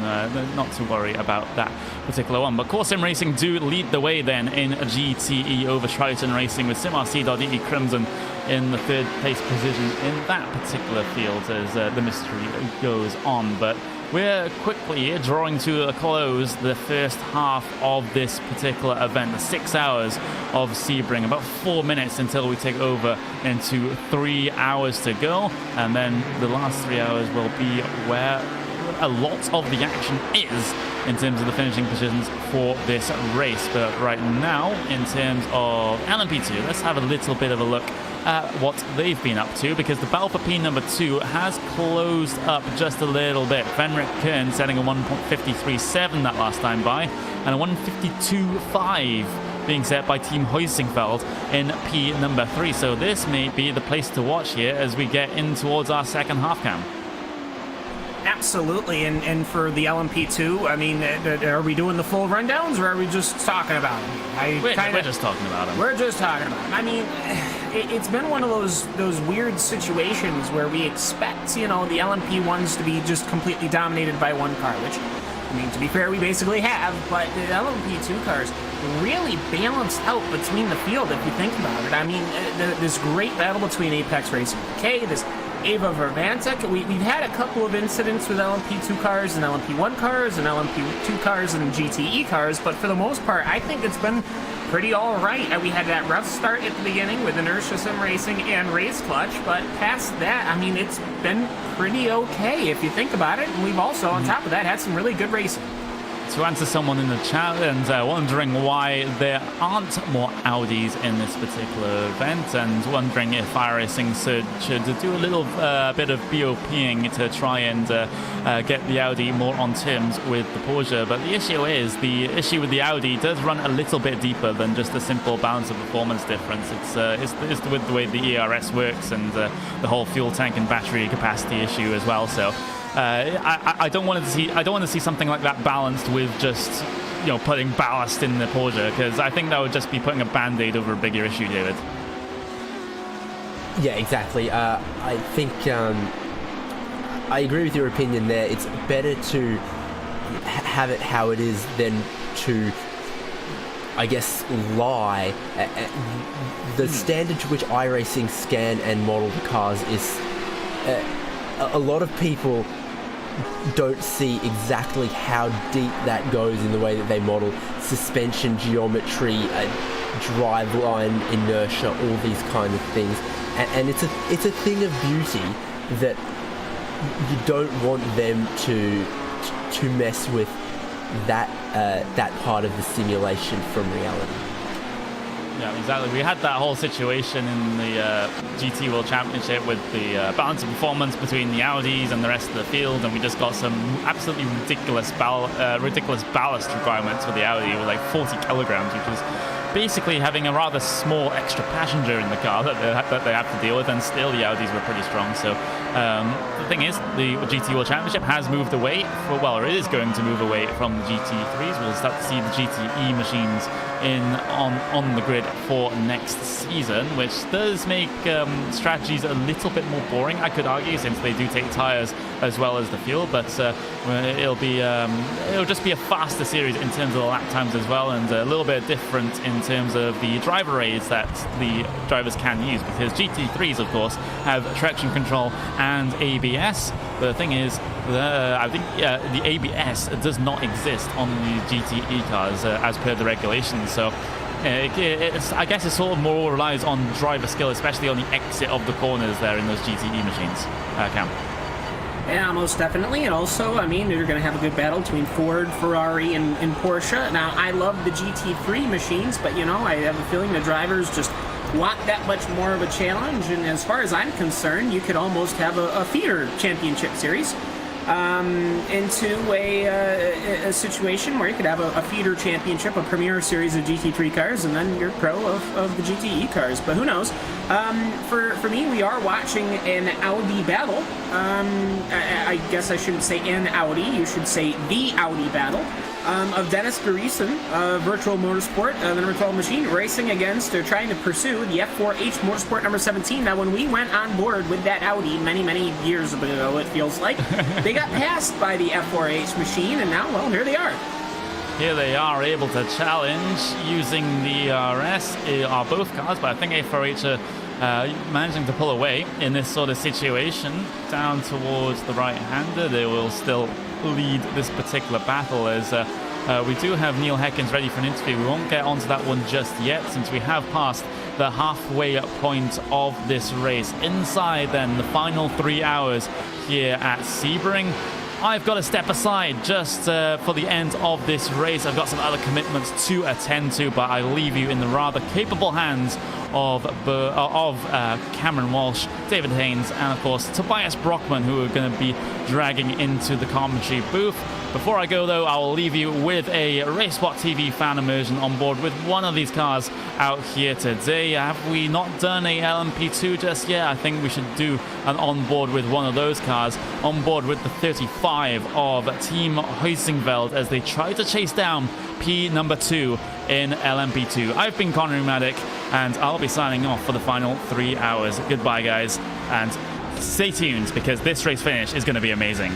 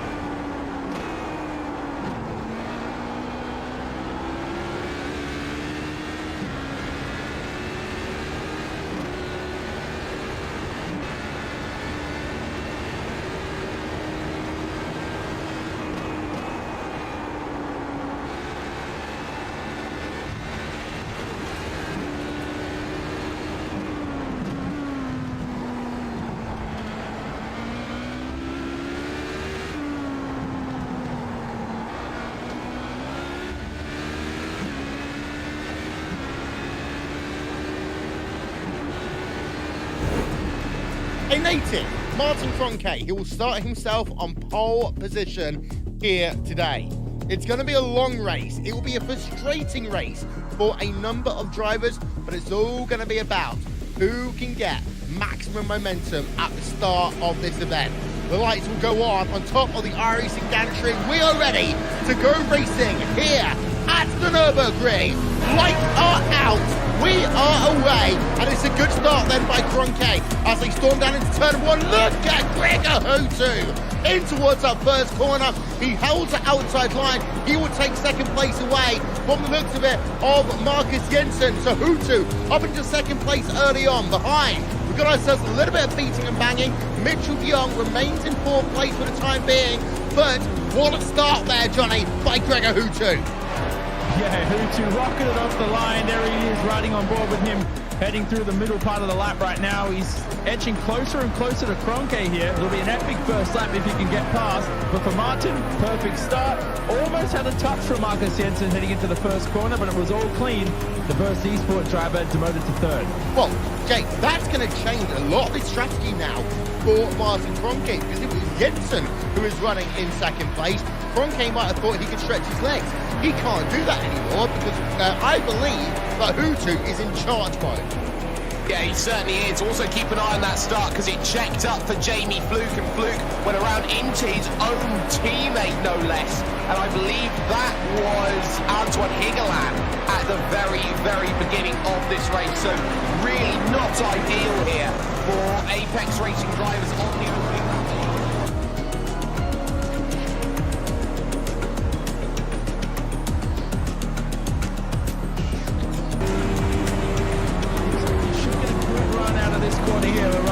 Looking from the rear end of Martin Kroenke's Toyota Simsport car. Hutu with DRS. He has a great opportunity here, Will. I think he's a bit too far behind, but certainly to pack on some pressure.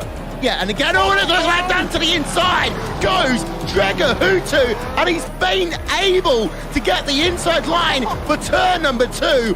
Pass of the season there. Gregor Hutu storms himself down to the race lead. I cannot believe that. Let's have a look again on board with Gregor Hutu, because this one was something special. He came back from 4 car lengths back in towards turn number 1, launched it down to the inside. He somehow managed to make it work. He overshot the corner, and arguably, Johnny, I would say that Kroenke realized that Hutu overshot and gave him the position. Wow. I think that Gregor Hutu didn't mean to make that move, Will. I'm going to say something very silly. I don't think he meant it. It was such a late dive down to the inside, and it was almost as if I'm hitting my braking point. Oh, wait, I'm going so much quicker.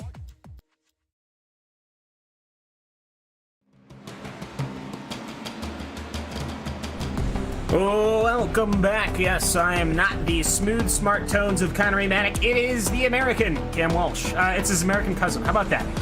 It's myself, Cam Walsh. It's David Haynes, and we are joined by Tobias Brockman, and we have been bringing you the Neo Endurance Series round number 1, the 6 hours of Sebring. We have had drama high, drama low, and, well, we have now had drama...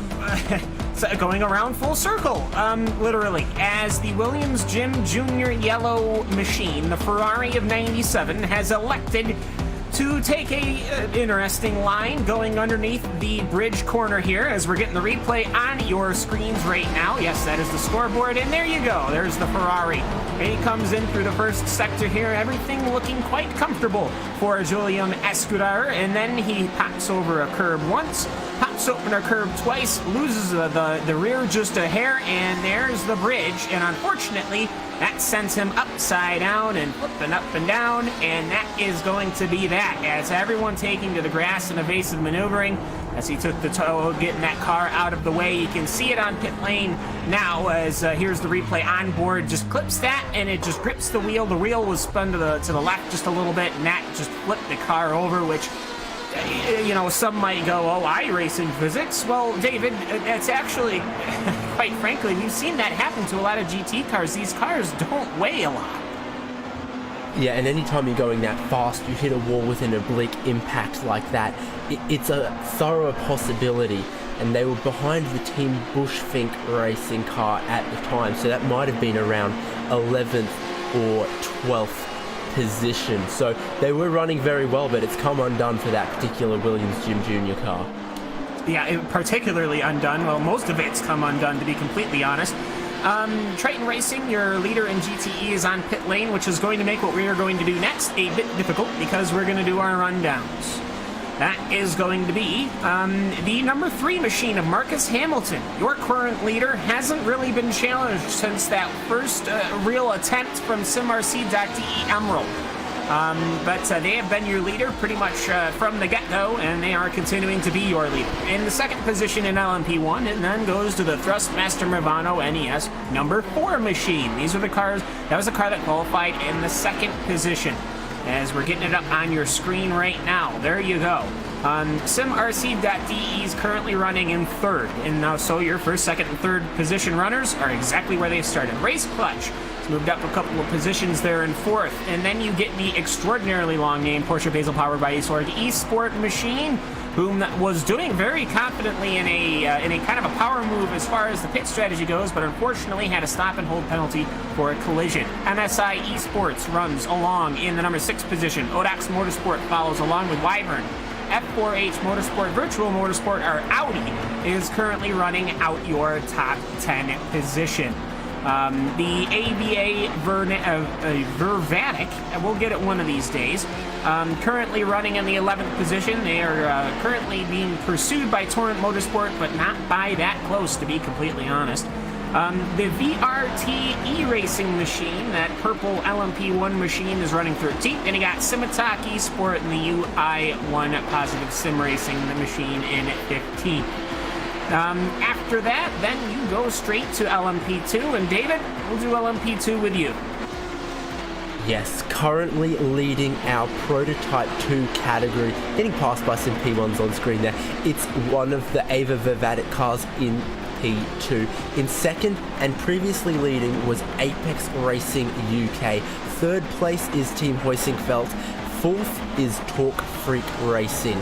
Fifth place, Team Mad. Sixth, TNT Racing. Seventh, SRN Motorsports. Eighth is IRDK Endurance. Ninth is the Positive Sim Racing car that's probably having the better day compared to its teammates. 10th is Schubert Motorsports. 11th, iRacing Today Motorsports. 12th, World of Sim Racing Team. The 13th is Inertia Racing Team. 14th, our favorite pronounced carefully team, it's Road Bastards. And 15th is Lux Sim 24, my opinion and therefore fact podcast. And that runs out the top 15. That's your top 30 runners right now. I'll run through the GTEs as Tobias is here, but we gotta let him. We gotta stick the toe in the water here. So we'll run through the GTE cars real quick. It's the Core Sim Racing GTE Ford is leading. Yes, you heard me correct. The Ford is leading, and they are currently running pretty strong with Yanni Kiru. Thrustmaster Movano's Dion Fiallo is running in the Thrustmaster Movano 69 Ford, so that's a Ford 1-2. Then you get that Triton Racing Porsche. The Triton Racing Porsche has been running strong. They were in the lead up until they actually just came into the pits right when we came back from commercial break. Then you've got the Porsche Basel powered by Sorg eSport Porsche. Then you got back to the 77 machine. That's the Sim RC Crimson. That's also a Porsche. MSI Esports, number 75, a paint scheme I'm a pretty big fan of. That's 75, as then you get back to the Army Racing Team, who has been covering damage since the start of this race, and they have been doing a good, strong job with it. Simitak Esports Ferrari is in close pursuit, and then you got the Williams Jim Jr. Black machine. No, not the Ferrari we just saw flip, but their teammate. Then you have Team 85 with Rito Hartmann. Now this one's pretty interesting. They were running very strong up until they started having intermittent brake issues with Lucas Justnacht, and they slowly slid their way back before checking out. Then they went to the Zenith as the eSport machine. Then you got them being pursued by the Torque Freak Racing eSport. And then you got Torrent Motorsport, not that far behind in another Porsche. Torrent is currently in a fight with a Red Face Racing by MXS Engineering Machine. And then you got Team 84 kind of on their own. Euphoria DriveX is also there. SRN Motorsports. is also there, and then you've got the Team Bushfink Racing Pink Machine. So, with that, that's pretty much your full rundown. Cars that are excluded are out. Team Chimera had a big incident early on. They're out running, but they're 16 laps down. Williams, Jim Jr. Yellow, we just saw flip over. Odax Motorsport had an issue. They're retired in their GTE machine. UI, one positive sim racing green car, the one that kept getting penalties. That one's out. Logitech Gialtis is out. Race Clutch is out. And Team 52 was not a starter because obviously there was no Team 52. So, with that, we now resume normal coverage. Well, it's a bit difficult to kind of pick up where to leave off. At this point, David, it seems to me like everyone is just kind of taking it not easy. It can never be easy here at Sebring, but it's one of those situations where the last thing you want to do is be involved in an incident when you're past halfway. Yeah, exactly. As we get, as you say, past halfway, a lot of these drivers, a lot of these teams will be looking at, okay, we have a pit stop now and then another full service pit stop, and then how long is our short stop maybe going to be to get us to the end? You start looking at how long that's going to be and work out your strategy from here to get you to the end quick as possible.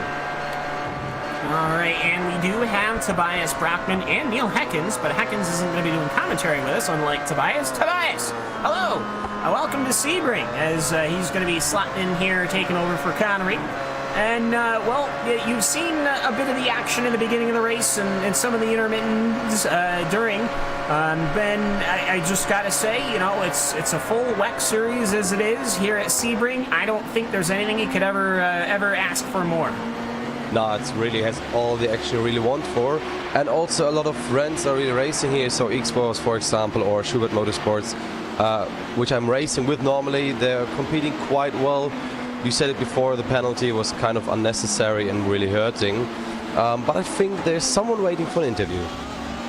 Yeah, we have Neil Heckens. That is, of course, the N in NEO, the Neil and Eagle organization, of course, sans Eagle at this point. Niall, hello, welcome to the booth for the first time this season. It's the 2018-2019 season, and I mean, you guys in the race control booth have had probably the easiest day I can ever remember in recent memory.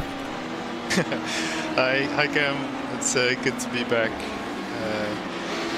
Well, so far it's going okay now, but especially before the race we had quite some last minute issues that needed to be solved. For example, my Discord bot kept crashing, and I had to use the qualifying session to solve that issue. But fortunately it's solved and has been very stable ever since, so that's very great. And yeah, the start was a bit hectic. It seems some people are doing too much official races with their starts in the lower classes, but yeah, it's the first race of the season. We expected quite some incidents, to be honest, because everybody's new and unfamiliar with each other. And now we see a couple hours in, everybody's in the flow, and it's going well so far, I think. Yeah, that first hour was extraordinarily hectic as we're watching this battle for the 20th position with the Team Mad of Miguel Freitas and Benjamin Lindsay with TNT Racing, which I have to squint my eyes. I'm so used to TNT Racing being a bright yellow machine. I just, it's a little alarming to me. I feel like I'm like colorblind here, but it's one of those situations where this always is kind of going to happen. You can do as many practice sessions and as many team building exercises, as it were, between the different classifications of cars, that it's one of those situations where no matter what you do, the first race is always going to have teething issues. I mean, and on top of that, we're adding, of course, the LMP1 machines, and yes, everyone is familiar with Sebring, and yeah, we've had these cars for a season or two, but there's just something about putting 50 plus cars on the track and expecting guys to work on it. Yeah, exactly, and also Sebring is not one of the easiest tracks out there. So yeah, we expected the teething issues indeed, and I think from this point on we expect it to become better throughout the season. And speaking of the season, it seems to me that you guys have really kind of picked a series of tracks that are going to be very challenging. We saw how much of a time difference there is in the qualifying between the three different classifications of cars. I mean, we're going to go to Interlagos, we're going to go to Suzuka. I mean, just kind of take me through kind of how you expect the season to unfold. You really hoping that these guys get these things all cleaned up? Yeah, I expect so, to be honest. I think, the tracks are pretty challenging, but we've also, usually we try to switch max tracks at the same time, but some tracks were so popular from all the teams and drivers that we just had to put them in there. For example, Suzuka. A lot of people wanted Suzuka for years, and after a couple of years of twin ring with Tegi, we thought it would be time to give Suzuka a chance. It will be challenging, of course, but that track is so much fun. Yeah, it certainly is. And speaking of good tracks, I mean, Sebring, this has been kind of the continuous home of Neo, no matter what the iteration is, whether we're running old GT1s or GT3s or whatever we are running. Neo has really always seemed to have started here at Sebring. It's almost tradition at this point. I would say it is tradition. And it looks to me like we have a lot of new faces out there. Not so many, perhaps, of the old faces, but what that does mean is that we get to see new challenges, new drivers, new teams, and I can always say that's a positive, not a negative. Yeah, exactly. It's a classic case of the king is dead, long live the king. Of course, we had Rwanda, some sport who dominated the series from the start, and for example, they've decided to focus more on the World Championship Series, which I cannot blame them to do that. I mean, it's of course it's a pity we lose teams like Pure Racing Team or Rwanda Sim Sport. But at the same time, this gives a lot of new teams the opportunity who have been trying to get into this series for years now, but were just on the wrong side of the cutoff line, and now they are on the right side. So, I mean, it's a nice thing. I mean, we are still a league, and we just want to give everyone who's participating and also watching same experience as you're watching a real life race. Well, I can certainly say this is, in fact, a real-life race, because they are really racing. I mean, it's been one of those things where simulation is just gotten to that point where watching these cars go around, watching everything go on, as I just watched the number 99 machine, Zenith Esport, ended up going off track, and that's collected the MSI Esports LMP1 machine, as well as the Luxem MOATF machine. We can get a replay of that one, as that's the number 44 machine. He'll go get set spound up, as it looks to me like the Porsche was just going into their corner, and unfortunately the LMP2 car just a little too late on the brakes, or was expecting something, and that just caused a little chain reaction there. The LMP1 car seemed to be all right. Everyone seems to be all right, quite frankly. Luckily so. I don't know if the fuser of the back of that car is damaged. Maybe no.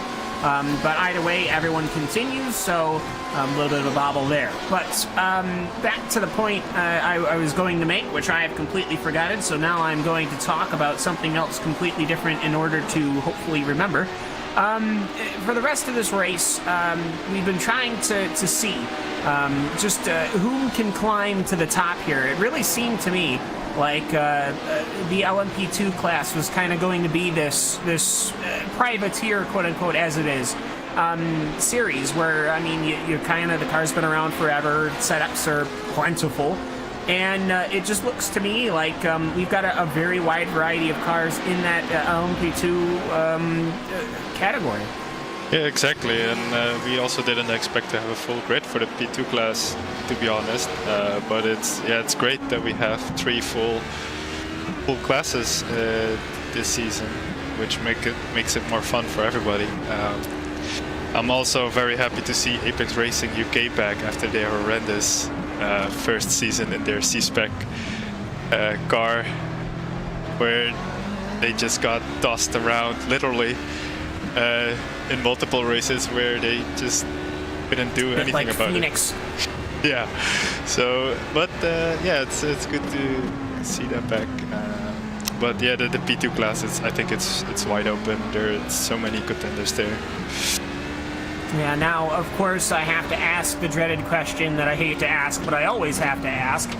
We are going to be hitting a build at some point during mid-season. Of course, the Neo season takes many months. And, of course, we finish out with the legendary 24 Hours of Le Mans. We're going to be hitting the build. What are you hoping for, I guess, from what we have now to the builds that is going to be coming up at some point?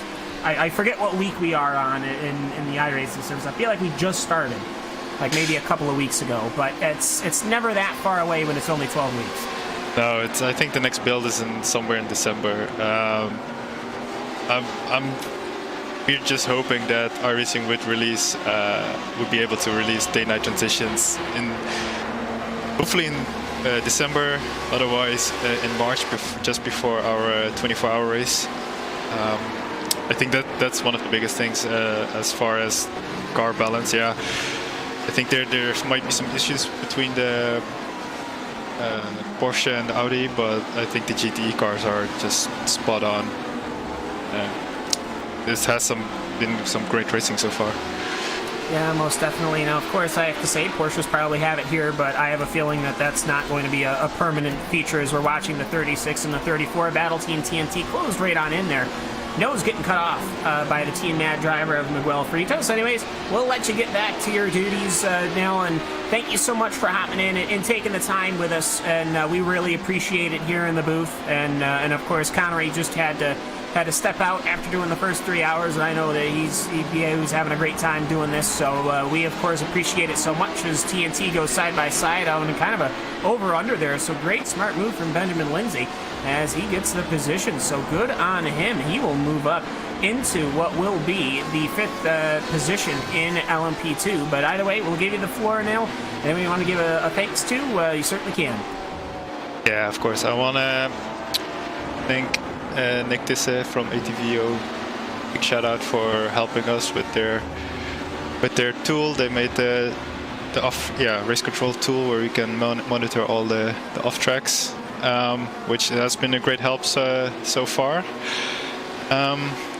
Also want to thank all the stewards today in the race control: Alvin, Jason, Marco, Michael, Nick, and Paul. They haven't been doing anything today. No, no. I'm very happy that we were with this many in the opening hours, because there was so much to do, all the technical issues as well. Yeah, and also I want to thank you guys for another great broadcast so far, and I'm looking forward to the final 2.5 hours of this race. Absolutely, and thank you so much for joining us. I always love interviewing you, and yeah, most certainly. Shout out to your guys working in race control. An absolute stalwart job, and I always love the organizational part. I love the PDFs and the spotting guide and all the good bits. So of course, I'm sure it'll only get better as time goes on. It's our first season of the LMP1. I'm excited. Everyone here is excited. So. Fingers crossed, we'll keep it going from strength to strength, and you have a good rest of your 6 hours of Sebring. Yes, thanks. Well, that's Neil Atkins of the NEO organization, one of the very first co-founders. David, just to talk to his points, it is kind of one of those situations where you get to see a lot of new faces. Of course, you get the new LMP1. This race control system, look, if it's made by Nick Thyssen, I'm not familiar with it, but if it's made by Nick Thyssen, it's worth its weight in gold as far as I'm concerned. So that, of course, is probably helping out immensely. It just looks to me like we're setting ourselves up to have a pretty good season. Yeah, exciting start for sure. Lots of names that we recognise, a few that are coming up that are a bit newer. Speaking of the software, I know that there's some that will help race control zero in on incidents and other things like that, and it's great that they're using all of the tools available to them to keep abreast of everything that's going on and make their decisions as they have to. And for this race just now, though, quite a few battles still happening, and I think we're watching one right now. Yeah, and on top of that, we do have a 15-second stop and hold for the Luxem MO8F podcast car for the avoidable contact. That was for the rear bump that we saw there. No surprises there, I think, Tobias. That was a pretty straightforward, you run on the back of a car going into a corner. That's a slower car in a slower class, and you end up, you're going to have to come in and serve a 15-second stop and hold penalty. I mean, yeah, you have responsibilities when you are in the faster car, and it was really avoidable. He could just have waited after the turn, but 15 seconds, this is still, I mean, even whether now the gaps are a little bit larger, 15 seconds is still a lot of time. It certainly is. I mean, even if it's just a drive-through, that still would have been a pretty significant amount of time. Maybe not so much if they could service the car whilst also taking pits. But with this, they cannot. That's been an update to the rules as of last 2 seasons ago, I think now. But either way, yeah, it's going to take a chunk out of them. And it's they are currently running in the third from the bottom. So I mean that's what, probably 13th position, something like that. So it's not going to be going a good day for them. But overall, though, I have to say, for what we have had, there have been a couple of what you could say questionable calls as P2 cars are on pit lane. But for the most part, I think they've been pretty straightforward. Sometimes they've been easy enough to call. As a pair of LMP2 cars comes off as it's Justin Hogg and Dirk Van Telolden of Torque Freak coming off following Team Heisenfeld. And Tobias, it just seems to me that hopefully they can clean these things up. But, when you're going to Interlagos, you're going to Suzuka, I mean, you can't get more close quarters than if you were, say, running at like a Roval or something. Yeah, Interlagos is getting pretty interesting, I think, because you have a lot of slow turns, and the mechanical grip, of course, from GTE cars is a lot better than from the P2s and P1s. So they should start to get to know each other a little bit more and to start to race a little bit, let's not say more fairly, but maybe more predictable. More considerate, probably, and also there's going to be such a speed difference down the straights that in the track is so small that hopefully the classes can get separated pretty quick and easily, and then when everyone intermingles, it's a bit easier when you only have to deal with 1 car or 2 car per corner rather than the entire chunk. But either way, we'll go back to David. I mean, we did see during that interview the TNT racing car Benjamin Lindsay kind of get past the Team Madden P2. For 5th position, but outside of that, nothing too crazy's happened. I did notice that the Thrustmaster Movano car did lose out to SimRC.de Emerald, and that was a pass for position on the racing track, not in the pits. So SimRC is really still pulling really forward. They may be 30 seconds behind their overall race leader, but they are still in this. Yeah, driver change not too long ago. Currently Simon Grossman behind the wheel of that number 7 SimRC.de Emerald car. And that's what I keep saying, is there's an ebb and flow, as there'll always be a slight pace difference between different drivers in one car. And maybe Simon Grossman just has a little bit of advantage over Maxim Bryant in the number 4 Thrustmaster Movano. But number 3 Thrustmaster Movano P1 with Marcus Hamilton behind the wheel, looking untouchable. He's on pit lane right now, untouchable. Now, we did have, I think for me the big thing is that you go from Marcus Hamilton to Tommaso Carlo. I mean, you're going from strength to stronger than strength. It's almost not fair, really, because Tommaso Carlo, he's been with that Movano team forever, as Marcus Hamilton looks to stay in this machine as they're putting the fuel in now. So will they be taking tires? We'll have to see. As the driver's coming down now on pit lane, you can looking out the front windshield of it. You are seeing our pace car, which will stay there. We don't have like a code 60 or anything like that. A lot of P1 cars are actually on pit lane. Odox is in. Inertia is in for P2. and a couple of other P2 machines are getting their service. And yes, they are getting tires. So Tobias, it's pretty straightforward to get tires here. Sebring, I have a feeling, really chews up these tires. I mean, it's 41 degrees Celsius. I don't know how much in Fahrenheit it is. But it gets very slippery, and especially with all those bumps, your car is sliding anyway. So it might be a wise decision to take tires now. Yeah, and I think for me, I love racing on Sebring, but I also hate racing on Sebring when you're have to deal with so much.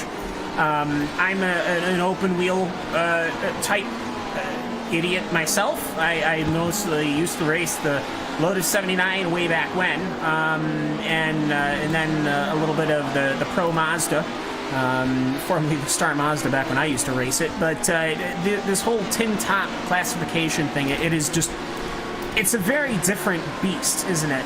It's you got to fight the track and the drivers around you, which is always a bit of a challenge, but Tobias, you do end up getting used to it at some point. You're familiar with the people that are in the cars, and you know whom and how to race them. I mean, yeah, I raced LMP1 in the official iRacing series, and in endurance races, just the first few hours, so just the first hour was a total mess.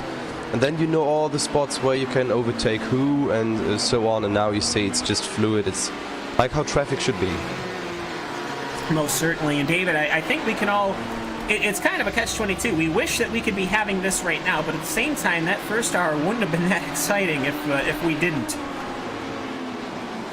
Yeah, well, you always ask from a race a balance between crazy and predictable, and so from the lead SimRC have pitted, and so that will restore order in the top 3 of the P1 class. So watching the number 3, who will be our overall leader, it's a matter of where does the number 7 of SimRC come out relative to the number 4. And there's also a battle going on with Carlos Villegas and Mike Nurnberg. And I believe they are a lap down. Yes, okay. I was a little worried there because I was like, they've blown by where the SimRC car would come out of the pits, which he is just coming out of the pits right now. He is in clean space, which is very good. We did see how there was an incident with the UI machine not that long ago. It actually comes out behind his Porsche teammate. And David, it's one of those situations here where we do have a great LMP1 position battle that I have lost, and now I cannot find it anymore. But they just went past the start-finish line. There it is. It was the Odox Motorsport of Carlos Villegas and Mike Nurnberg, and they've split themselves apart. But that Odox LMP1 machine has been having a really good day. They started in 9th, they're up to 6th now, and that's just from performance. Yep, they were racing, Wyvern Racing got past them, they were racing NSI Esports, got past them. Now they're in this battle for position here with Porsche Basel powered by Sorg Esports. And so the pace has been good from Odox Motorsports, even if they didn't necessarily qualify as well. In fact, they're up 4 spots from where they qualified. So, having a different race than, for example, Wyvern, who've lost 4 spots from where they qualified. Yeah, and for Wyvern, I mean, they did have a couple of incidents. You got to remember that as well. And we also have to do our whole hoop thing, because the Audi, not an Audi, the Audi is up from 16th up to 7th. And Tobias, of course, the Porsche versus Audi, it's not so much as you just chuck some more weight on the Porsche and everything would be hunky-dory. There's some stuff that they have to do on the back end that they plan on doing to allow these cars to be a bit more equally balanced as far as fuel running goes. But I will say to have the only Audi doing very good, keeping the admittedly not the best looking of noses clean. It's been very good. They've moved up so many positions. They're up from 16th up to 9th. I mean, yeah, I was talking about that in the chat before. The Audi is like a mixture of a 2012 Formula 1 car in the front combined with a GT car a little bit. But yeah, it's doing pretty good. It's actually doing better than I expected beforehand. When I was seeing it in the Spotters Guide, I was like, no way he can keep up with the Porsches, because The Porsches have the MGUH, they gain like a lot of electricity on the straights actually, but I think this track you don't have too much full throttle, so that might come in handy for the Audi. A lot of hard braking zones, not the baddest thing to have. Yeah, and I remember I raced kind of the first full season of the iRacing LMP1 series. Why, I don't know, but I just did. I can remember I ran the Audi kind of the first half and the Porsche kind of the second half, because the Porsche just clicked with my throttle inputs and gear shifting. And for the Audi, it was just one of those situations where I remember distinctly at VIR, you know, it was hard because there's so many long runs, and then there's not a lot of braking areas. But what braking areas there are? Well, Odox Motorsports have gone very, very wide there, Ken. Whoa. And what has So that's let Porsche Basel powered by Sorg Esports through, because Carlos Villegas is just coming into turn one. And get the replay up on screen. What he's done is he's just come in way too hot, maybe locked up an inside tyre. I don't know, it's just pushed wide, and then he's done a little bit of a lawn mowing service for the track. I can tell you right now, he came in with so much speed. The front tires, as well as the side tires, they literally skidded. That's how fast that was. You can crank the wheel as much as you want, but there's nothing that the tires can do other than just glide on the surface. You can get this amazing slow-mo footage here. You can see the car sliding to the right, a bit like watching those Formula cars in the qualifying, how they skit. Very similar. Very lucky, I have to say, because what can typically happen is the car is going sideways when you hit that grass because you're trying to straighten out from the corner. Many cars have ended up careening to the left and smashing into that inside wall. So great job for that Odox car of Carlos Villegas to keep that under control, Tobias, because that could have been so much worse. I mean, I slammed the car at that place a lot of times. Don't ask me about that. Because the moment you also have the bumps on the grass, and then you can even when you think it's stable again, you can lose it and throw it into other cars. So it's pretty dangerous. It is, and now they have the fun time of both of these cars going around GTE cars. Mike Nürnberg was able to easily get by, and here comes Villegas. Full bore on the inside here. He gets it all clean. I didn't see a little puff of smoke, so somebody locked it up going to the inside. That's the Team Mad with damage on the front of that car, the number 36. We can see what has happened to Miguel Freitas here as, don't tell me that he did exactly what I thought. No, David, they ended up a little bit too much speed trying to go around a GTE car. Thought he was clear, wasn't. Yep, here's a replay for that. He's coming around, looks like a Chalk Freak car. Yeah, they've ended up just a little bit three wide and gotten a little bit too close, and that has tapped the rear corner of Team Mad, and Miguel Freitas was having a great race right up until that happened.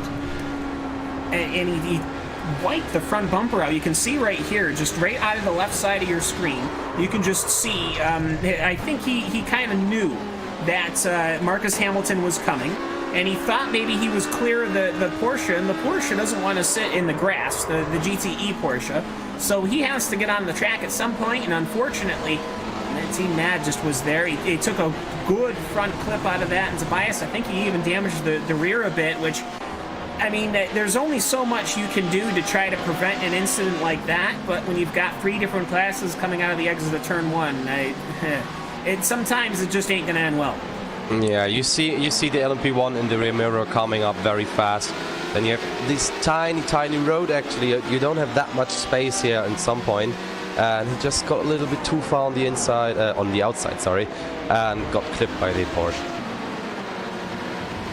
Yeah, and of course, I have a feeling the Torque Freak guys, I mean, they probably got to feel bad, and obviously Team Mad bringing their car into pit lane. They didn't do anything purposefully wrong. I don't think anyone really did anything purposefully wrong, David. I think like that was probably, if you were going to call a racing incident, that would be my I don't want to say guess, but my suggestion.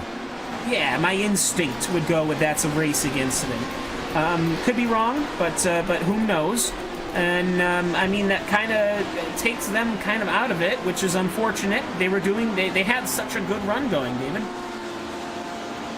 Yeah, exactly. It's just a matter of when they go three wide, the car in the middle doesn't know exactly where to position themselves, and so that's come undone. Looking now, though, a bit deeper into the Prototype 2 field, because as someone loses out, others gain. So iRacing Today Motorsports and World of Sim Racing Team 10th and 11th. Chad Dalton leads that, but then Iker Estefania, he's gotten a bit balked by that Williams Jim Jr. GTE, but that's just how it is. How it is indeedly. As it is a good battle as they go now into the legendary corner number 7, which is never a fun time, but it is a time.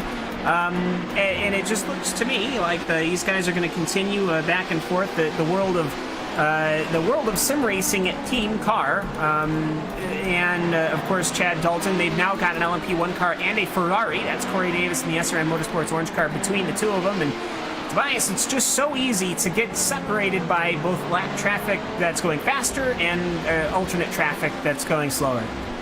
Yeah, you really have to watch out. It's like a stone thrown in the way a little bit. But yeah, that's racing. But, you know, the World of Sim Racing team, they know there is another car of traffic coming up anyway that might break iRacing Today Motorsports so much that they get closer again. Yeah, and that can always happen. They have a Porsche of the Euphoria DriveX racing up the road a bit. And David, we haven't really talked about this car at all. It seems to me like there's quite a couple. There's kind of the second half of the GTE cars we haven't really had a lot of time to talk about. Just because there's so much going on track. You know, the Euphoria DriveX car, it's piloted by Andreas Rau, and now currently Facundo Britos. They look like they're running pretty all right, and it's not a bad day for them, I have to say. But you know what? They might get caught by this LMP2 car at a pretty bad section once you get past turn 7 onward. Your GTE cars are running max suspension load, whereas these Prototype 2 cars are going to want to probably get by. Well, yeah, exactly. With as many cars as we've got in this race, we've got 22 just in the GTE field. Means we won't be talking about everyone. But if you're a team like Euphoria DriveX, maybe us not talking about you means you're just quietly going about the job, and sometimes that's good, because there's a few teams we've talked about, given some airtime to, because they were having a rather bad day, picking up some literal penalties, airtime, being involved in incidents, and getting all 4 off the ground and not in a good way. But I will say, just as we Tobias was alluding to, as speaking of all 4 off the ground, the World of Sim Racing team just went all 4 off the road. And Tobias, it was correct, David, in that, the iRacing Today Motorsports car, just one GTE car was enough to allow Iker Estefania to catch him, David.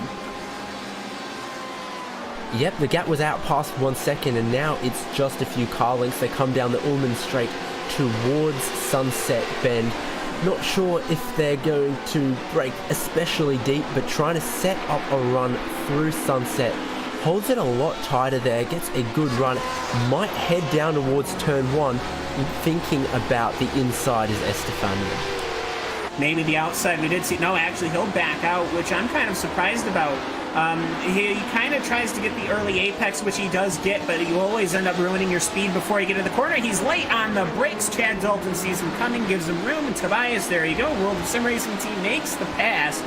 And for LMP2 cars, I mean, we have to remember, up until these LMP1 cars, these were the fastest prototypes that we had. That was not an easy and simple feat when you try to actually break it down, but good awareness from both drivers. Yeah, that was pretty fair, and I think both drivers, Estefania and Dalton, they both know how to fight fairly, and I think they're gonna meet up anyway somewhere soon. Yeah, I mean, it just as we said, we had that one car was able to bring it back the other way. Well, we've got the Team 84 car, Marcus Pappenbrock, sitting back here. They've been having a mostly quiet day, unlike their teammates and the Team 85 machine, both Porsches, but it might, come back the other way. And Sebring, David, I think one of the reasons why we love coming here is that it is such a varied track. I mean, 3.7 miles. I don't know how long that is in kilometer length, but it doesn't matter because kilometers are silly. I mean, they're all based on science and, logic and all that stuff like that.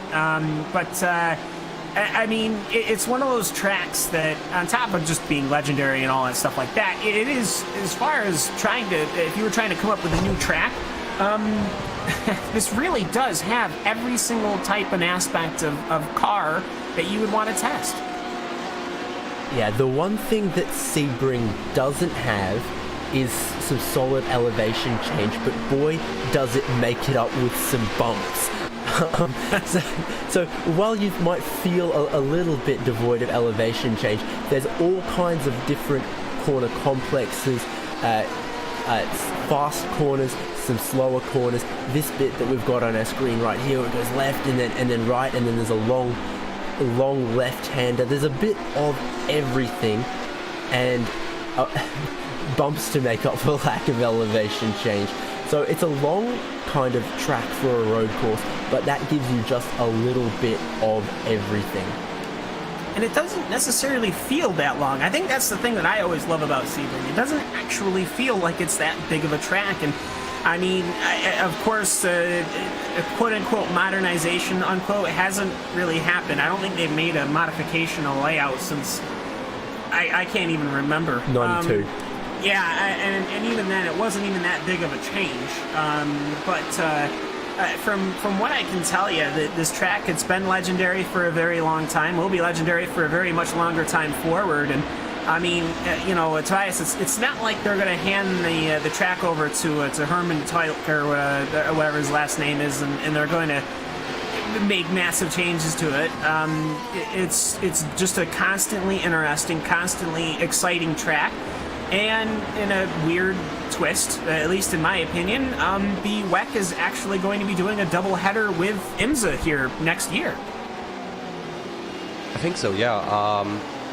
The WEC is doing the super season, though, so they're coming up to do some promotional racing. I mean, it's a normal race, but it's a lot of promotion doing it together with IMSA. Yeah, most certainly. And they wanted to do a 12-hour, which I think they might have put back to 10 hours or 1,000 kilometers or something like that, because IMSA was kind of like, seriously.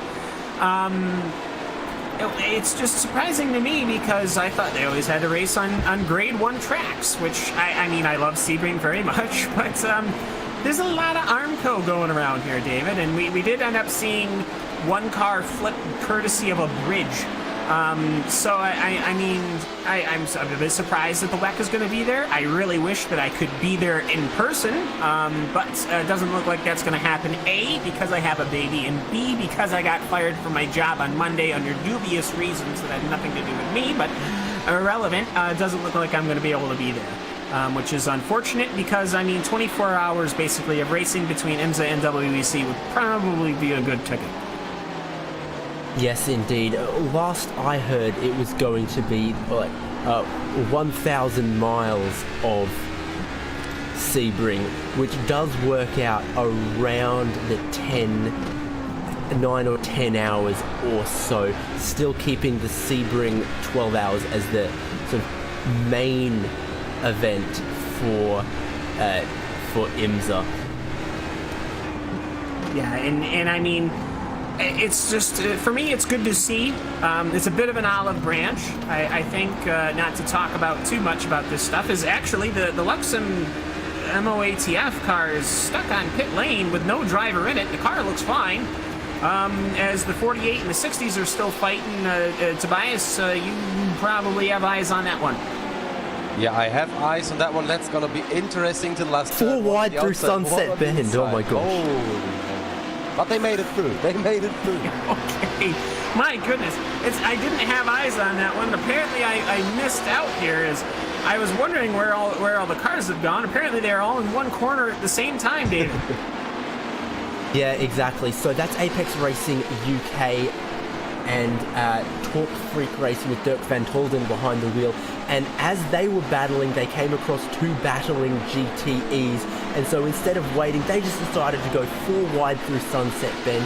that's okay. That's only 4 of the 100 possible racing lines through there. And so much traffic here. I think that's one of the Zenith esports cars amongst there as well. And so, and there's contact there. Both of them will carry on safely, but contact between Apex Racing UK and Talk Freak Racing. For Alex Simpson, he wants to go. I mean, this is like the second or third time that I've seen at least one of those front wheels lock up, because he wants to go, and here he goes now along the outside, through the gears. They're in the tower corner right now, or they're in Cunningham, excuse me. This is the slower of the two corners, and now the Zenith car ends up slowing down, and so the favor goes to the Torque Freak Racing machine, as now they work their way towards the tower corner before they hit the Le Mans section, as it's called, and then they go down the Golden Straight. So for Alex Simpson, Tobias, I mean, very aggressive trying to get the position on Dirk Van Tolden, and I have to say, for Van Tolden, he just honestly just kept his line. He was driving like the car wasn't, he wasn't under any pressure at all, and sometimes it's the best defense you can do. I mean, I don't know about these guys, but my hands are sweaty just from watching those guys racing. But yeah, he's staying pretty calm actually. I mean, oh man, they're nipping at each other, and that was some good old-fashioned stock car racing right there. And they're only going to be coming up on more traffic, David. I mean, it's one of those situations where this is just going to continue, as now I'm looking back a little bit, my eyes squint as I see a Ferrari and a Porsche, the number 66 and the 68 of Laurent. It's in all caps, so I'm not going to yell. Of Miskiewicz, I don't know. And Alex Brautigam, as these two cars are fighting, David. I mean, I gotta say, it's just going from battle to battle here. Everyone took about a 5-minute breather, and they're right back at it. Yeah, with 50-something cars on track, even with a few retirements, there's still plenty of battles in all of the categories, and every now and again when you get a clumping, well, it was absolutely rush hour there. The traffic was thick and fast. These drivers had to be very heads up. So on our screen right now, though, that is Breadface Racing by MXS Engineering and JRT, and Porsche Basel powered by Sorg Esports. We've got our two biggest names. I don't mean most famous, I mean our two teams with literally the biggest names, and they are divided by just 1 second. And an entire qualifying grid for the GTEs was divided by only 1 second. So of course the racing's been very close and continues to be here for 12th and 13th position. And the battle for P40 Torque Freak Racing going side by side with Torin Motorsports. It's the 98 machine versus the number 81 machine. Chris Roller has to give the inside line to Filip Matrevsky, and Matrevsky will have the position. So some good racing here. Just to kind of finish up a point that I was making about what feels like 20 minutes ago, the Lux Sim 24 MOATF podcast. I have no idea what happened to that machine, but they pulled onto pit lane, and it looks like their day is done, which is unfortunate for them. But meanwhile, we've got great battling going on here. And Tobias, you know, it just really seems to me like a lot of these little battles are just kicking off whenever. And it just seems to me that we're setting ourselves up to either have A, really high drama, or B, some really unfortunate incidents if they keep racing like this. I'm really hoping for the drama, not for the incidents, because you want to see going past each other every turn, one another, and so on, but you don't want to see incidents, because now, like after 2/3 of the race, it would be really, really unfortunate. Yeah, most certainly. Heartbreaking, I think, would be one of the things. It's one thing to have your race have an incident, like the Chimera boys having an incident and setting, you know, your sights fairly low afterwards, but to run a race and run a good race and then have something happen would be unfortunate. And David, we have Dominic Crowder. I don't know if you would rather take the interview, but we'll get him in here. He's one of the Sorg LMP drivers who wants to have an interview before his stint. So David, take it away. Well, hello Dominic, from, I believe, the number 18 car. you guys were leading very, very briefly and unfortunately picked up a penalty, but now in 4th place. How's that race going for you? First of all, hello guys, hello to the viewers. Sadly, the race didn't plan out so far how we, or it didn't go how we planned it. We were leading. We both didn't expect that, to be or our pace to be that good, honestly. And we were quite competitive, still are. And then we were leading for a few laps. Then there was that stupid penalty. I still don't understand how that happened. When you look at the incident, it's completely ridiculous. I have to say, that penalty. People got killed and got sent into the catch fence, and people got warnings for that. And we touched slightly with another car and get a 15-second stop and hold while in the lead. That is quite ridiculous, I'd say. But now we fought back quite well. We were 50 seconds down. Then I had another crash, got spun by the same car who protested us before. They got a warning for that. That's even more ridiculous, I have to say. And then we were quite a bit down a full lap. Now we're recovering from that. And I think P4 is the best we can do if nothing happens to the top 3. So a new season of the Neo Endurance season brings some new cars, and you guys are in one of those new cars. That's the Porsche 919 LMP1 Hybrid. How are you finding that one in this series with the kind of closing speeds and differences in acceleration between it and the other class cars? Well, obviously it's one of my favorite cars, or if not my absolutely favorite car in iRacing. I just enjoy it a lot. There's so much to it, not only the driving but the hybrid management, and it's just perfectly suited for an endurance series. The traffic management is actually, of course, the most important part in a series like that. The closing speeds are obviously very, very the difference is quite big, obviously, between LMP1 and GT, which is quite frustrating sometimes because the GTs are just way slower than us in corners. For example, in the last turn, when you see on your relative box that you're on the last straight and you see a GT in front of you, maybe a 2-second gap between, then you know, okay, I'll hit him in the last turn, and you'll just lose loads of time. So you have to calculate that out a bit and manage that quite well, and that's just another layer to the racing on its own.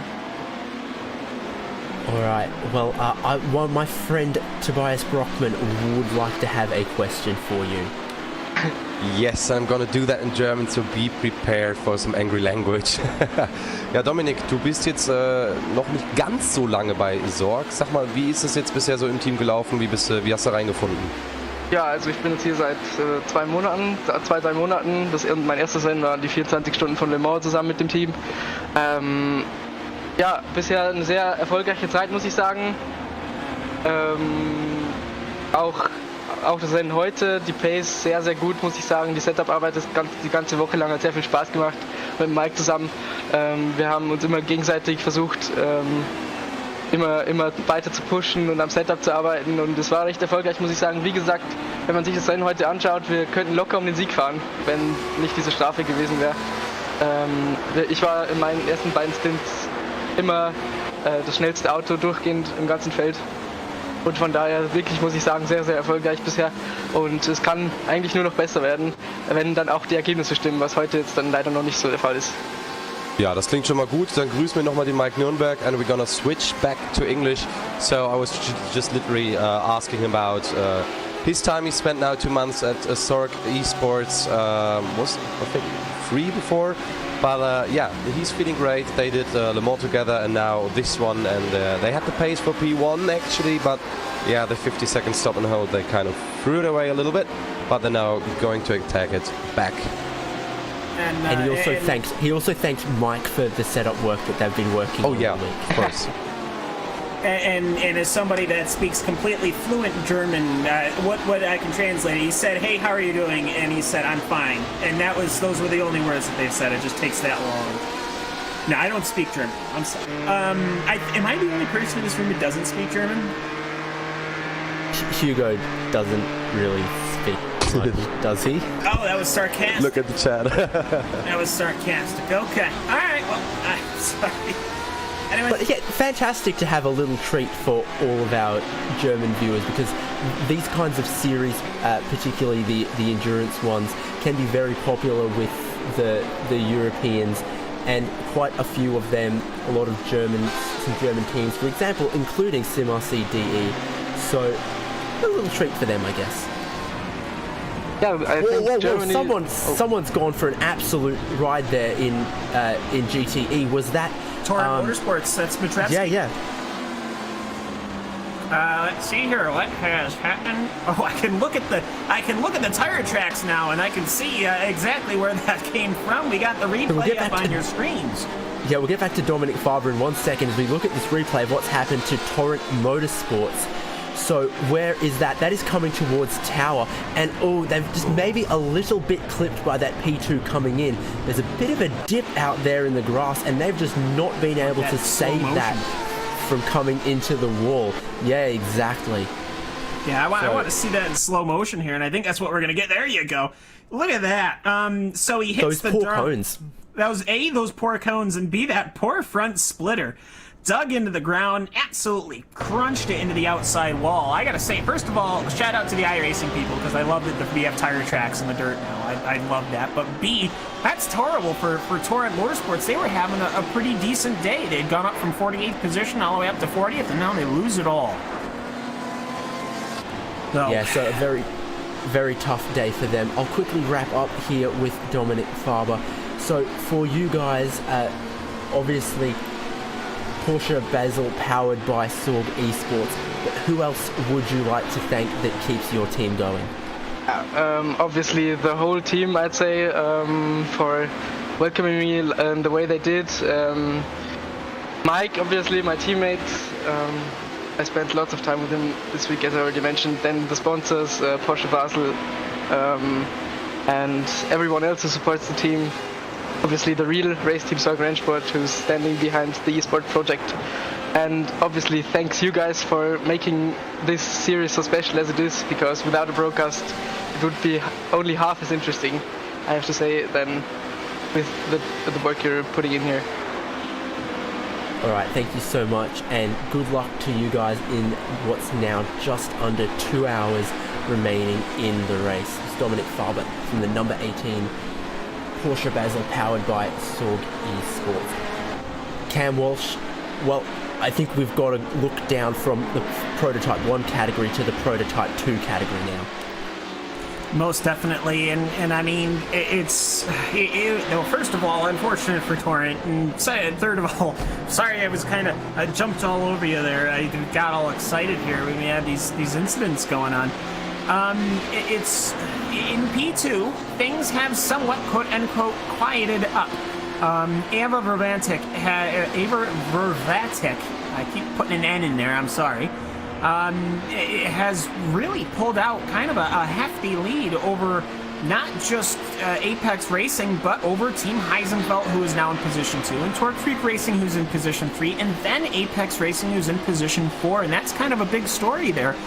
I think maybe perhaps they came into pits at a different time, and maybe everyone else is just waiting to come into pits. I don't know, but Apex Racing, David, I mean, they've gone from running pretty strongly up front to now being quite heftily in fourth. Yeah, and that seems to mainly just be by on-track pace. It just seems like when someone like Sven Neumann gets into Ava Vervatic, Justin Hope in the Team Hoistingfeld number 35 car, and here Dirk Van Tolden doing a very good job of holding off Alex Simpson. But while he managed to qualify that car on pole, maybe some of the other teams have just had quicker drivers to put in later in the race, or had more time spent on their race setup than their qualifying setup, and it's just working for them now as the track rubbers in.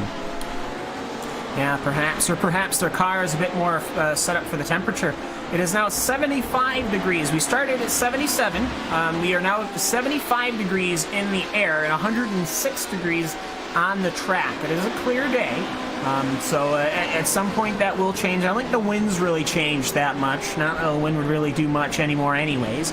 But it is interesting to note. And now we've got perhaps more troubles for Alex Simpson because Tim Claessens in the Torque Freak Racing GTE car has gotten passed by his teammate, Dirk Van Tolden. And now, well, I have a feeling that Tim is not just going to hop out of the way for him. Nah, doesn't really look like it. He's gonna have to fight a little bit, I guess. I mean, you're always letting the faster car go by, but I guess it's not perhaps blocking. It's more of like not conceding and making it easy. So with that, I will say that's kind of a big thing that's been going on in P2.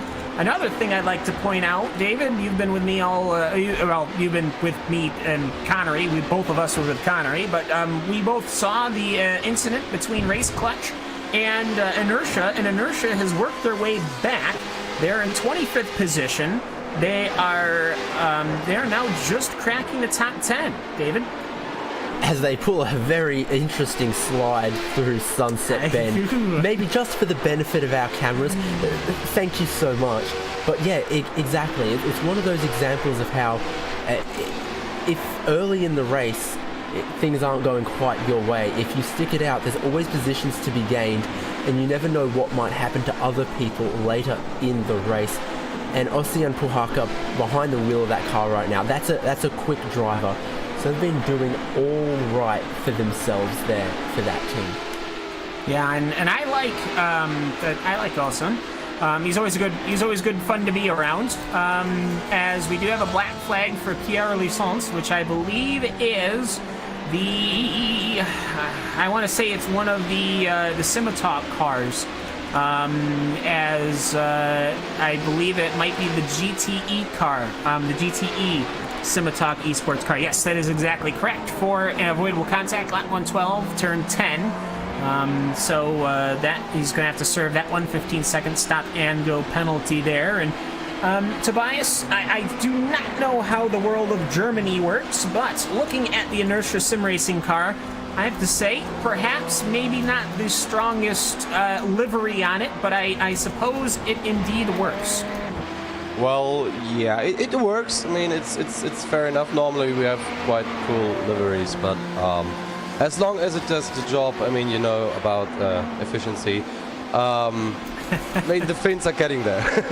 The Finns are getting there indeed. I just, one logo of the Blue Fox, which is the mascot of Inertia Sim Racing, and then just says Inertia on the side, you're done. Good on them. As they're trying to pursue the world of sim racing team. This is a battle for position. David, it looks to me like Ossian is going to get there, and he should have the run by. I mean, if they didn't have that incident, I would wonder if they would perhaps be fighting for a podium, if not the lead. Well, they certainly qualified very, very strongly. They're currently, they would have qualified in 5th on the grid, which is not bad at all. So to be down in 10th, now gaining some of it back. Let me see. Yeah, just 2/10 or so quicker than World of Sim Racing last lap. And look at that dive to get past the GT traffic. That's a decisive move. It was relatively safe, but definitely not wanting to be split from World of Sim Racing team by any GT traffic. No, and Alex Simpson actually just did the same thing with Alfin Bjarki.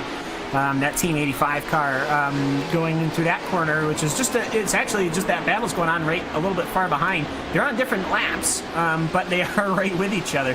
And Tobias, this might be a little interesting here because, well, we've got a battle between the World of Sim Racing and the Inertia cars.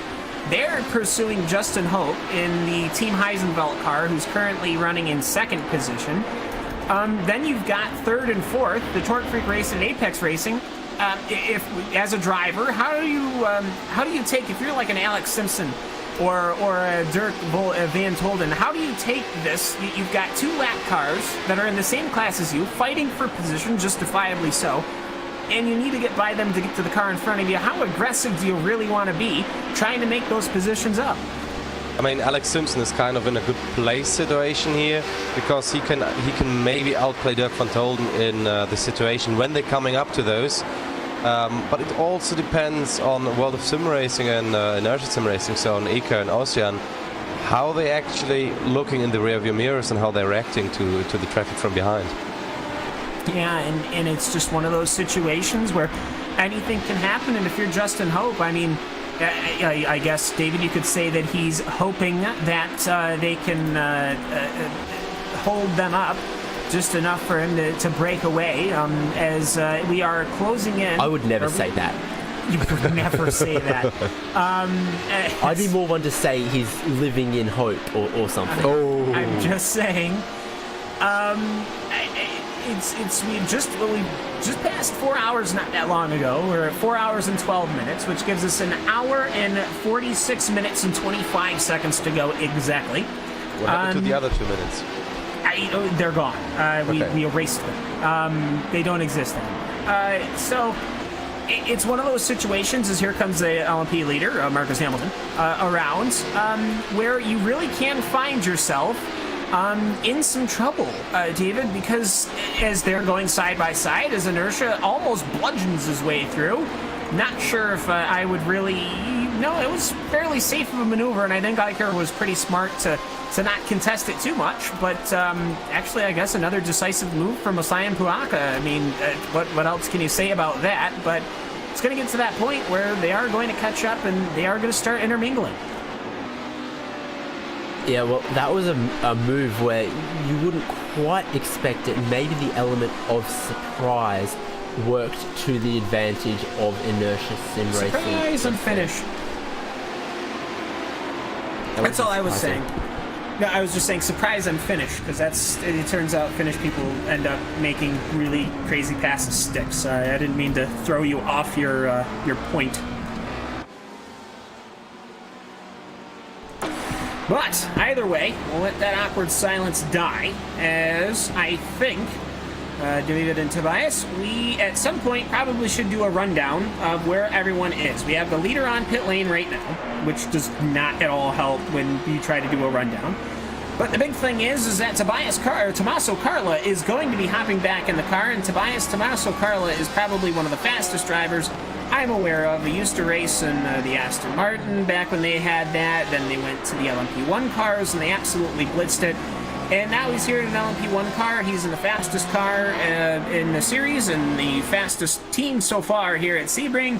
And I'm expecting Tommaso Carla to do what he did the last time he was in the car and absolutely go as fast as he possibly can and keep the car safe too.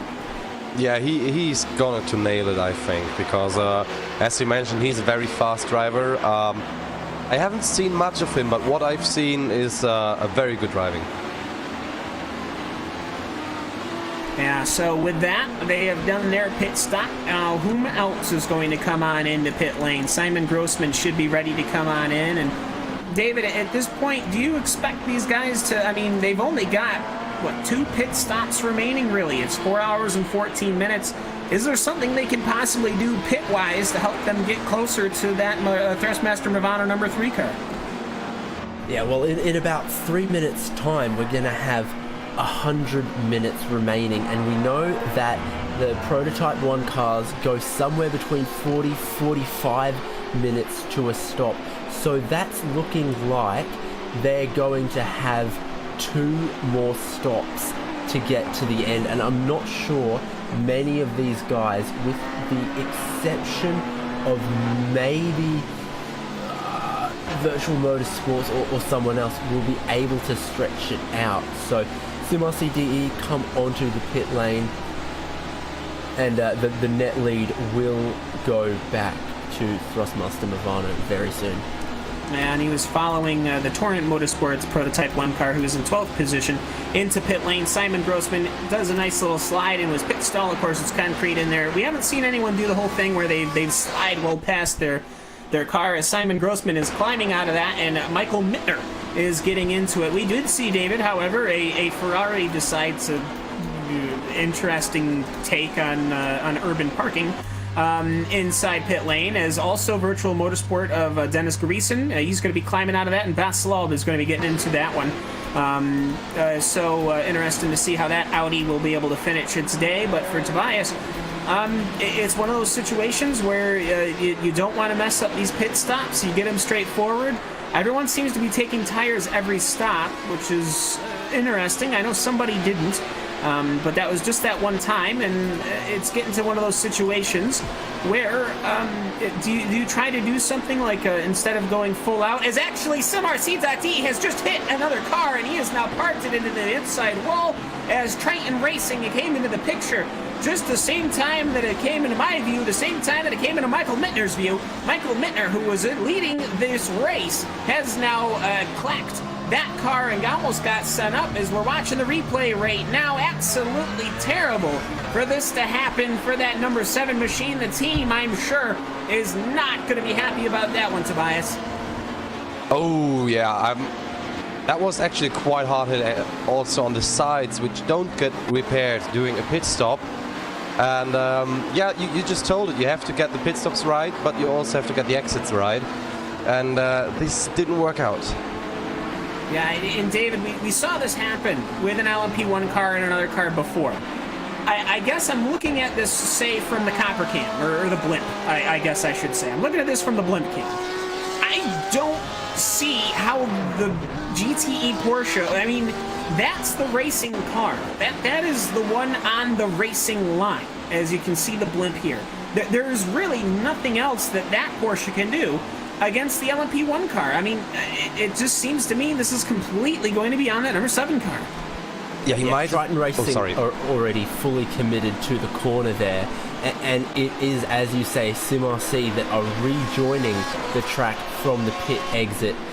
I think in that case, when it's, you might call it 50-50 and something else, that it's SimRC's job to yield in that circumstance. Unfortunately, they haven't, but I guess fortunately for Triton Racing, it looks like they've come off okay, though for SimRC, that's a significant amount of damage. They're back on the pit lane now. Presumably, a lot of repairs need to happen. And I'm looking at this, and I can just see out of the cockpit view, all right? The same view I would have if I were the one racing the car. I run triples, but not everybody does. It's pretty obvious, even long before he gets out of pit lane, that there's a Porsche, a GT car there. It is so easy to just glance over to the left, either with the button toggle or with VR, which I don't have because I ain't rich. Just button toggle over there just for a second, and you can see him there. And this is the second time I've seen it now. Just tap that brake a little bit and then dive to what would be the inside for the next corner, Tobias. Yeah, that was actually what I would have done in this situation. Maybe a little bit of the stress getting to the car and everything, but still no excuse for an unsafe pit exit. Yeah, very unfortunate. Now, Sebring is a notoriously difficult pit exit, but still, you would expect perhaps the driver getting out of the car. It's not like he's immediately leaving the iRacing service. He can spectate his own car. He could have at least cleared him a little bit. I don't know. I don't want to try to put blame that way, but very unfortunate as that car currently sitting on pit lane right now. Very unfortunate. You have to remember not only, yes, they've replaced the front clip. Yes, they've replaced the rear clip. Yes, they're trying to do body work.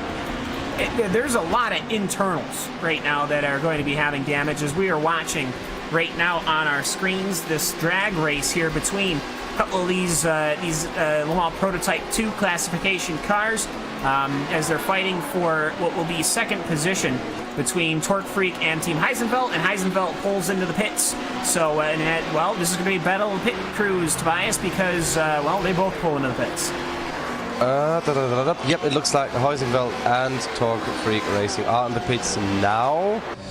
So the first guy standing, I think Heisenfeld is coming out good distance in front. So there should not be a lot of, let's say, hope for Torque Freak Racing in this case. Most definitely. And Dirk Van Tolden seems to be staying in the car. Justin Hope staying in that car. And for Justin Hope, I mean, David, well, he obviously wasn't held up that much by inertia in the other car because he's right there. Now, of course, Justin Hope is going to be able to get out of his pit stop a couple of seconds earlier, but at the end of the day, this is going to be a close running battle here, and I think Dirk Van Tolden has been shown to be faster. Yep, indeed. And one interesting thing to see there was that Apex Racing UK continue on. They might have just a 2 or so lap fuel advantage over these other guys. With how close they're racing, in about an hour's time, that might mean something. Yeah, most certainly. So it's one of those situations where we'll have to keep an eye on, and it's been good. There's a bit of a healthy conversation over who yields when a car is exiting pit lane.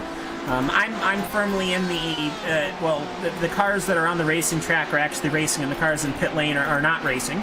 But that's just me. I think it's mostly because David Sebring is a notoriously difficult pit exit because it is quite blind.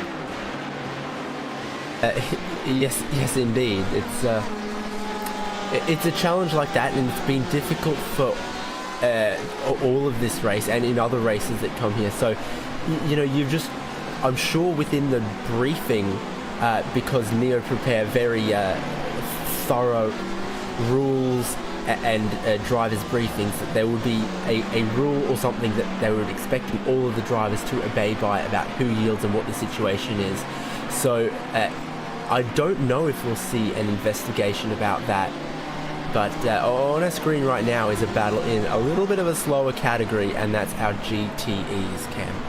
Yes, it is. Pierre Lisson, who had that penalty that they served, is sitting there in the 41st position, just past the Zenith Esport machine, and has cleared a little bit of a gap. So it was Ferrari versus Porsche, and the Ferrari seems to be getting quite a bit away as they let the F4H Motorsport number 17 prototype go on by. As other things to note, the Team Chimera LMP1 car, whom was stricken very early on with a significant accident going underneath the Corvette bridge, they've now gotten and lapped the GTE field. So hooray for them! They're still many laps down from the Prototype 2s, but hey, they got that going for them. I think perhaps, Tobias, it's another thing to talk about. As far as retirements go, we haven't really had any significant retirements. I mean, we've had 5 in just about 4.5 hours. Let me see. It's 1, 2, 3, 4, 5. It's 6 or 7 cars it is. I mean, that's really nothing for how much contact we're watching the battle right now between Williams Jim Jr. and SRN Motorsports. No, this isn't the Williams car that flipped over. As that car, I believe, was that car's been straight retired.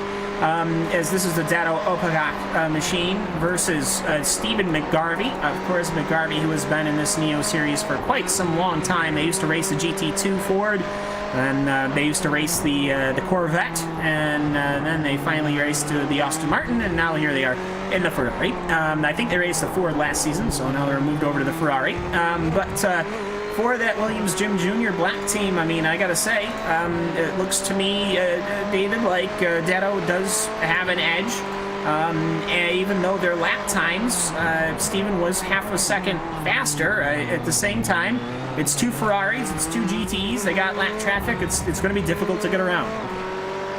Yeah, the effect of the traffic on their battle comes and goes a little bit. Half a second right now, that's not Stephen McGarvey absolutely monstering the back of the Williams Jim Jr. car. That's just, he's looking for an opportunity, but it'll need some opportunism at the moment as they hold up that Torrent Motorsports car.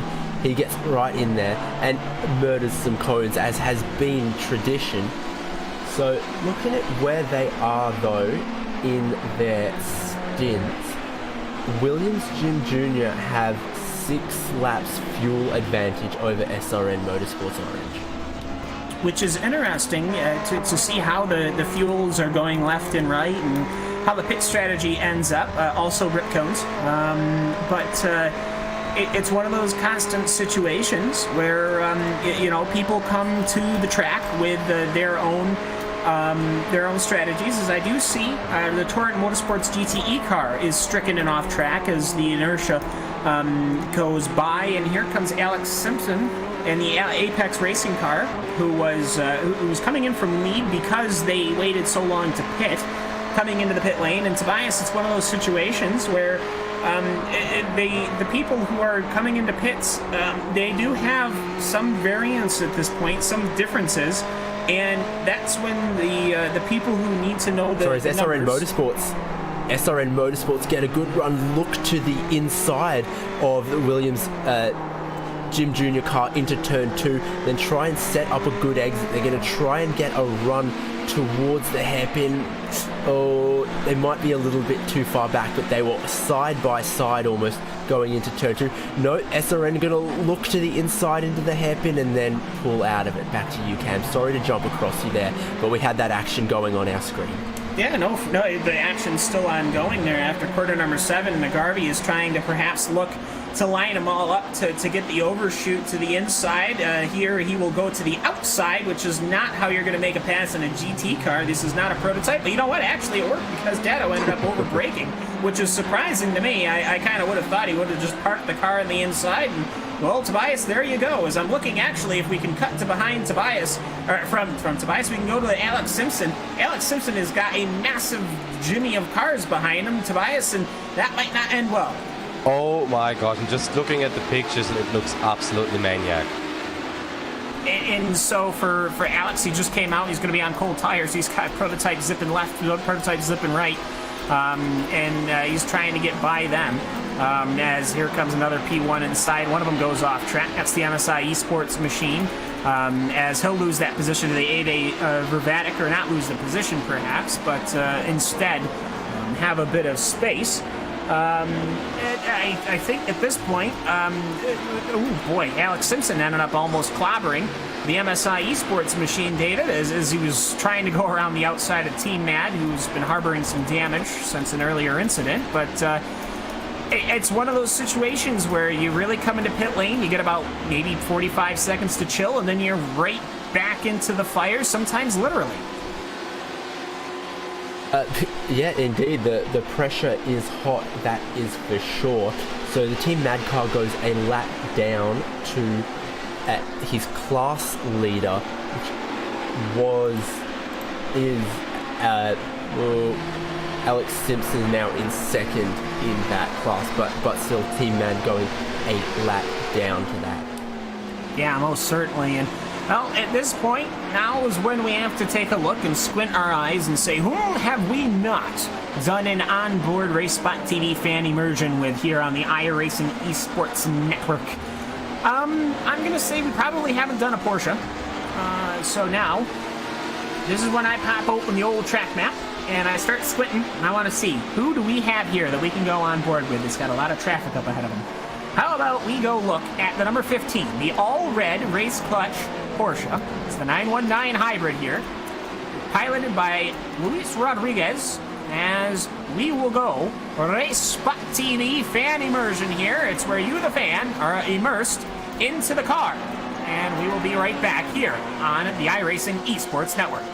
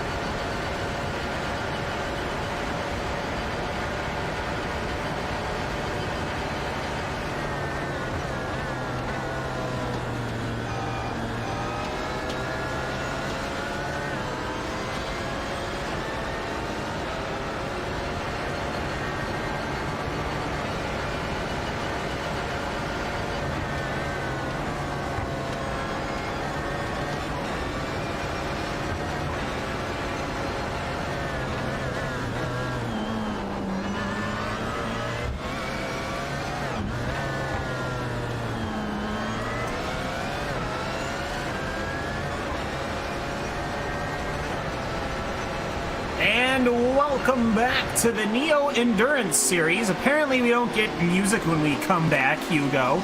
No, it's the 6 hours, there it is. It's the 6 hours of Sebring here, and we have completed 4 hours and 35 minutes of it, and we have had some high drama. First of all, I have been reminded on that immersion that they are taking turn 1 at 140 miles an hour. That is, it just blows my mind. I cannot explain how fast that is to you. Next, we have had tragic news. Cut the music, stop everything.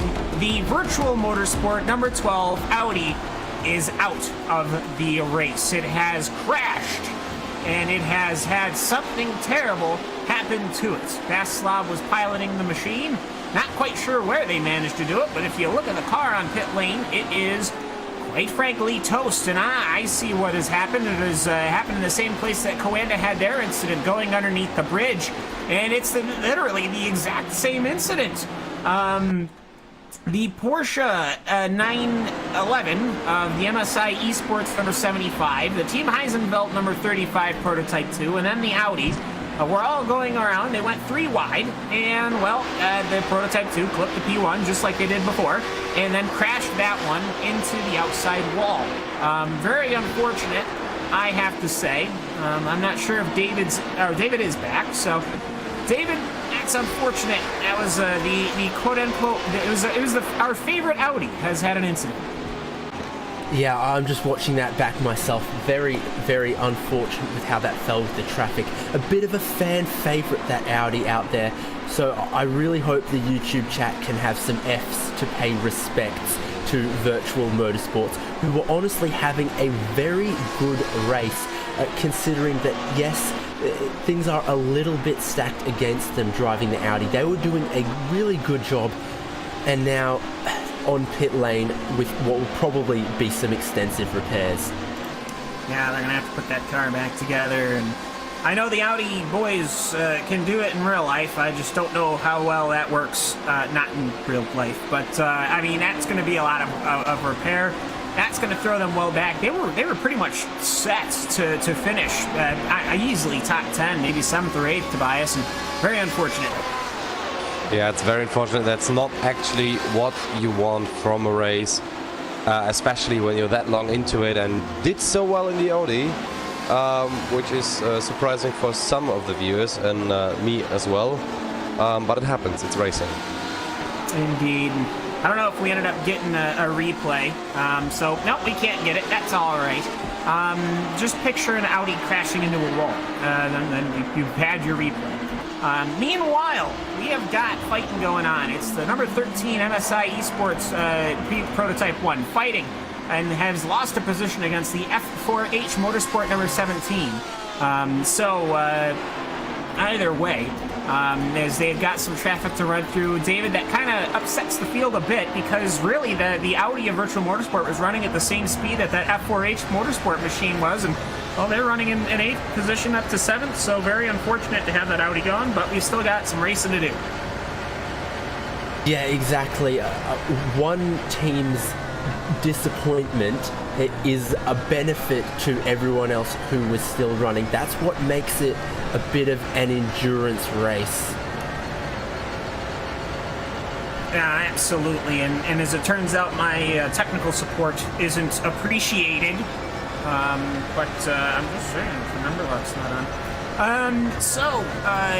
It is one of those situations where now, if you're a team, you've worked this hard to get this long, and then you had something like that happen to you. Very unfortunate. We've seen that happen to Team Chimera. We've seen that happen, I think there was another car that had an incident at the bridge there. It was the Ferrari. And now we've had another P1 go.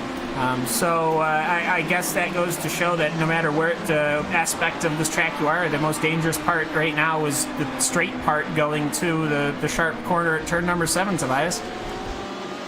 Yeah, turn number 7, it's not the easiest one. I throw away a lot of cars there as well.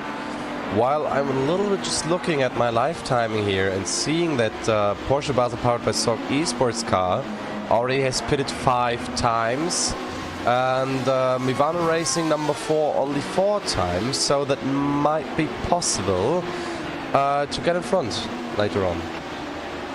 Yeah, and it's just they're a bit off schedule. If we're talking about the number 18 machine, they have a total of 6 pit stops, which is more technically because I've had to kind of dish in and out and reload my iRacing.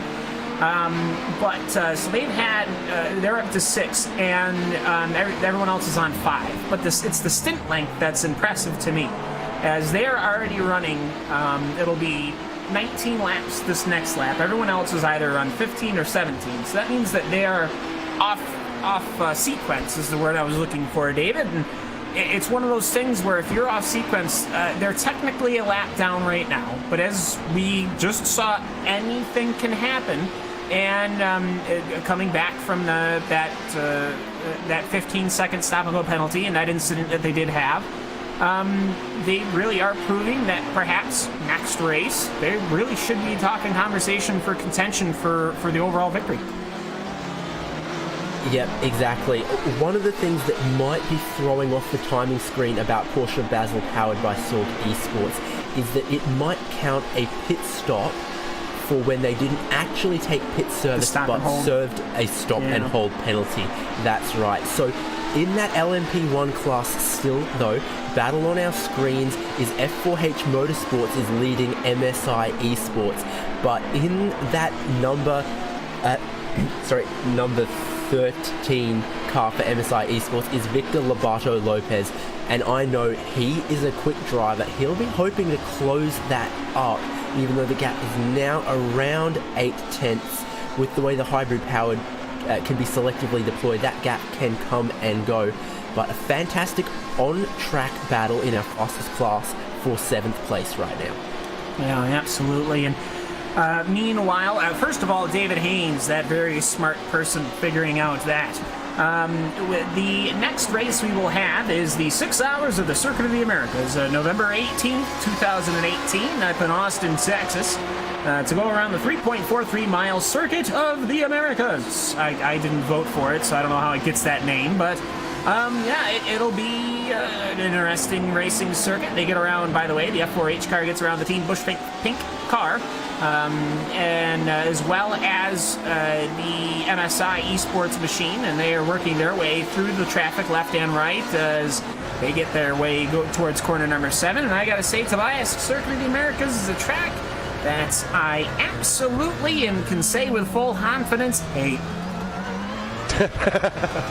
Yeah, either you hate it or you really love it. There's nothing in between. Actually, no. It's like a couple of months ago, I hated it. I hated it so much because just when you go into Sector 2 is so, I don't know, when you don't feel it, you can't drive it. But getting there, all the S's around there, seeing the cars have to slow down, turn for turn for turn, and then go up to the speed again. It's going to be pretty interesting with traffic around there because the GTE cars handle a lot different from the P1s. Yeah, now WEC does race there, so we have seen how it works in real life, and I can tell you sometimes it doesn't work very well in real life, so who's to say? And David, I think for me, my issue, quote unquote, I think it's one of those situations where it's sort of, you need that Formula One driving mindset where every single corner you need to memorize the inside, the inner, the entry speed, the brake, the amount of brake, the gears, everything like that. You need that down to a complete science in order to properly enjoy it. For me, I hate Circuit of the Americas because a lot of tracks can feel like you're driving open road. That's kind of how it started me. I like flowing, quote unquote, natural corners. Whereas Circuit of the America has no natural corners because it's a technical track built for F1. I think that might be where I hang up on, but you know what, though, it should at least prove a good race for this series. I mean, it looks like there are a lot of edges, but you can take every turn very fluently, as to say. You just have to think your own apexes mid-corner sometimes. Yeah, I can't do that. My brain doesn't do that, so... Like, I'll drag out every exit, and then I'll get an off track, and then I'll get, angry, and then I'll throw a wrench at somebody. That's pretty much how that goes. I don't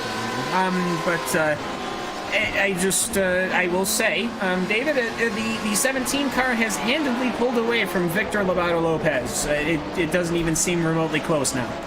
Yep, and that's why we're now looking at Zenith Esport and Porsche Basel powered by Sorg Esports GTE, because that is just a couple tenths, just 3 as they go down the Ullman Straight. We'll head towards the final corner of Sunset Bend. So Jose Lobo leads Philip Sudbeck, and I have to see, is it for position to that Torque Freak car behind them? So yeah, no matter what the other classes are doing, GTE has something for us. This one, a little bit of a Porsche 911 RSR fest, but there's no problem with that, as Zenith have to go wide. So Sorg Esports go to the inside. They're going to go side by side into turn 2, and I think that's going to be advantage Sorg Esports, unless Zenith can do something amazing holding it around the outside, and it's popcorn for Torque Freak.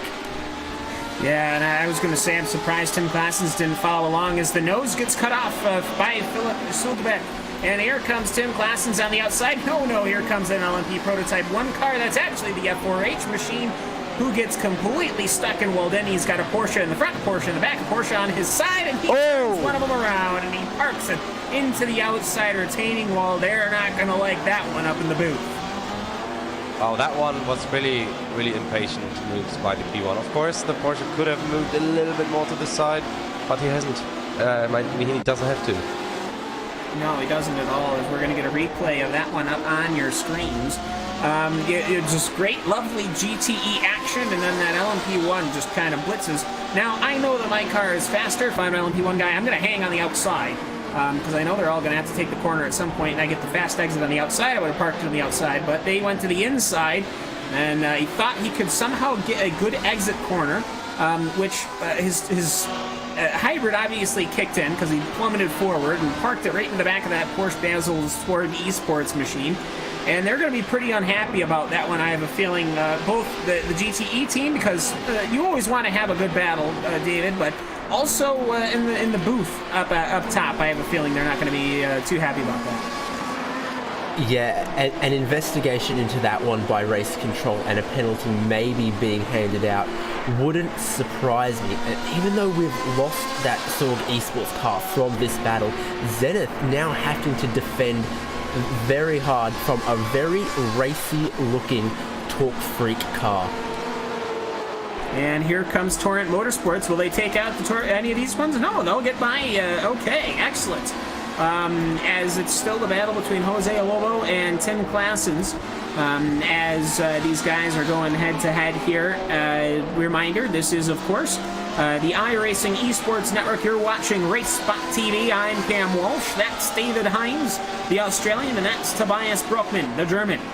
And that's also Hugo Louis, the ex-world champion that's retired. And not fast anymore, also. So they're going into corner number 1 now, Tim Claessens is, and he backs off way early, and I think that's justifiably so, because he wants to get the overspeed. But unfortunately for him, here comes Joshua Chin in the LMP1 car. Now, he's many laps down, so I have a feeling he's not going to want to intrude too much in on this battle, Tobias. As no, I am not live at all, actually. Yep, thank you, gentlemen. Thank you. I only need one of you. As shocking, it was so fast. But you do need one of us. It was so fast. It was so fast. It was almost like he just jumped ahead in the track. As I clearly meant the Simataki Sport prototype. That's what I meant to talk about. But either way, Tobias, if you're Tim Claessens, over the course of this entire lap, they're basically going the same speed every corner. Where do you try to push the envelope to see if you can push that Zenith Esport car wide without touching them? Actually, turn 1 and the last turn that I call just Captain Bumpy, that should work pretty fine actually, because you can push him far to the outside or stay to the outside yourself. We're going to see it here soon what he's doing. There's a little bit, he tries to get the inside a little bit better, but they are still on the same pace, so nothing coming up at the moment. Yeah, as they get under throttle once again, here comes the race center. Vibe Sports, it's technically VIB3, but I'm calling it Vibe, because I'm pretty sure that's what they mean. Is he'll completely clear, getting out of their way, going into corner number 1 here. This is, of course, lap 144 of the 6 hours of Sebring, and here comes Tim Claessens. and he just doesn't seem to take the bait. He really can. He could have certainly pushed David that car to the inside. I mean, how many V8 supercar races have you seen where the car in Tim Klassen's position would have totally just run it up to the inside? I mean, these cars are hefty enough to where he really could have done that. Thanks for asking. Yeah, I was at the Gold Coast yesterday watching the Gold Coast 600, and you know, around that street circuit, to make a move, you know, they do come from a car length back or some if they've got a good enough run. And as you say, Tim Clayson maybe could have, but I think with 5 hours down, 1 hour to go, Tim Clayson's doing the smarter thing, not forcing the issue there, especially when he's just seen contact made between Sorg Esports GTE and one of the prototype cars because they weren't quite being patient. So he's seen what can happen, how your race can be damaged if you don't have that patience. And so what he has to lose is greater than what he has to gain. And I imagine that informs his decisions about how aggressive to be at this stage in the race. Yeah, and I do have to peek my eye over to the protest outcome and penalties sheet. Because, well, first of all, there have been about 9 million off-track exceeding lap penalty things. And I have to state that the number 7 machine, the SimRC.de Emerald, did end up having to come in and serve a stop and hold penalty for the incident in turn number 1. They were ruled to be the at-fault incident, and that was, of course, the pit lane exit incident. And now we have got, of course, this battle between two prototype LMP2 cars, Tobias, and you're there without those two. Yeah, it's the Schubert Motorsport car that's fighting against Chad Dalton in the iRacing Today Motorsports 54 car. They were next to each other already, but yeah, as you could see, the 54 had the better line there. And the 33 are actually pretty much rookies around because I'm racing in the same team, so I know that these guys actually, yeah, they're new in the Neo anyway, and they're actually pretty new in the HPD as well. Yeah, and so it's pretty good. Almost a little bit of a nip there on the Max Pappenbrock, or Marcus Pappenbrock piloted Team 84 car, but nope, they clear it out, and the Schubert car wants to get around. Meanwhile, we do have Egil Sandfield, and if we can get Egil up here, we can say hi, of course. Egil, formerly of the Neo organization, now works. I believe he still gives support and assistance and everything like that to them. But he now spends his time as a driver. So let's get him up here. I'll do it myself as Egil Sandfield here in the RaceSpot TV booth. It's the first round of the 2018-2019 season. And Egil, how has your day been going? Hi guys, hey everyone. Yeah, so it's been going like down and then up. We went on an alternating strategy from the beginning. After 8 laps, we pitted our car and then tried to do something apart from what everyone else was doing. And unfortunately, we didn't really calculate the strategy fully because it turned out that you could do the entire race in 7 stints, I think it was, instead of 8 stints. So due to like a small fuel difference of like 0.02 kilos, it meant that our strategy didn't really work out. So it turns out that we are actually doing one more stop than the rest of the P2 guys. Well, I mean, it's one of those things where you try to make a bet and it just doesn't work out, and that's unfortunate. And of course, formerly of the Neo organization, now you're just a driver. I have to say, now that it's got your full attention, how scary is it on a scale of 1 to 10 to have those LMP1 cars zooming by you? It's definitely a game changer. I've just said to my teammates today that I don't think I've ever experienced a race that has been so intensive for the entire time. Because you have these 17 LMP1 cars coming by you every 8 laps, and it's just insane. It really is. But it's also very fun, and actually one of the reasons why I came to you guys was actually just to announce our love relationship with another team that we've not been driving with or against for the past 2 seasons, but we finally got together again, battling SRN Motorsports, the 47 car, and we've been at it since the early days in Nero, driving the C-Spec car against each other.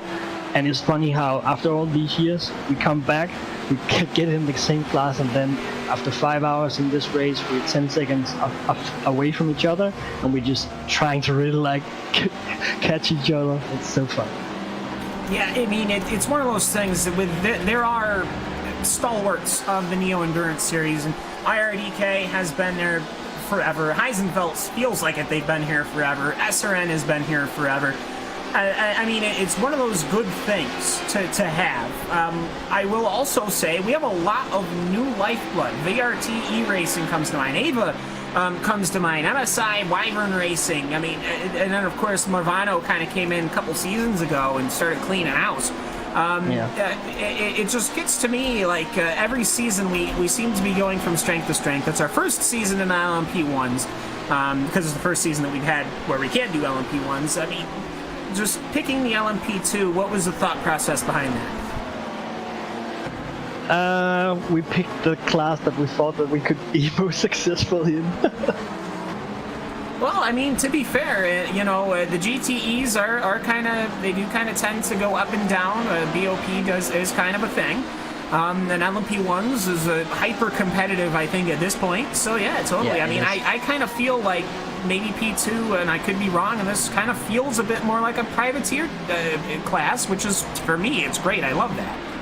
Yeah, me too. It's like you can get like a bracelet here in the P2 because, yeah, there are definitely top teams, but there are also like a lot of Lovecraft teams that are not like driving 8 hours a day, but just like really trying to have fun in this format, and that's where I think Neo has always done really great in terms of both reaching for the top end drivers, but also have this like familiar relationship between the teams and the competition. All right, now I do have to say you guys started in 22nd position. You're up to 21st, and that's probably because Chimera had an incident. I will give you the floor. Marcelo Maio is currently piloting the machine. Who would you like to give a thanks to before we let you go? And also, kind of as a last question, we're going to Circuit of the Americas, and are you guys going to be excited about that? Are you on the camp that loves it or on the camp that hates it?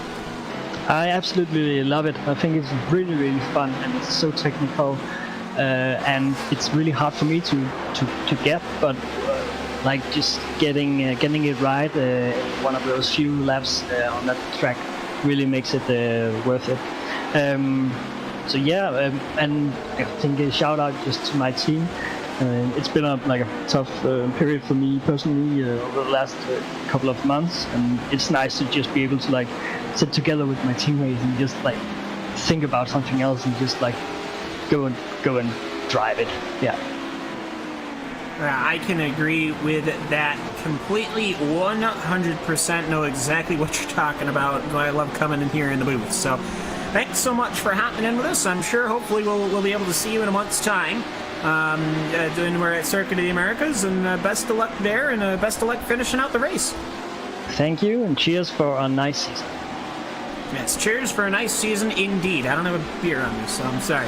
But either way, that's Agil Sandfield, the number 55 IRDK Endurance Le Mans Prototype Classification number 2 machine.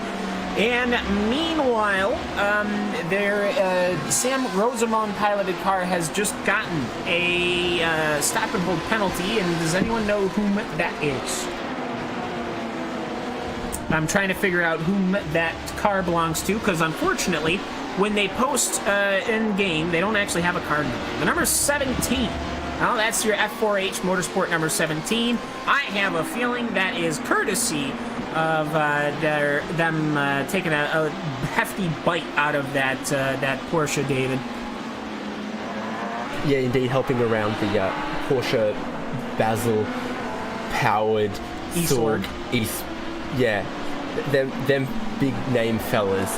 Yeah, indeed. So that penalty, probably, I think we saw that one coming, unfortunately for those guys. And a drive-through for car 25, Wyvern Racing, exceeding track limits. So that's Stu is keeping a very close eye on just about everyone, not letting them get away with anything as we're now within the final hour. Yeah, and Wyvern did have an unjustifiable risk if they had to do a drive-through much earlier in the race.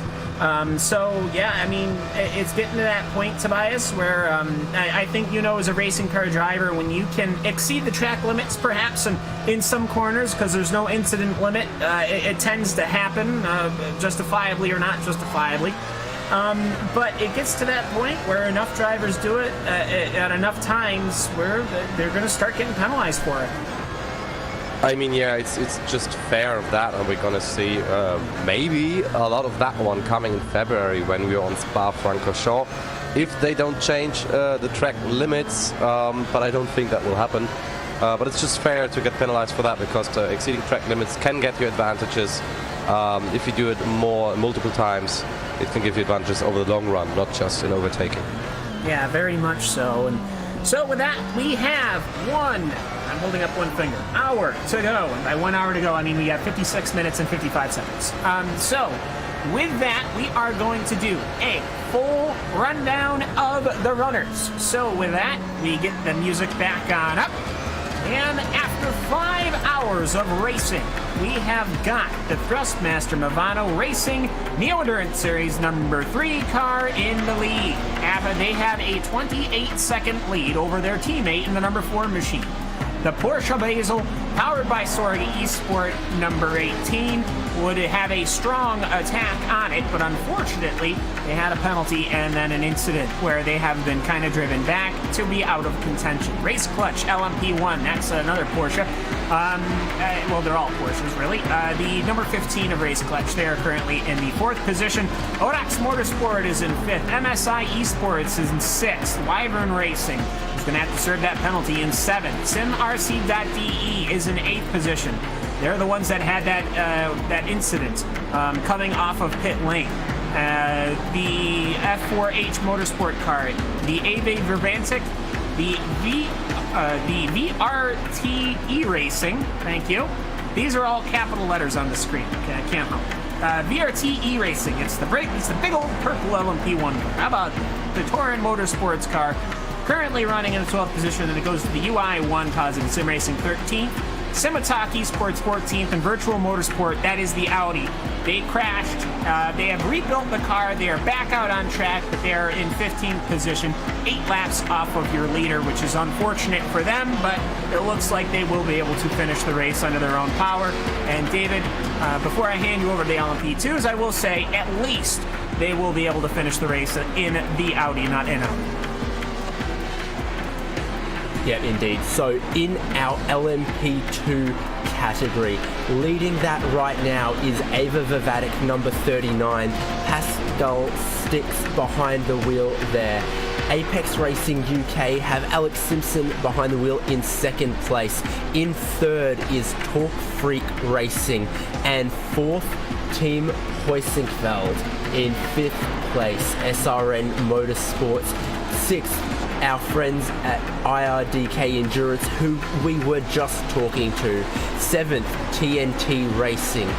8th, UI1 Positive Sim Racing. 9th, Inertia Sim Racing. And 10th, World of Sim Racing Team.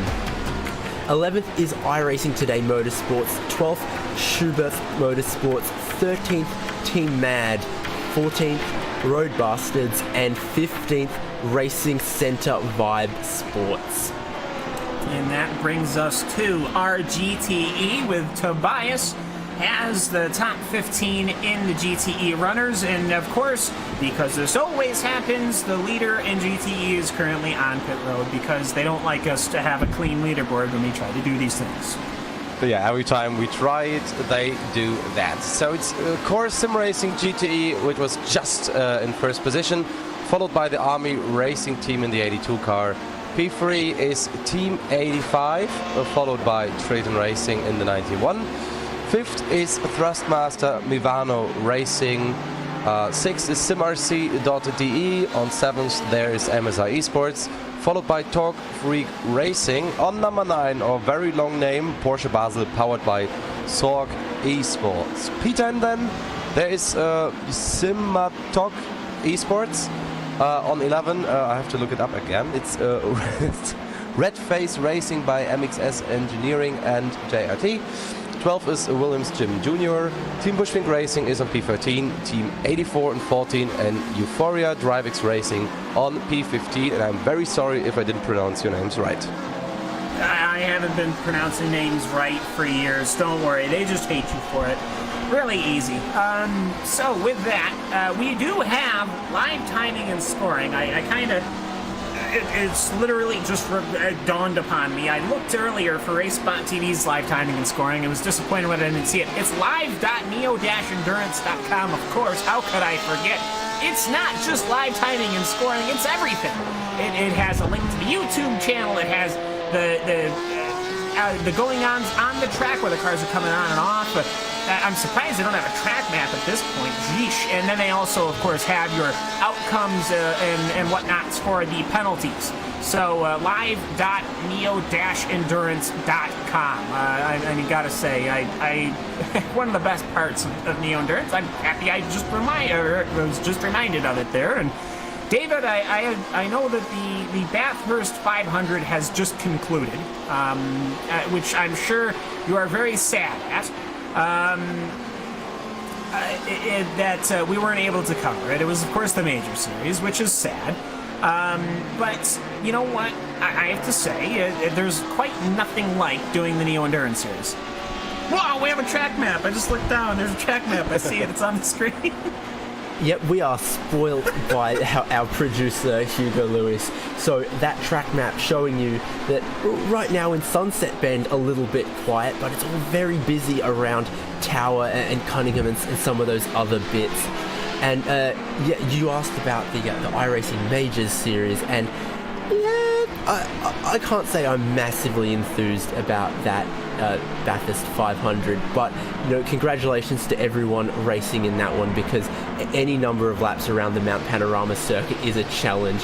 It's one of those ones where you're battling against you know, your competitors and also battling against the circuit. It's fun in a Lotus 79, I can tell you that. Going to the groceries would be fun in a Lotus 79. Where would you put the groceries?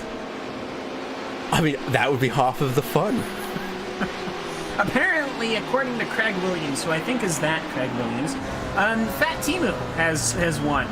So I guess... I support Fat Timu number 40. A thumbs up. I'm sorry if I literally spoiled it for everybody. Whoops. I'm sure there are many. As we, meanwhile, have the battle between the F4H Motorsports machine, which is the drive-through penalty, and there's Justin Hope in the Team Heisenfeld car, who had to take evasive action from 4th position in P2. Turn 1 seems to be the bloodbath today, as he was able to just narrowly avoid taking a bite out of that Porsche, Tobias, and looks to me like this battle between Sam Rosemont and Michael Mittner is going on strong.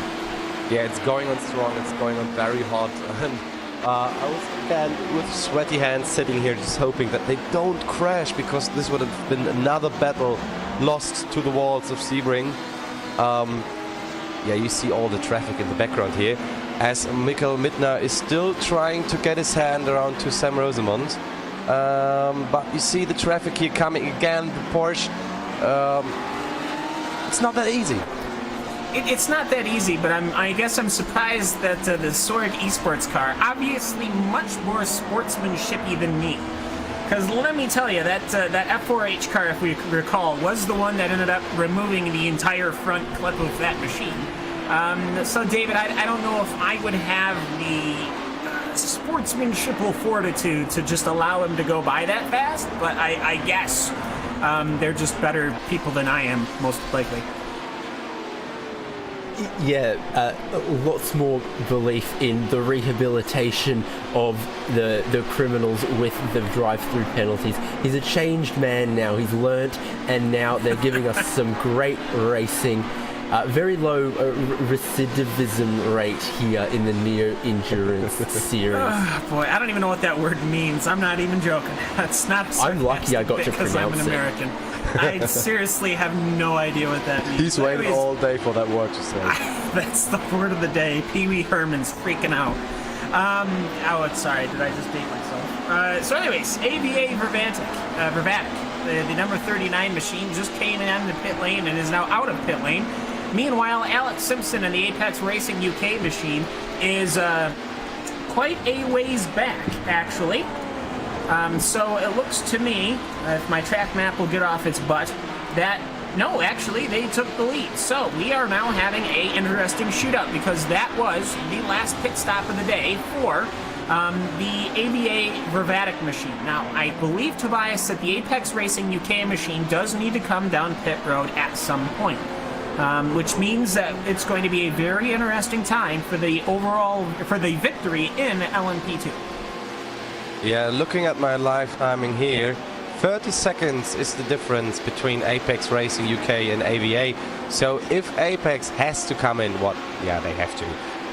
That would mean that Torque Freak Racing and AVA are clean of the pit stops. Yeah, so, well, we'll have to see how that rolls out and how that unfolds because, David, of course, anything can happen. The last hour, if it emulates the first hour, I'm not sure how many cars are finishing the race, so hopefully we won't have that happen. But how I'm kind of looking at this is I'm just seeing multiple cars that are starting to get close to each other. You have to wonder and think about as the pit stops have fully concluded for the GTE cars. Core Sim Racing is your leader in the GTE, and they are your leader. And I guess I almost have to say I'm kind of surprised. It looks to me like it's the Ford and Kimmo Soiminen. I don't quite know what to say. I thought with how qualifying went, it was going to be Porsches all day. Yeah, well, I think Core have run just a little bit of a quieter race, just had less issues than Triton Racing and Thrustmaster Movano, than, goodness, for example, some of the other GTEs, for example, Altus Esports. So in that way, maybe they haven't needed the outright pace, but they've had just enough that they now find themselves about 5 seconds clear of Triton Racing in second place, and both of them have stopped and are fueled to go to the end. Yeah, and to me, that's going to be the big thing, is how does the fuel runs go? How do the last pit stops go? I want to know now, which is not great because I'm not going to know now, so then I don't know what to say.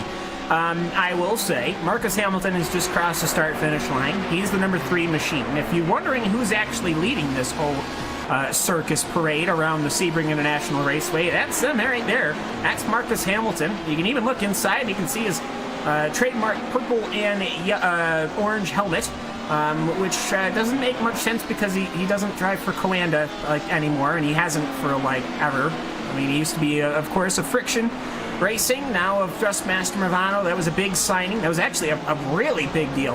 And now he's really proving his worth, Tobias. Piloting around that Thrustmaster Movano car, it has basically been Marcus Hamilton, Tommaso Carla all day. Yeah, they were pretty strong, pretty dominant. I mean, I don't know it's about the name Hamilton. We never know, and I don't want to start discussions here now in the chat. Maybe it'll probably come. But you didn't see a lot of them, which means they're either pretty good or not racing at all. I can tell you, I'm pretty confident that this isn't Lewis Hamilton's alternate account, because I'm pretty confident he just had to race somewhere. I don't know where. I just know that they do have to race somewhere. Wasn't it Coda? I think they had just raced at Coda. I think they're still doing. I think right now. But don't go over there. Stay here. Don't go watch that. Stay watching this. This is more important. You only have an hour to go. Come on. Well, you only have 45 minutes to go. Come on, you're killing. You can watch replay on F1 TV. That's right. Well, if we're in America, you'll probably see it 9 hours later, because for some reason, even when it's in America, they still manage to show it on delay. Anyways, so I guess kind of breaking down this LMP1 bracket, guys. I guess I'm really surprised to see that Thrustmaster Movano seems to have this much of an edge, but at the same time, David, I have to look at it and go, well, they're the ones that haven't really had any mistakes today, now is it? Yeah, exactly. On absolute pace, on a little bit of strategy, Porsche Basel, powered by Sorg Esports, can take the fight to Thrustmaster Movano. It's just unfortunate that they've picked up some penalties and not had the cleanest race. And on that alone, that's why Thrustmaster Movano find themselves running 1 and 2. Obviously, SimRCDE had the problem we saw coming out of the pits and colliding with Triton Racing. So it's two teams that could have brought the fight today on pace, but just unfortunately through some penalties and some sloppy racing. Actually, hold up 1 second here. We have to wind the clock back just a smidge, because we got to look at Dado Obzak in the number 96 machine. You can see his car is on pit lane. It is damaged. We need to rewind the clock just a little bit, because he had an incident going in through corner number the 17, and that is none other than Alex Simpson giving a nice big bludgeon in his LMP2 car to the Ferrari. The Ferrari parks it in the outside wall, damages the suspension, and that's that. So as you get the replay here on our screen at a different angle, that's going to be huge, because that took the inside line away. The Ferrari was not going to have anywhere else to go, David. And I almost have to say, what is going to happen here? They are the race leaders. Yeah, gonna need to see, or look at maybe like a helicopter shot or something like that. From one angle, it kind of looks like Alex Simpson pulls to the inside far enough ahead and the Williams Jim Jr. car closes the door down. But from another angle, it might look like an opportunistic nose. You see from that angle there, I can't say. The blimp's better. Yeah. So, I mean, he pulls to the inside a long way ahead, saying, I want to take the inside line here. And then it gets closed down. Obviously, our stewards having not the world's busiest day, but always something for them to look at. We're getting plenty of angles here. See, he was already on his brakes, though. To me, that's the thing. He was already on his brakes and like, committed. I mean, if you're Alex Simpson, you should know. You should have the foresight by now to know he's going to take that corner. I'm not trying to say this is completely 100% on Alex. I don't want to say that. I'm just saying for me, that's kind of how I would think. And Tobias, I don't know if you've gotten a view of it or what your thoughts are on it. I'm not trying to do the whole blame thing. This is, we're commentating, not, this isn't some podcast. But I would not be surprised, I guess is what I'm trying to say, if that Apex Racing UK car doesn't have to do something involving pit lane pretty soon. Yeah, indeed, just as you say. Unluckily, I didn't have my eyes on that since my screen was just point black. Yeah, I tried, I tried, but it just, basically, two cars going into one in the entry to Sunset Bend. The prototype was on the inside. If the LMP2 leader ends up getting a penalty, I mean, that's going to give it to Ava Vervantic. Now, the thing is that Ava Vervatic is where? They're going through the double left-handers towards Cunningham. Whereas Torque Freak Racing, who's in second position, is just on the start-finish line. So really, David, that pretty much would almost hand it to them. Yeah, the trundle down pit lane is going on about 20 seconds. Some of the penalties we've seen are 15-second stop and holds. I think any penalty for Apex Racing UK at this point would definitely give Ava Vervatic the win.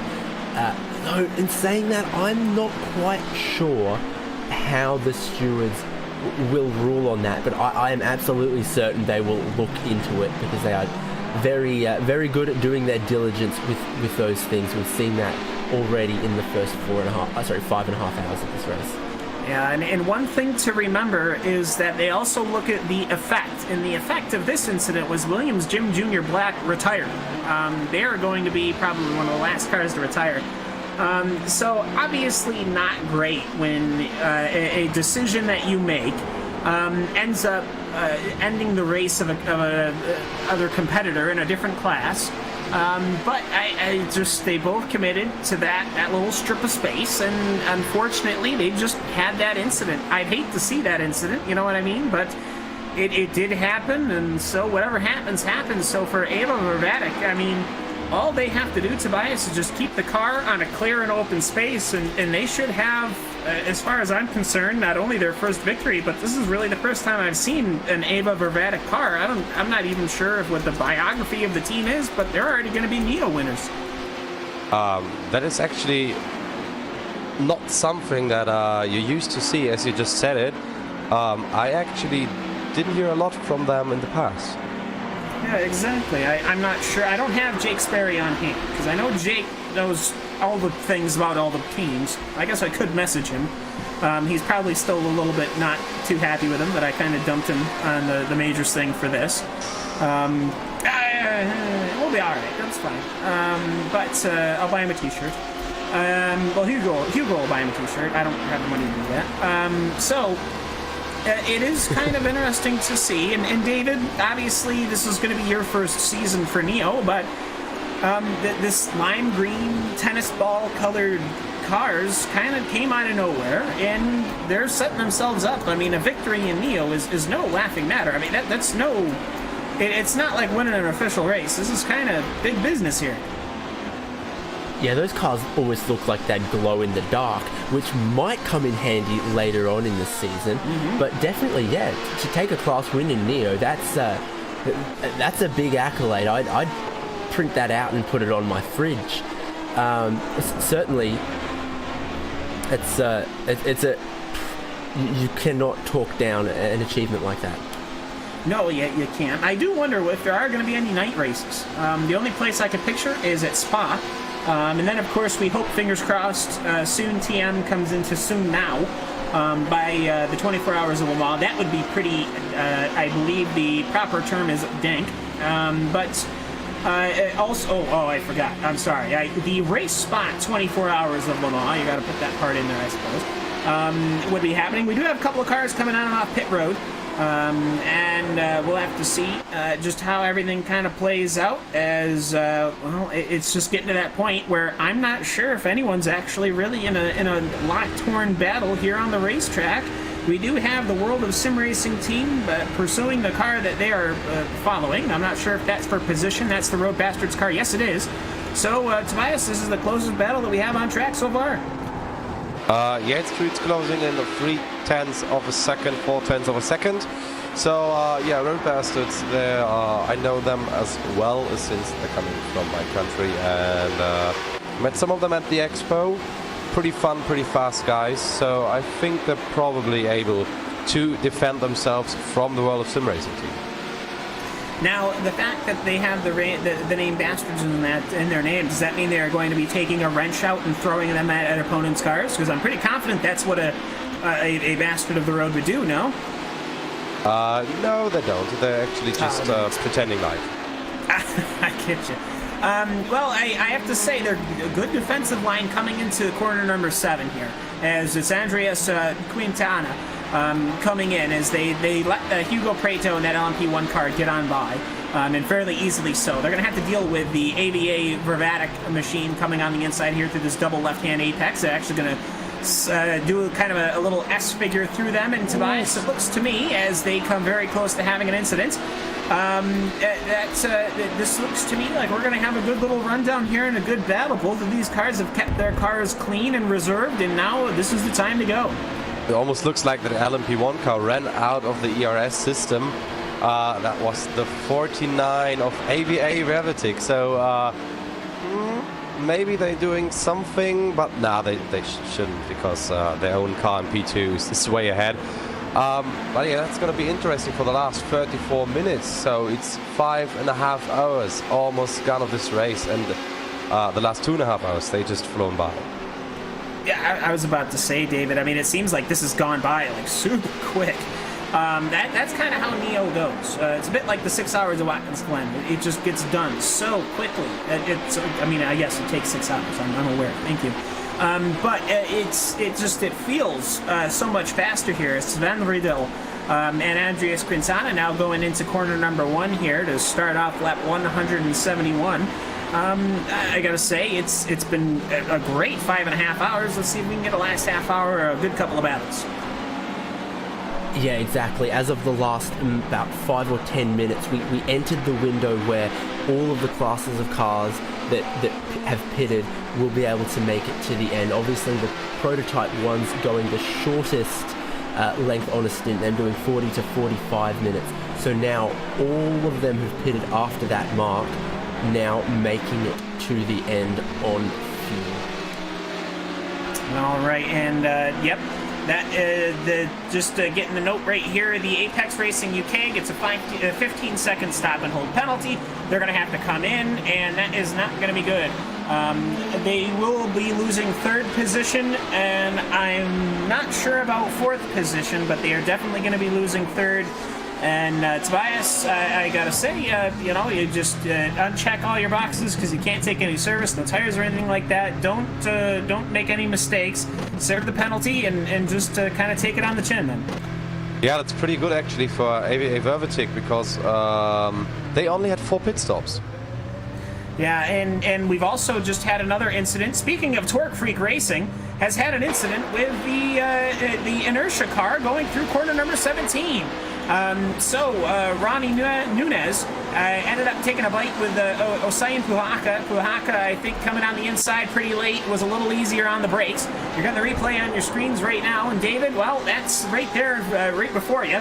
I don't think nobody damaged anything. They just kind of knocked each other off as there's a drive-through for the number 17, the F4H LMP1 car for exceeding track limits also.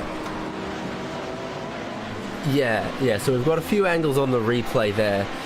And again, with how many lines there are through Sunset Bend, you might have an idea of what you think the car you're trying to pass is going to do, and then they end up pinching down because they didn't think you were going to track out as wide, and you don't actually know what line the car you're battling might want to take. You need to give plenty of space, plenty of room, and race control might look at that and find one car at fault, but it's also possible that it's just that's what happens sometimes coming into a bend like that when you've got 2 people trying to race. Hey, call me crazy. I almost think that's one of the times where you just look at it and I would say it's a kind of a racing incident. I don't know, I could be crazy. Tobias, I don't know what you thought of it, but it looked to me like it's 2 cars coming together. You could say it's a bit like what Apex and the Ferrari did, but I think the difference to that is that the Ferrari his race was ended up done crashing in the outside wall, and they were much closer together, and I think that it happened so much earlier in the corner. Yeah, I mean, I wouldn't touch it too hard if I was a marshal. It looked more like a miscommunication from both of them, as David told us already, with that many different lines that you can possibly take. Yeah, and so we also have to remember that was not a race for position or anything like that. That was Puhaka's a couple laps down, or at least 1 or 2 laps down, but either way, Torque Freak Racing does inherit second position, and yes, IRDK does pass Apex Racing UK, which is kind of surprising, but Apex Racing UK is not that far behind, and for Farron Kern, he should be able to close in and catch up on IRDK. And we'll go with that one. But David, it's been interesting here as F4H does serve that track limits penalty. I wonder, perhaps whom else could get the ire of the marshals, because pretty much everybody has at least a warning at this point for exceeding track limits. Yep, they've reached this point in the race where some of them might have used up their warnings and they need to be on their best behavior in this last 30 minutes. It's absolutely critical. It is. You gotta stay clean. You gotta stay consistent. So this is what we are gonna do. We are just about, we've just passed 30 minutes to go. So this is what we're gonna do. We're gonna take you RaceSpot TV fan immersion. Okay. After that, we're going to take you to the conclusion of the 6 hours of Sebring. Then we're going to do our post-race interviews. And then we're also going to... I couldn't think of a funny joke to say about it. But then we're going to go. Well, we're already going. But anyways, so as we look around the racing track, let's see whom we can find that is going to give us a grand old show in the fan immersion. I, of course, you know what? Why don't we go with a World of Sim Racing team of Andres Quintana. That's your LMP2 machine. I'm sure we've already done one already, but you know what? I love going with these cars. So this is going to be Andres Quintana. You've got the LMP2 machine right under you with its weird-looking steering wheel as he pursues the Road Bastards Alpha car here on RaceSpot TV, fan immersion on the iRacing Esports Network.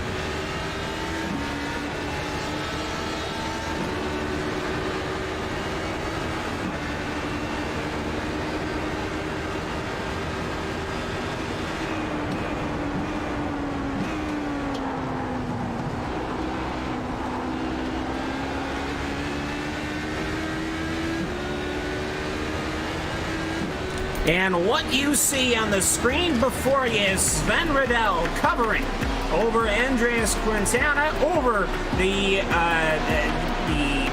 World of Sim Racing team car going through Sunset Bend as they take another lap. Welcome back to the 6 hours of Sebring. Here with the introduction. It's the intro, season number 5 of the Neo Endurance Series. Here from Sebring, I'm Cameron Walsh. That's David Hines. That's Tobias Brockman. And this has been a great race. It has been fantastic. It's been fun. It's been exciting.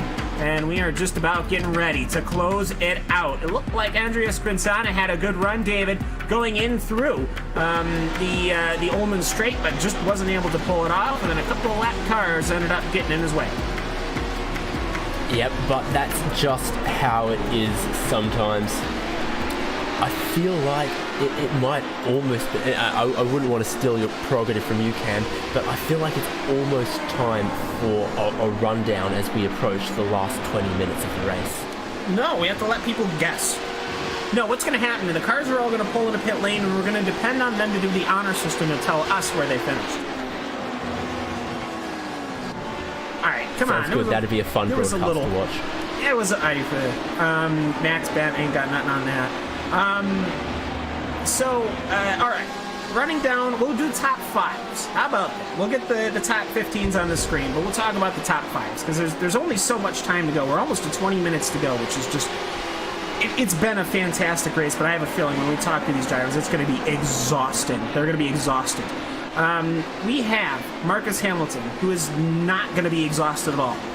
He has just been able to stretch his legs with his teammate Tommaso Carla and just roll with it. Currently leading this race. He's led pretty much the entire race. They've done a fantastic job. Thrustmaster Bavano, racing number 4, is in second position, and they are 30 seconds behind. That has been Ashley Owen, Will Tregurtha, and Maxime Brandt. Those have been the 3 pilots for that Thrustmaster Movano car. Then for the number 3, in position number 3, it's the Orax Motorsport Samsung car, number 14, coming into pit lane. So obviously they didn't have enough to come to the finish, which means that it's going to then be Porsche Basel, powered by Sorg Esport, who will be in 3rd position. And Race Clutch will...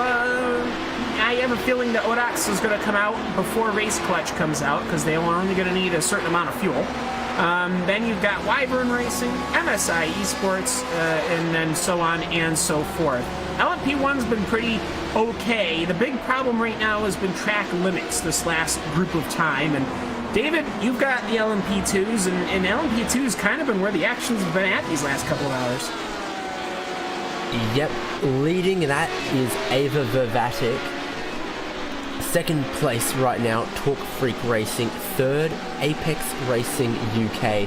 4th, Team Hoisingfeld. And in 5th right now is IRDK Endurance. And then, of course, we go down to GTEs. Mostly quiet as far as racing for position goes, but they certainly have been noticeable over the last couple of hours. And Tobias, you have them. Yep, still on P1 on GTE cars. There is the Core Sim Racing 88 with Kimmo Suominen on the wheel. Triton Racing is following them quietly with 7 seconds of a gap. They're still pretty close together for a 6-hour race. Followed by SimRC.de. The Army Racing team still holding up strong on P4. Yeah, and Team 85 is on place number 5. And Tobias, interesting thing here, that Army Racing team, and David, you as well. At the beginning of the race, lap 1, turn 1, they ended up picking up some right rear damage. I have not driven this Porsche 911 GTE car, but David, I'll ask you first. Maybe you've taken some time driving it. Would that rear wing damage give it a slowdown on speed? Because it seems like these guys have had a great race in spite of that damage. Yeah, well, if it gave them more speed, the Porsche designers would probably be putting it out of the factory looking like that. So I'm sure it's not giving them any benefit, but I can't say for sure how much it would harm them. But obviously, 4th place, they're up 9 positions from where they qualified in that fiercely competed GTE field. So things not too bad for Army Racing Team, I'd say. Yeah, most certainly. And ART, I'm not familiar with. This is a new team. Jan Wojciechowski, Dominic Bagier, the two pilots in that Porsche here today. And Tobias, maybe you're familiar with the RSR and how it works. How much slower would that car be with that rear wing damage? I mean, it's a mid-engine car. Normally, the 911 cars, or the 991 as well, is a rear-engine car with the engine really, really far back. But this mid-engine car, it's pretty stable and can make up a lot of speed just with the mechanical grip it has. So it should affect the lap times maybe with about 1 second maximum. It also depends on the driver how you can drive around with it. We have to drive more aggressive, of course, because you're missing a lot of the areas you can see. But it's doable. It's actually pretty stable. Yeah, I mean, it was taking Sunset Bend, no issues. So, I mean, hey, that's going to be a good result for them, finishing out in fourth. And it almost seemed to me, at least for a little while, that, David, the GTE was the series that nobody really wanted to win, because we have had probably 2 or 3 really strong leaders that looked like they were going to take it all, but ended up not.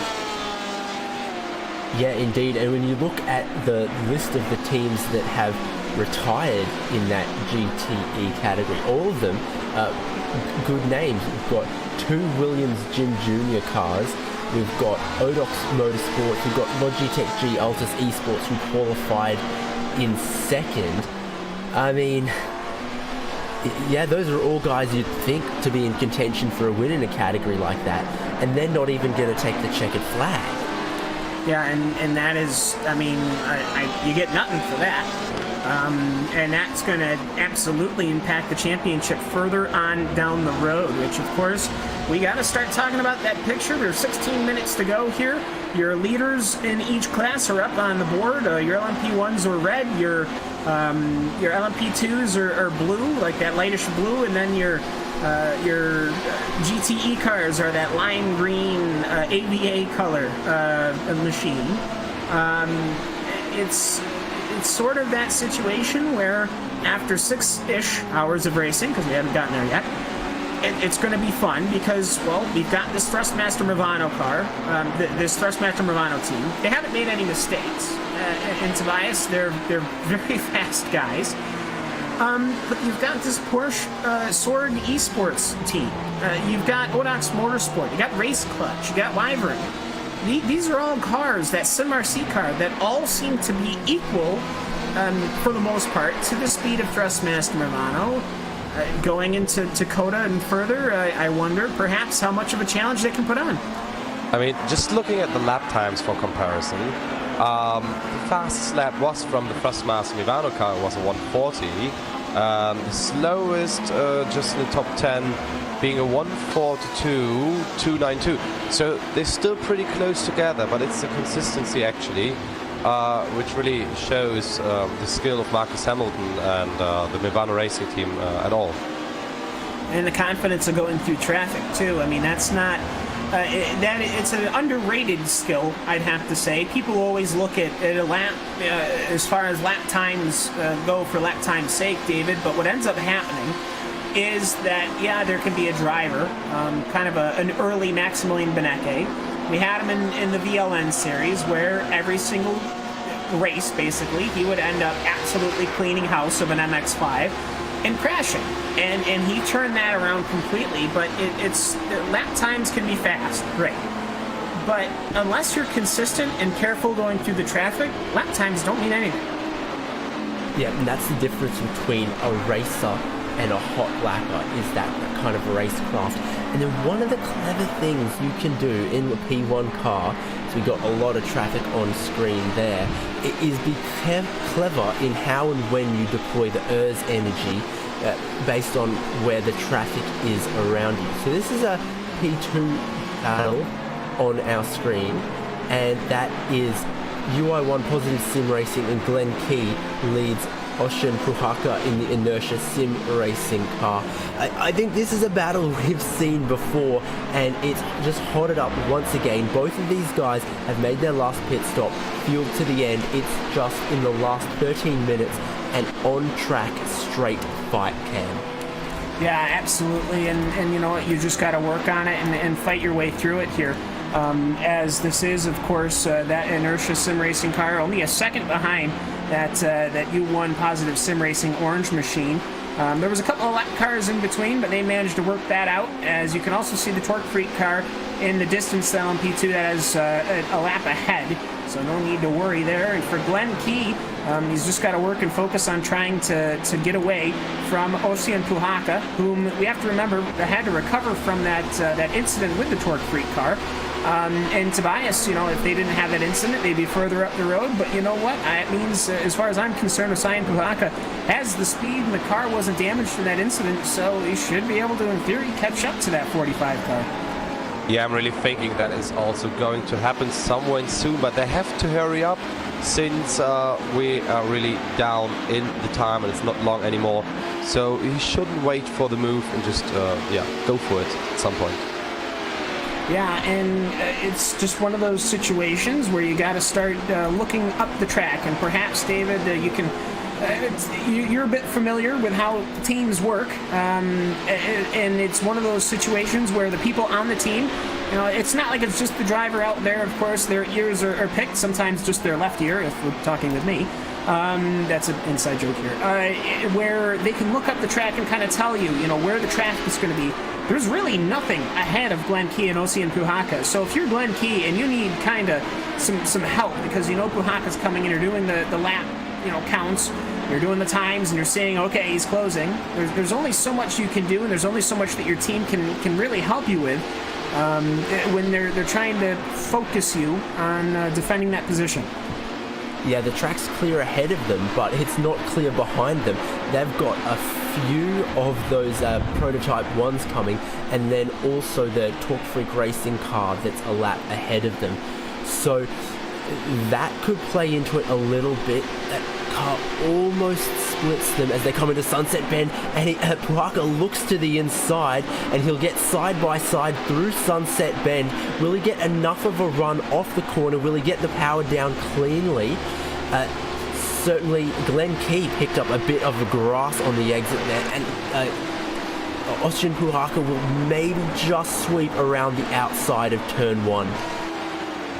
And he does have the position here, but here comes Glenn Key on the outside going into corner number 2. They do the flick, that is 3, and they go into corner number 4, but to no surprise, Ocean Puhaka, just how the nature of the track goes, that inside line is dominant, as Glenn Key thought for a second of pulling out, and then Julian Revelou came out in the Simitak Esport Ombre car, and he did not want to do that, but here comes Glenn Key on the inside of corner number 7, and things are really kicking off here, Tobias, with these 2 lime green cars. Yeah, I just told you before that is going to happen because they have to hurry up. We're now down to 10 minutes left. And they're still keeping up a good fight here. He's looking again on the inside. Look at that. They've stayed side by side all the way through corner number 7. I'm not sure if we've seen, I'm sure this has happened, but we haven't seen it on the cameras yet, as Glenn Key, and this is what you get when you get 2 competing cars like these HBDs that are very built together. And Glenn Key has a bit of a sloppy exit. And David, Ocean was able to get away as they go in through this Le Mans section, as they call it. And then it's just that quick right, left, right. But you know what? It's been interesting and exciting to see here just how long they were able to keep it 2 wide. If Glenn didn't make that little mistake, I think he'd still be with Ocean. Yeah, pretty evenly matched, but you have to say maybe the inertia racing car has just a little bit of an advantage. He pulls out the gap now a little bit, but they fought side by side all the way from Sunset Bend there, past towards the hairpin almost and beyond there, more than half a lap, and it was great to watch.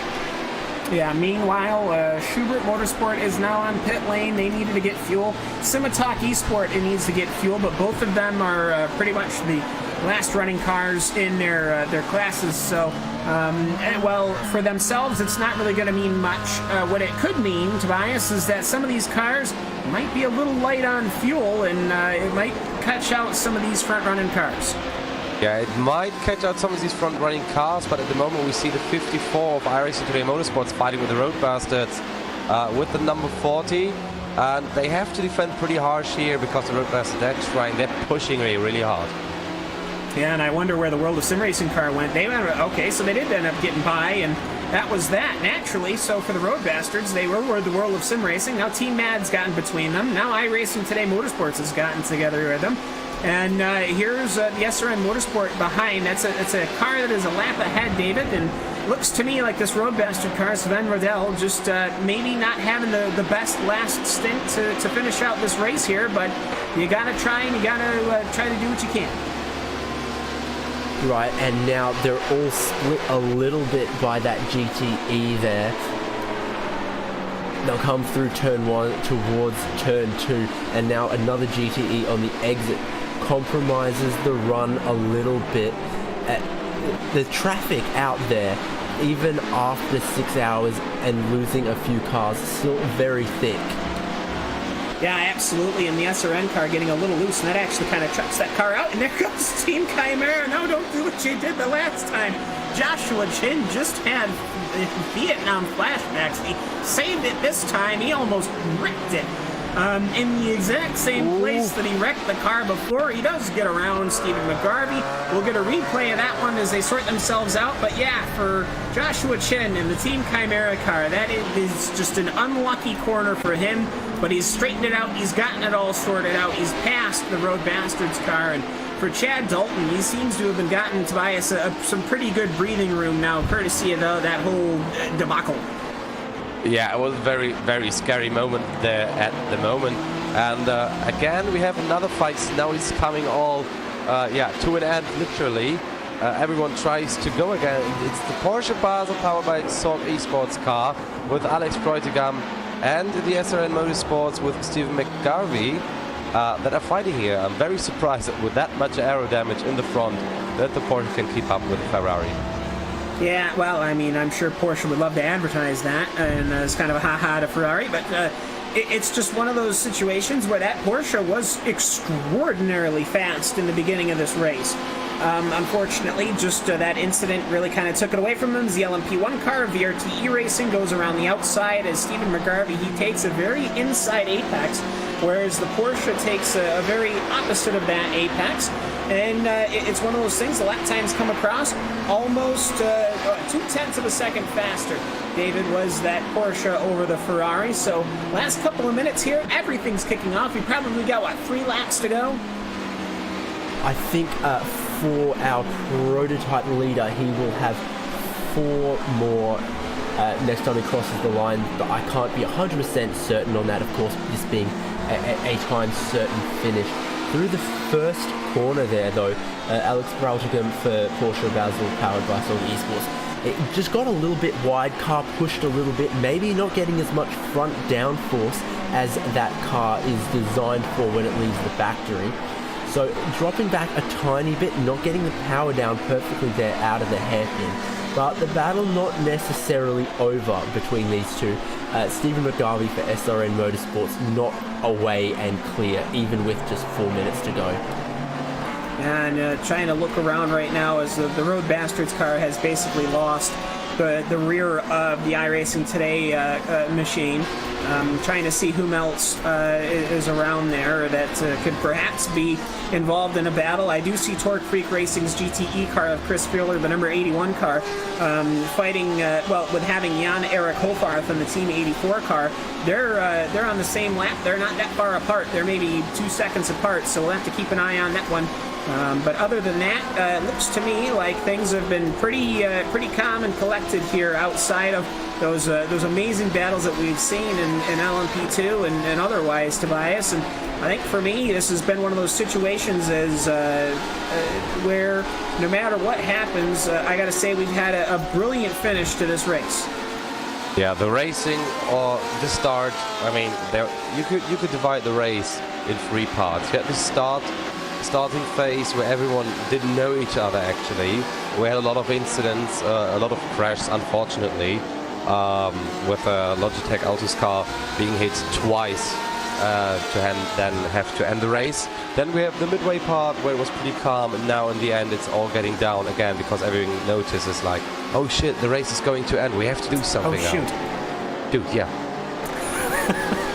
He meant Sorry to say, for the bad language. I'm very. He meant to say, "Oh shoot," ladies and gentlemen.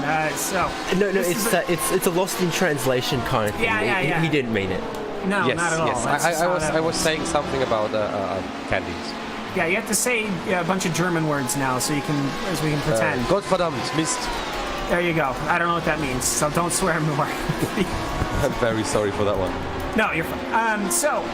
With that, I will have to say we have got 2 minutes and 24 seconds, and we have got Marcus Hamilton and the Thrustmaster Movano racing machine.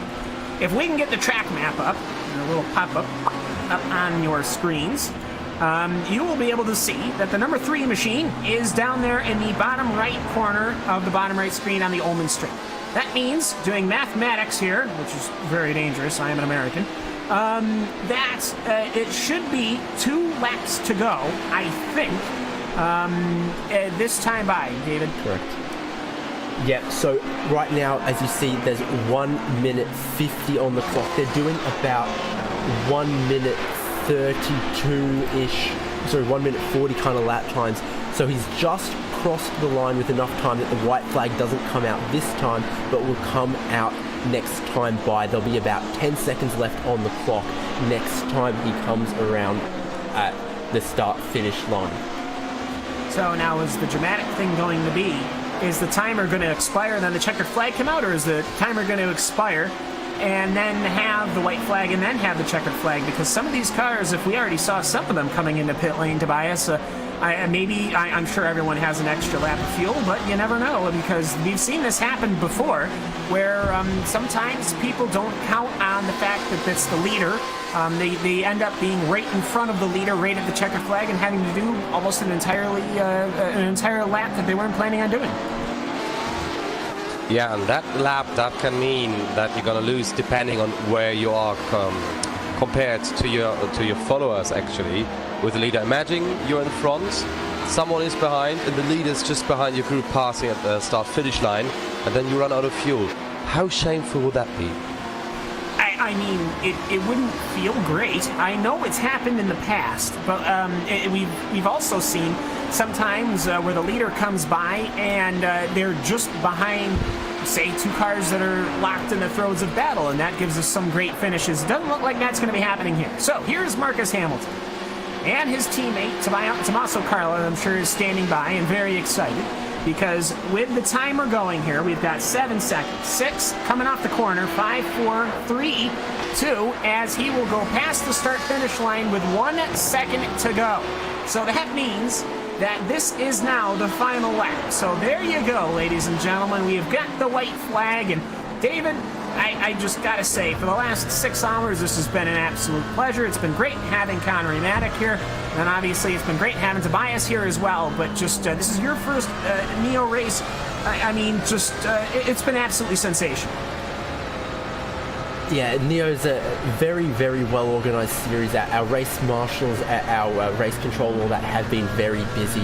I have to say, from here in the commentary booth, it's not massively different to a lot of the other endurance races that we cover, like the Sports Car Open, or in fact that some of the iRacing special events like the iRacing 24 Hours of Le Mans.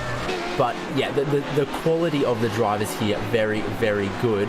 And just on the final lap, we're going to have a battle in our fastest class for 4th position, because it looks like Race Clutch have been catching up to Odox Motorsport. And look at that. Look how aggressively they are going to try to make this move on the final lap, Connery. Connor's not here, it's just me. And Walsh. It's a long day. Oh, it's been a long 6 hours. On the outside, that's all right. Luis Rodriguez goes on the outside, 3 wide with Glenn Key in P2, and there goes Hugo Preto. He is now down in position number 5. Race Clutch coming out of nowhere to pull it out of the fire. They want to get a good finish here. They want to finish in 4th position. So here comes Hugo Preto. There's your replay on your screen right now. He just pulls to the inside. He knows he's going to have to slow down. So he goes and uses up the entire track on the outside. And there you go. So where is Marcus Hamilton? He just crossed the finish line. Dang, nabbit. Normally we get to say hi. So Marcus Hamilton, to no surprise at all, he swung his car left and right. He finishes first. He gets the victory. No surprises there. He does a couple of donuts because that's fun. And that is going to be a fantastic victory. Ava Vervantic comes across the start-finish line as well. And here comes Kimo Soiminen. Coming across the start-finish line. He is going to come home in the very first position. That is going to be victory to the Ford. That is going to be a fantastic finish for them. And now where is Odox and Race Clutch? Well, they're coming out of Sunset Bend right now. And here comes Race Clutch. They have got the position. They are going to keep it. Last lap pass for Luis Rodriguez. He's excited. Hugo Preto. Well, what can you do? As the cars are streaming across the start-finish line here, it doesn't look to me like there's anything else for drama's sake. So with that, I believe we can start, as I'm looking down here, making sure that we're not missing anything here, that I'm pretty sure that we can start going down your final run-through here at the checkered flag has flown. We've had 6 full hours of racing here in the Neo Endurance Series, round number 1, the 6 hours of Sebring here on the iRacing Esports Network on RaceSpot TV. It is going to be Marcus Hamilton and Tommaso Carla. They will take the victory. They're parked right next to each other right now, going down the street. As finishing in position number 2, and the only other car on the lead lap is going to be Ashley Owen and Ricardo Chiavon. The Ashley Owen, Will Tregurtha, and Maxime Brent piloted machines.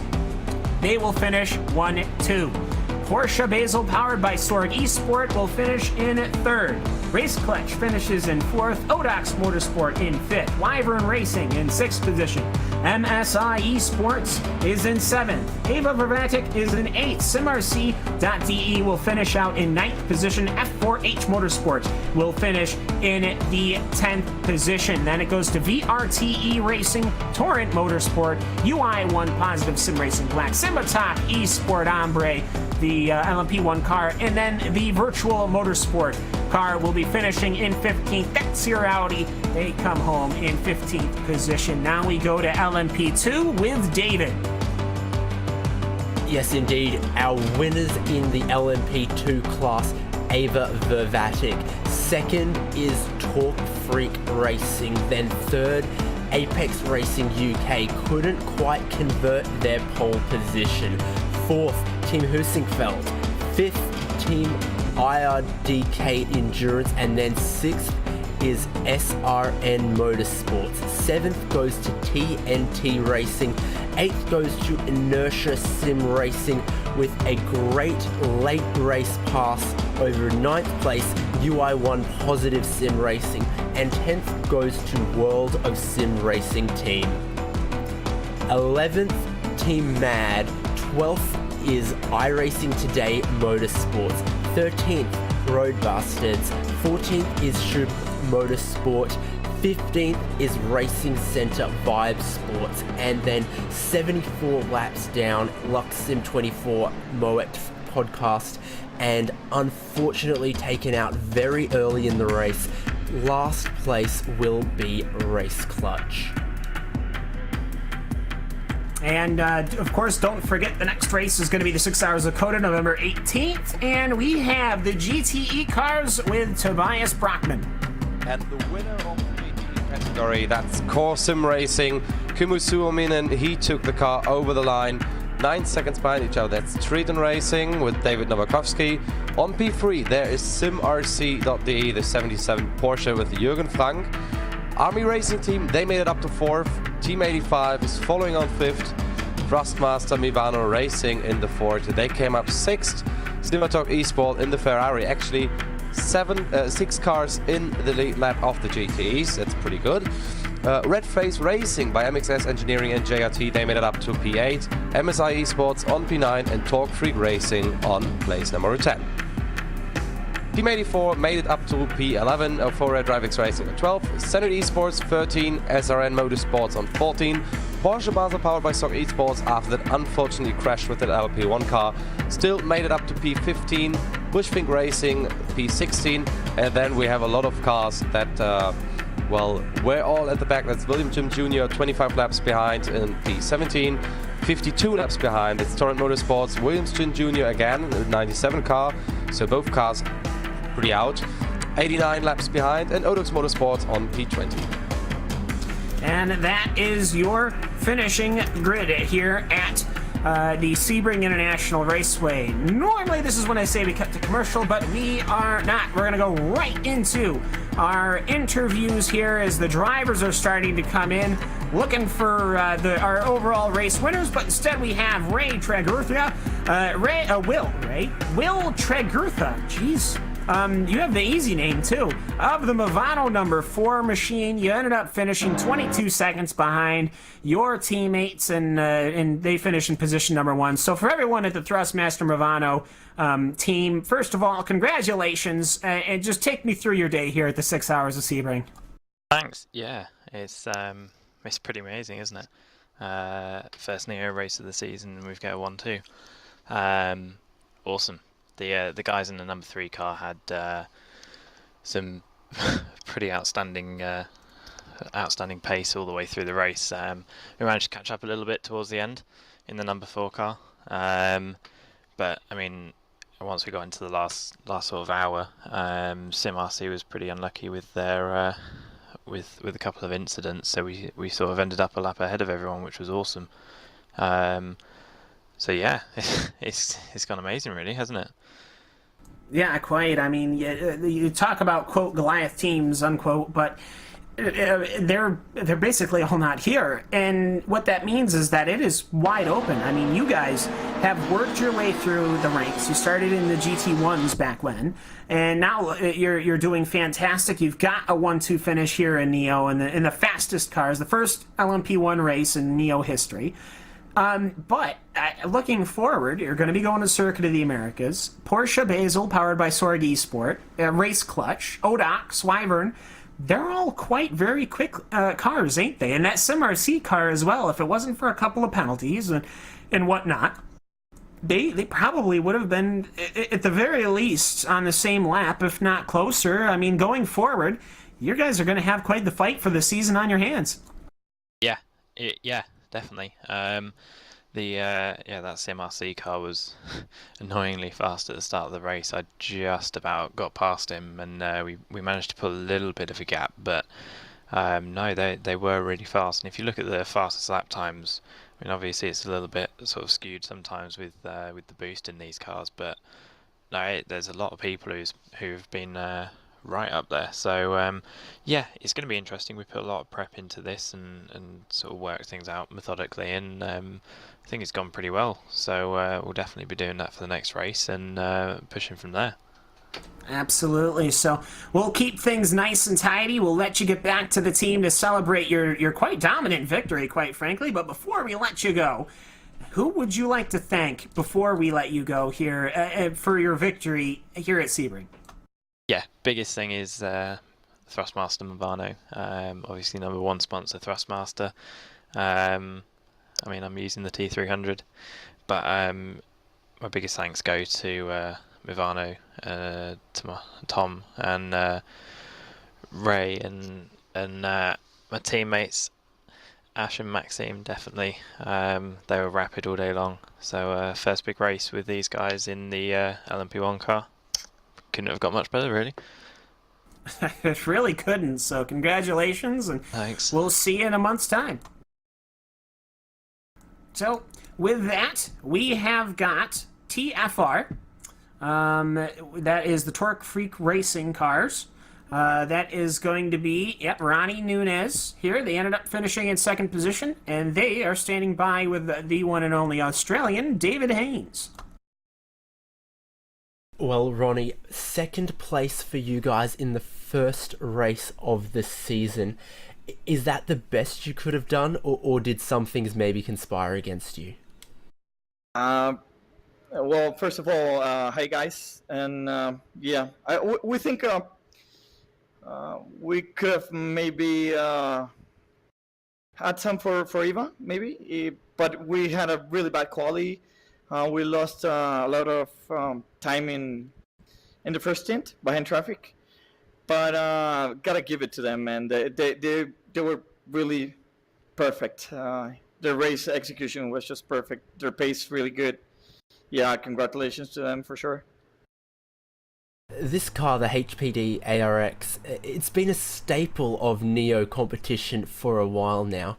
But is there anything you've maybe learnt from this race that will help you next round at COTA and for the rest of the season? Yeah, the push, the aero push around the fast corners like turn 1 and Sunset was just, the car was so hard to turn. We had some really scary moments, and the track was fairly hot. So out of the slow corners, the car was a bit of a handful. It's a really fun car, though. I mean, we love to drive it and want to keep driving it for a long time. Awesome, thank you, and good luck to you for the rest of the season. Who would you like to thank on the behalf of yourself and Talk Freak Racing? Yeah, I would like to thank Dirk, of course, my teammate. He drove a fantastic race. David Baraclaw, which is our team manager, and he's always behind the strategy, and thanks to all the team. Awesome, thank you so much. Ronnie Nunez there from Talk Freak Racing. Cam, who are we going to go to next? We are going to talk to Alex Simpson of the Apex Racing UK team. He is going to be standing there alongside Tobias Brockman, as Tobias is going to give the interview over to the number 60 machine of Apex Racing UK, who finished in 3rd position.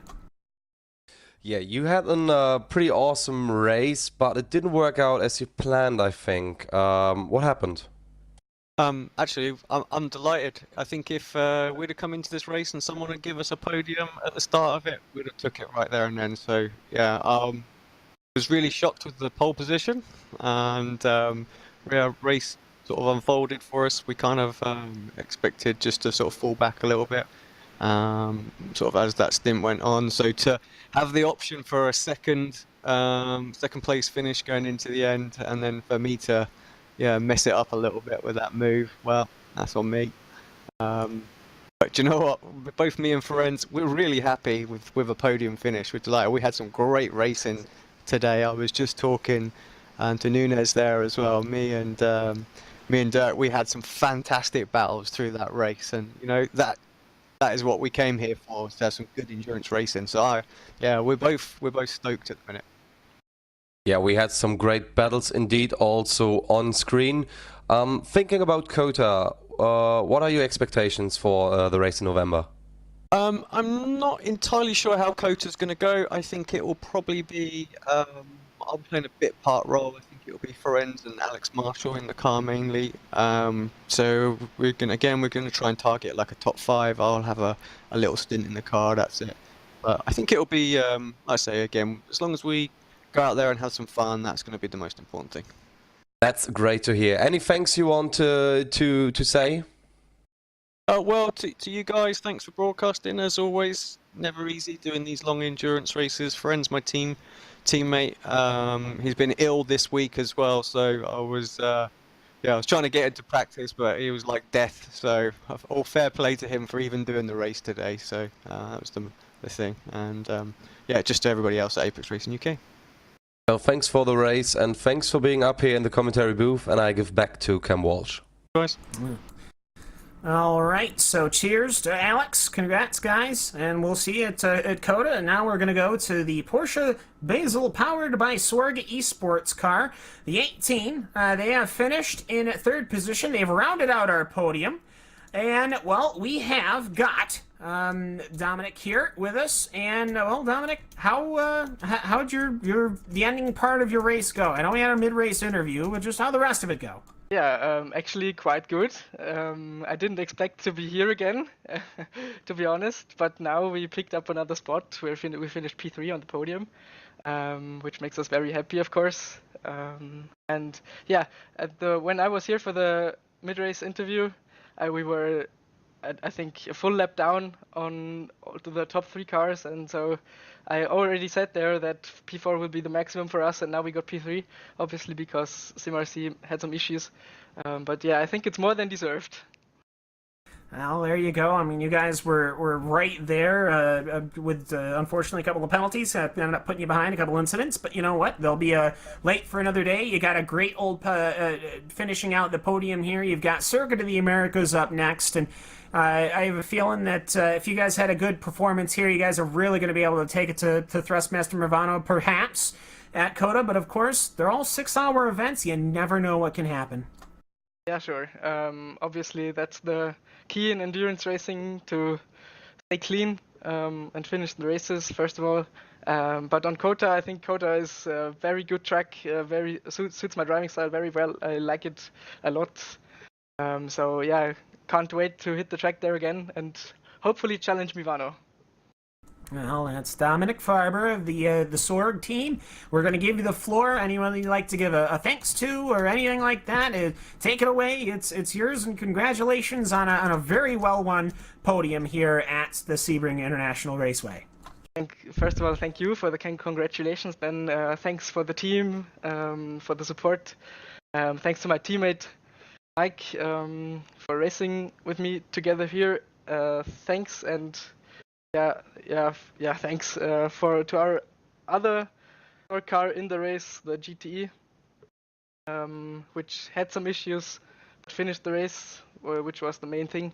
Then thanks to Porsche Zentrum Basel for the support, and thanks to Sorg Esports and Sorg Rennsport and everybody who's standing behind the team. And obviously, thanks you guys for broadcasting the race. Well, thanks so much for hopping in with us. We always love the interviews, and very appreciative that you came in, and best of luck going forward. Thank you. See you in COTA. See you in a month in COTA. And so with that, we are going to go to, I believe, our last interview of the day. It's going to be Cy Andrew of Wyvern Racing, and he's going to be with David here. And, I mean, they've had a good day, David, but at the end of the day, they started in 4th and finished in 6th. Yeah, exactly. Cy, not how you might wanted to have done the first race of the season and the first Neo race with these Prototype 1 cars, but from your perspective, how was that race? Neo was everything I expected it to be. The racing was pretty clean mostly. Driving standards were very high at the top of the LMP1 field, and honestly I was very, very surprised when we got 4th and only missed out in 3rd place in qualifying by a couple thousandths. Really kind of set my expectations high. I wanted to get a podium. Podium was definitely possible, but unfortunately we had penalties that came into play and some damage, unfortunately. But at the end of the day, I think 6th was perfectly reasonable for our debut. I think comes once we go to COTA, we'll have something else to prove.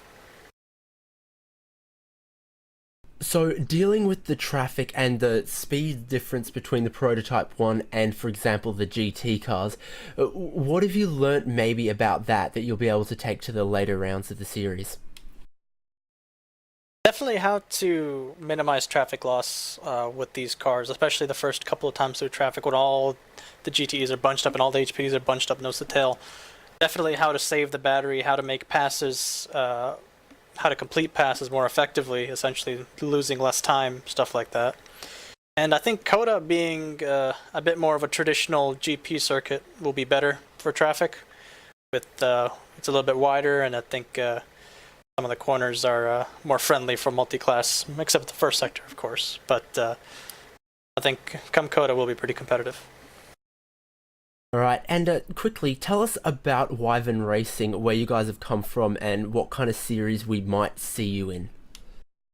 Oh, definitely. So far, we've done a couple of leagues, mainly DGFX and Autobahn for endurance, and Neo, obviously. And on the GT side, we're doing PRL, a couple of GTE leagues. Starting small, I think we're starting to build up our team, building up the depth of the drivers. I think today we definitely had the pace to take it to the top teams. Just kind of need to cultivate that a little bit more. Awesome. So on behalf of yourself and your team, who would you like to thank? Definitely Nick, definitely Mikkel for racing with me today, helping me prep the car, set it up, make it fast, and also make it look good as well, helping me with the paints. Other than that, the whole Wyvern team to kind of support us, bring us to this level at which we can compete. Other than that, not really. Awesome. Well, thank you so much for making the time to have a word with us. Congratulations on that 6th place finish, and hopefully you guys will go well next round at COTA. Thanks, David. So with that, we have cleared out pretty much everybody. We've got one to go. This is kind of, we've had our newbies. We've had Wyvern in here. That's a new team. Now we've got VRT E-Racing. That's kind of our other new team. And Wyvern, they finished out in 6th. VRT ended up finishing in 11th. And, well, they're the big old purple car. That's the number 20. And, we've got Joseph Ringrose here to round out the day. And, well, first of all, congratulations. I mean, you managed to finish. That in itself is an achievement. You didn't manage to break the top 10, but take me through your day. Yeah, I mean, overall, we think it was a success. We didn't really know what to expect coming in. We were the last team to qualify, so we went pretty much into the unknown regards to the competition and who we'd be fighting, because there were a lot of teams that we didn't really know from racing ILMS. Throughout the day, we had a little incident in the first 10 laps or so of Simitok, and it was just a case of we had to make a really early pit stop, and that kind of sort of messed up our strategy a bit, so we had to kind of just focus around that and end up finishing the race because we didn't want to get involved in anything else. Yeah, and well, that you did. The car's clean. You guys are good to go. I mean, it's good good running here, and I have to say, look, it's the Neo Endurance Series. This has been great experience, can say, for pretty much both of your drivers, all three of your drivers, Ismail Kuba, Kevin Fortman, and Ryan Parkins. So I mean, it's got to be almost going into a different gear when you get to a place like Neo. Yeah, I mean, we have a lot of experience racing the endurance races, like the official ones.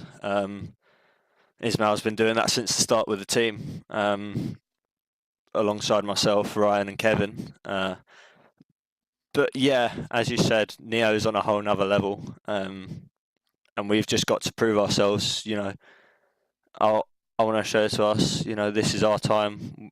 We're not going to be messed about. We want to be one of the big boys. We're not just any old little team coming through, and we want to show why we really deserve to be here.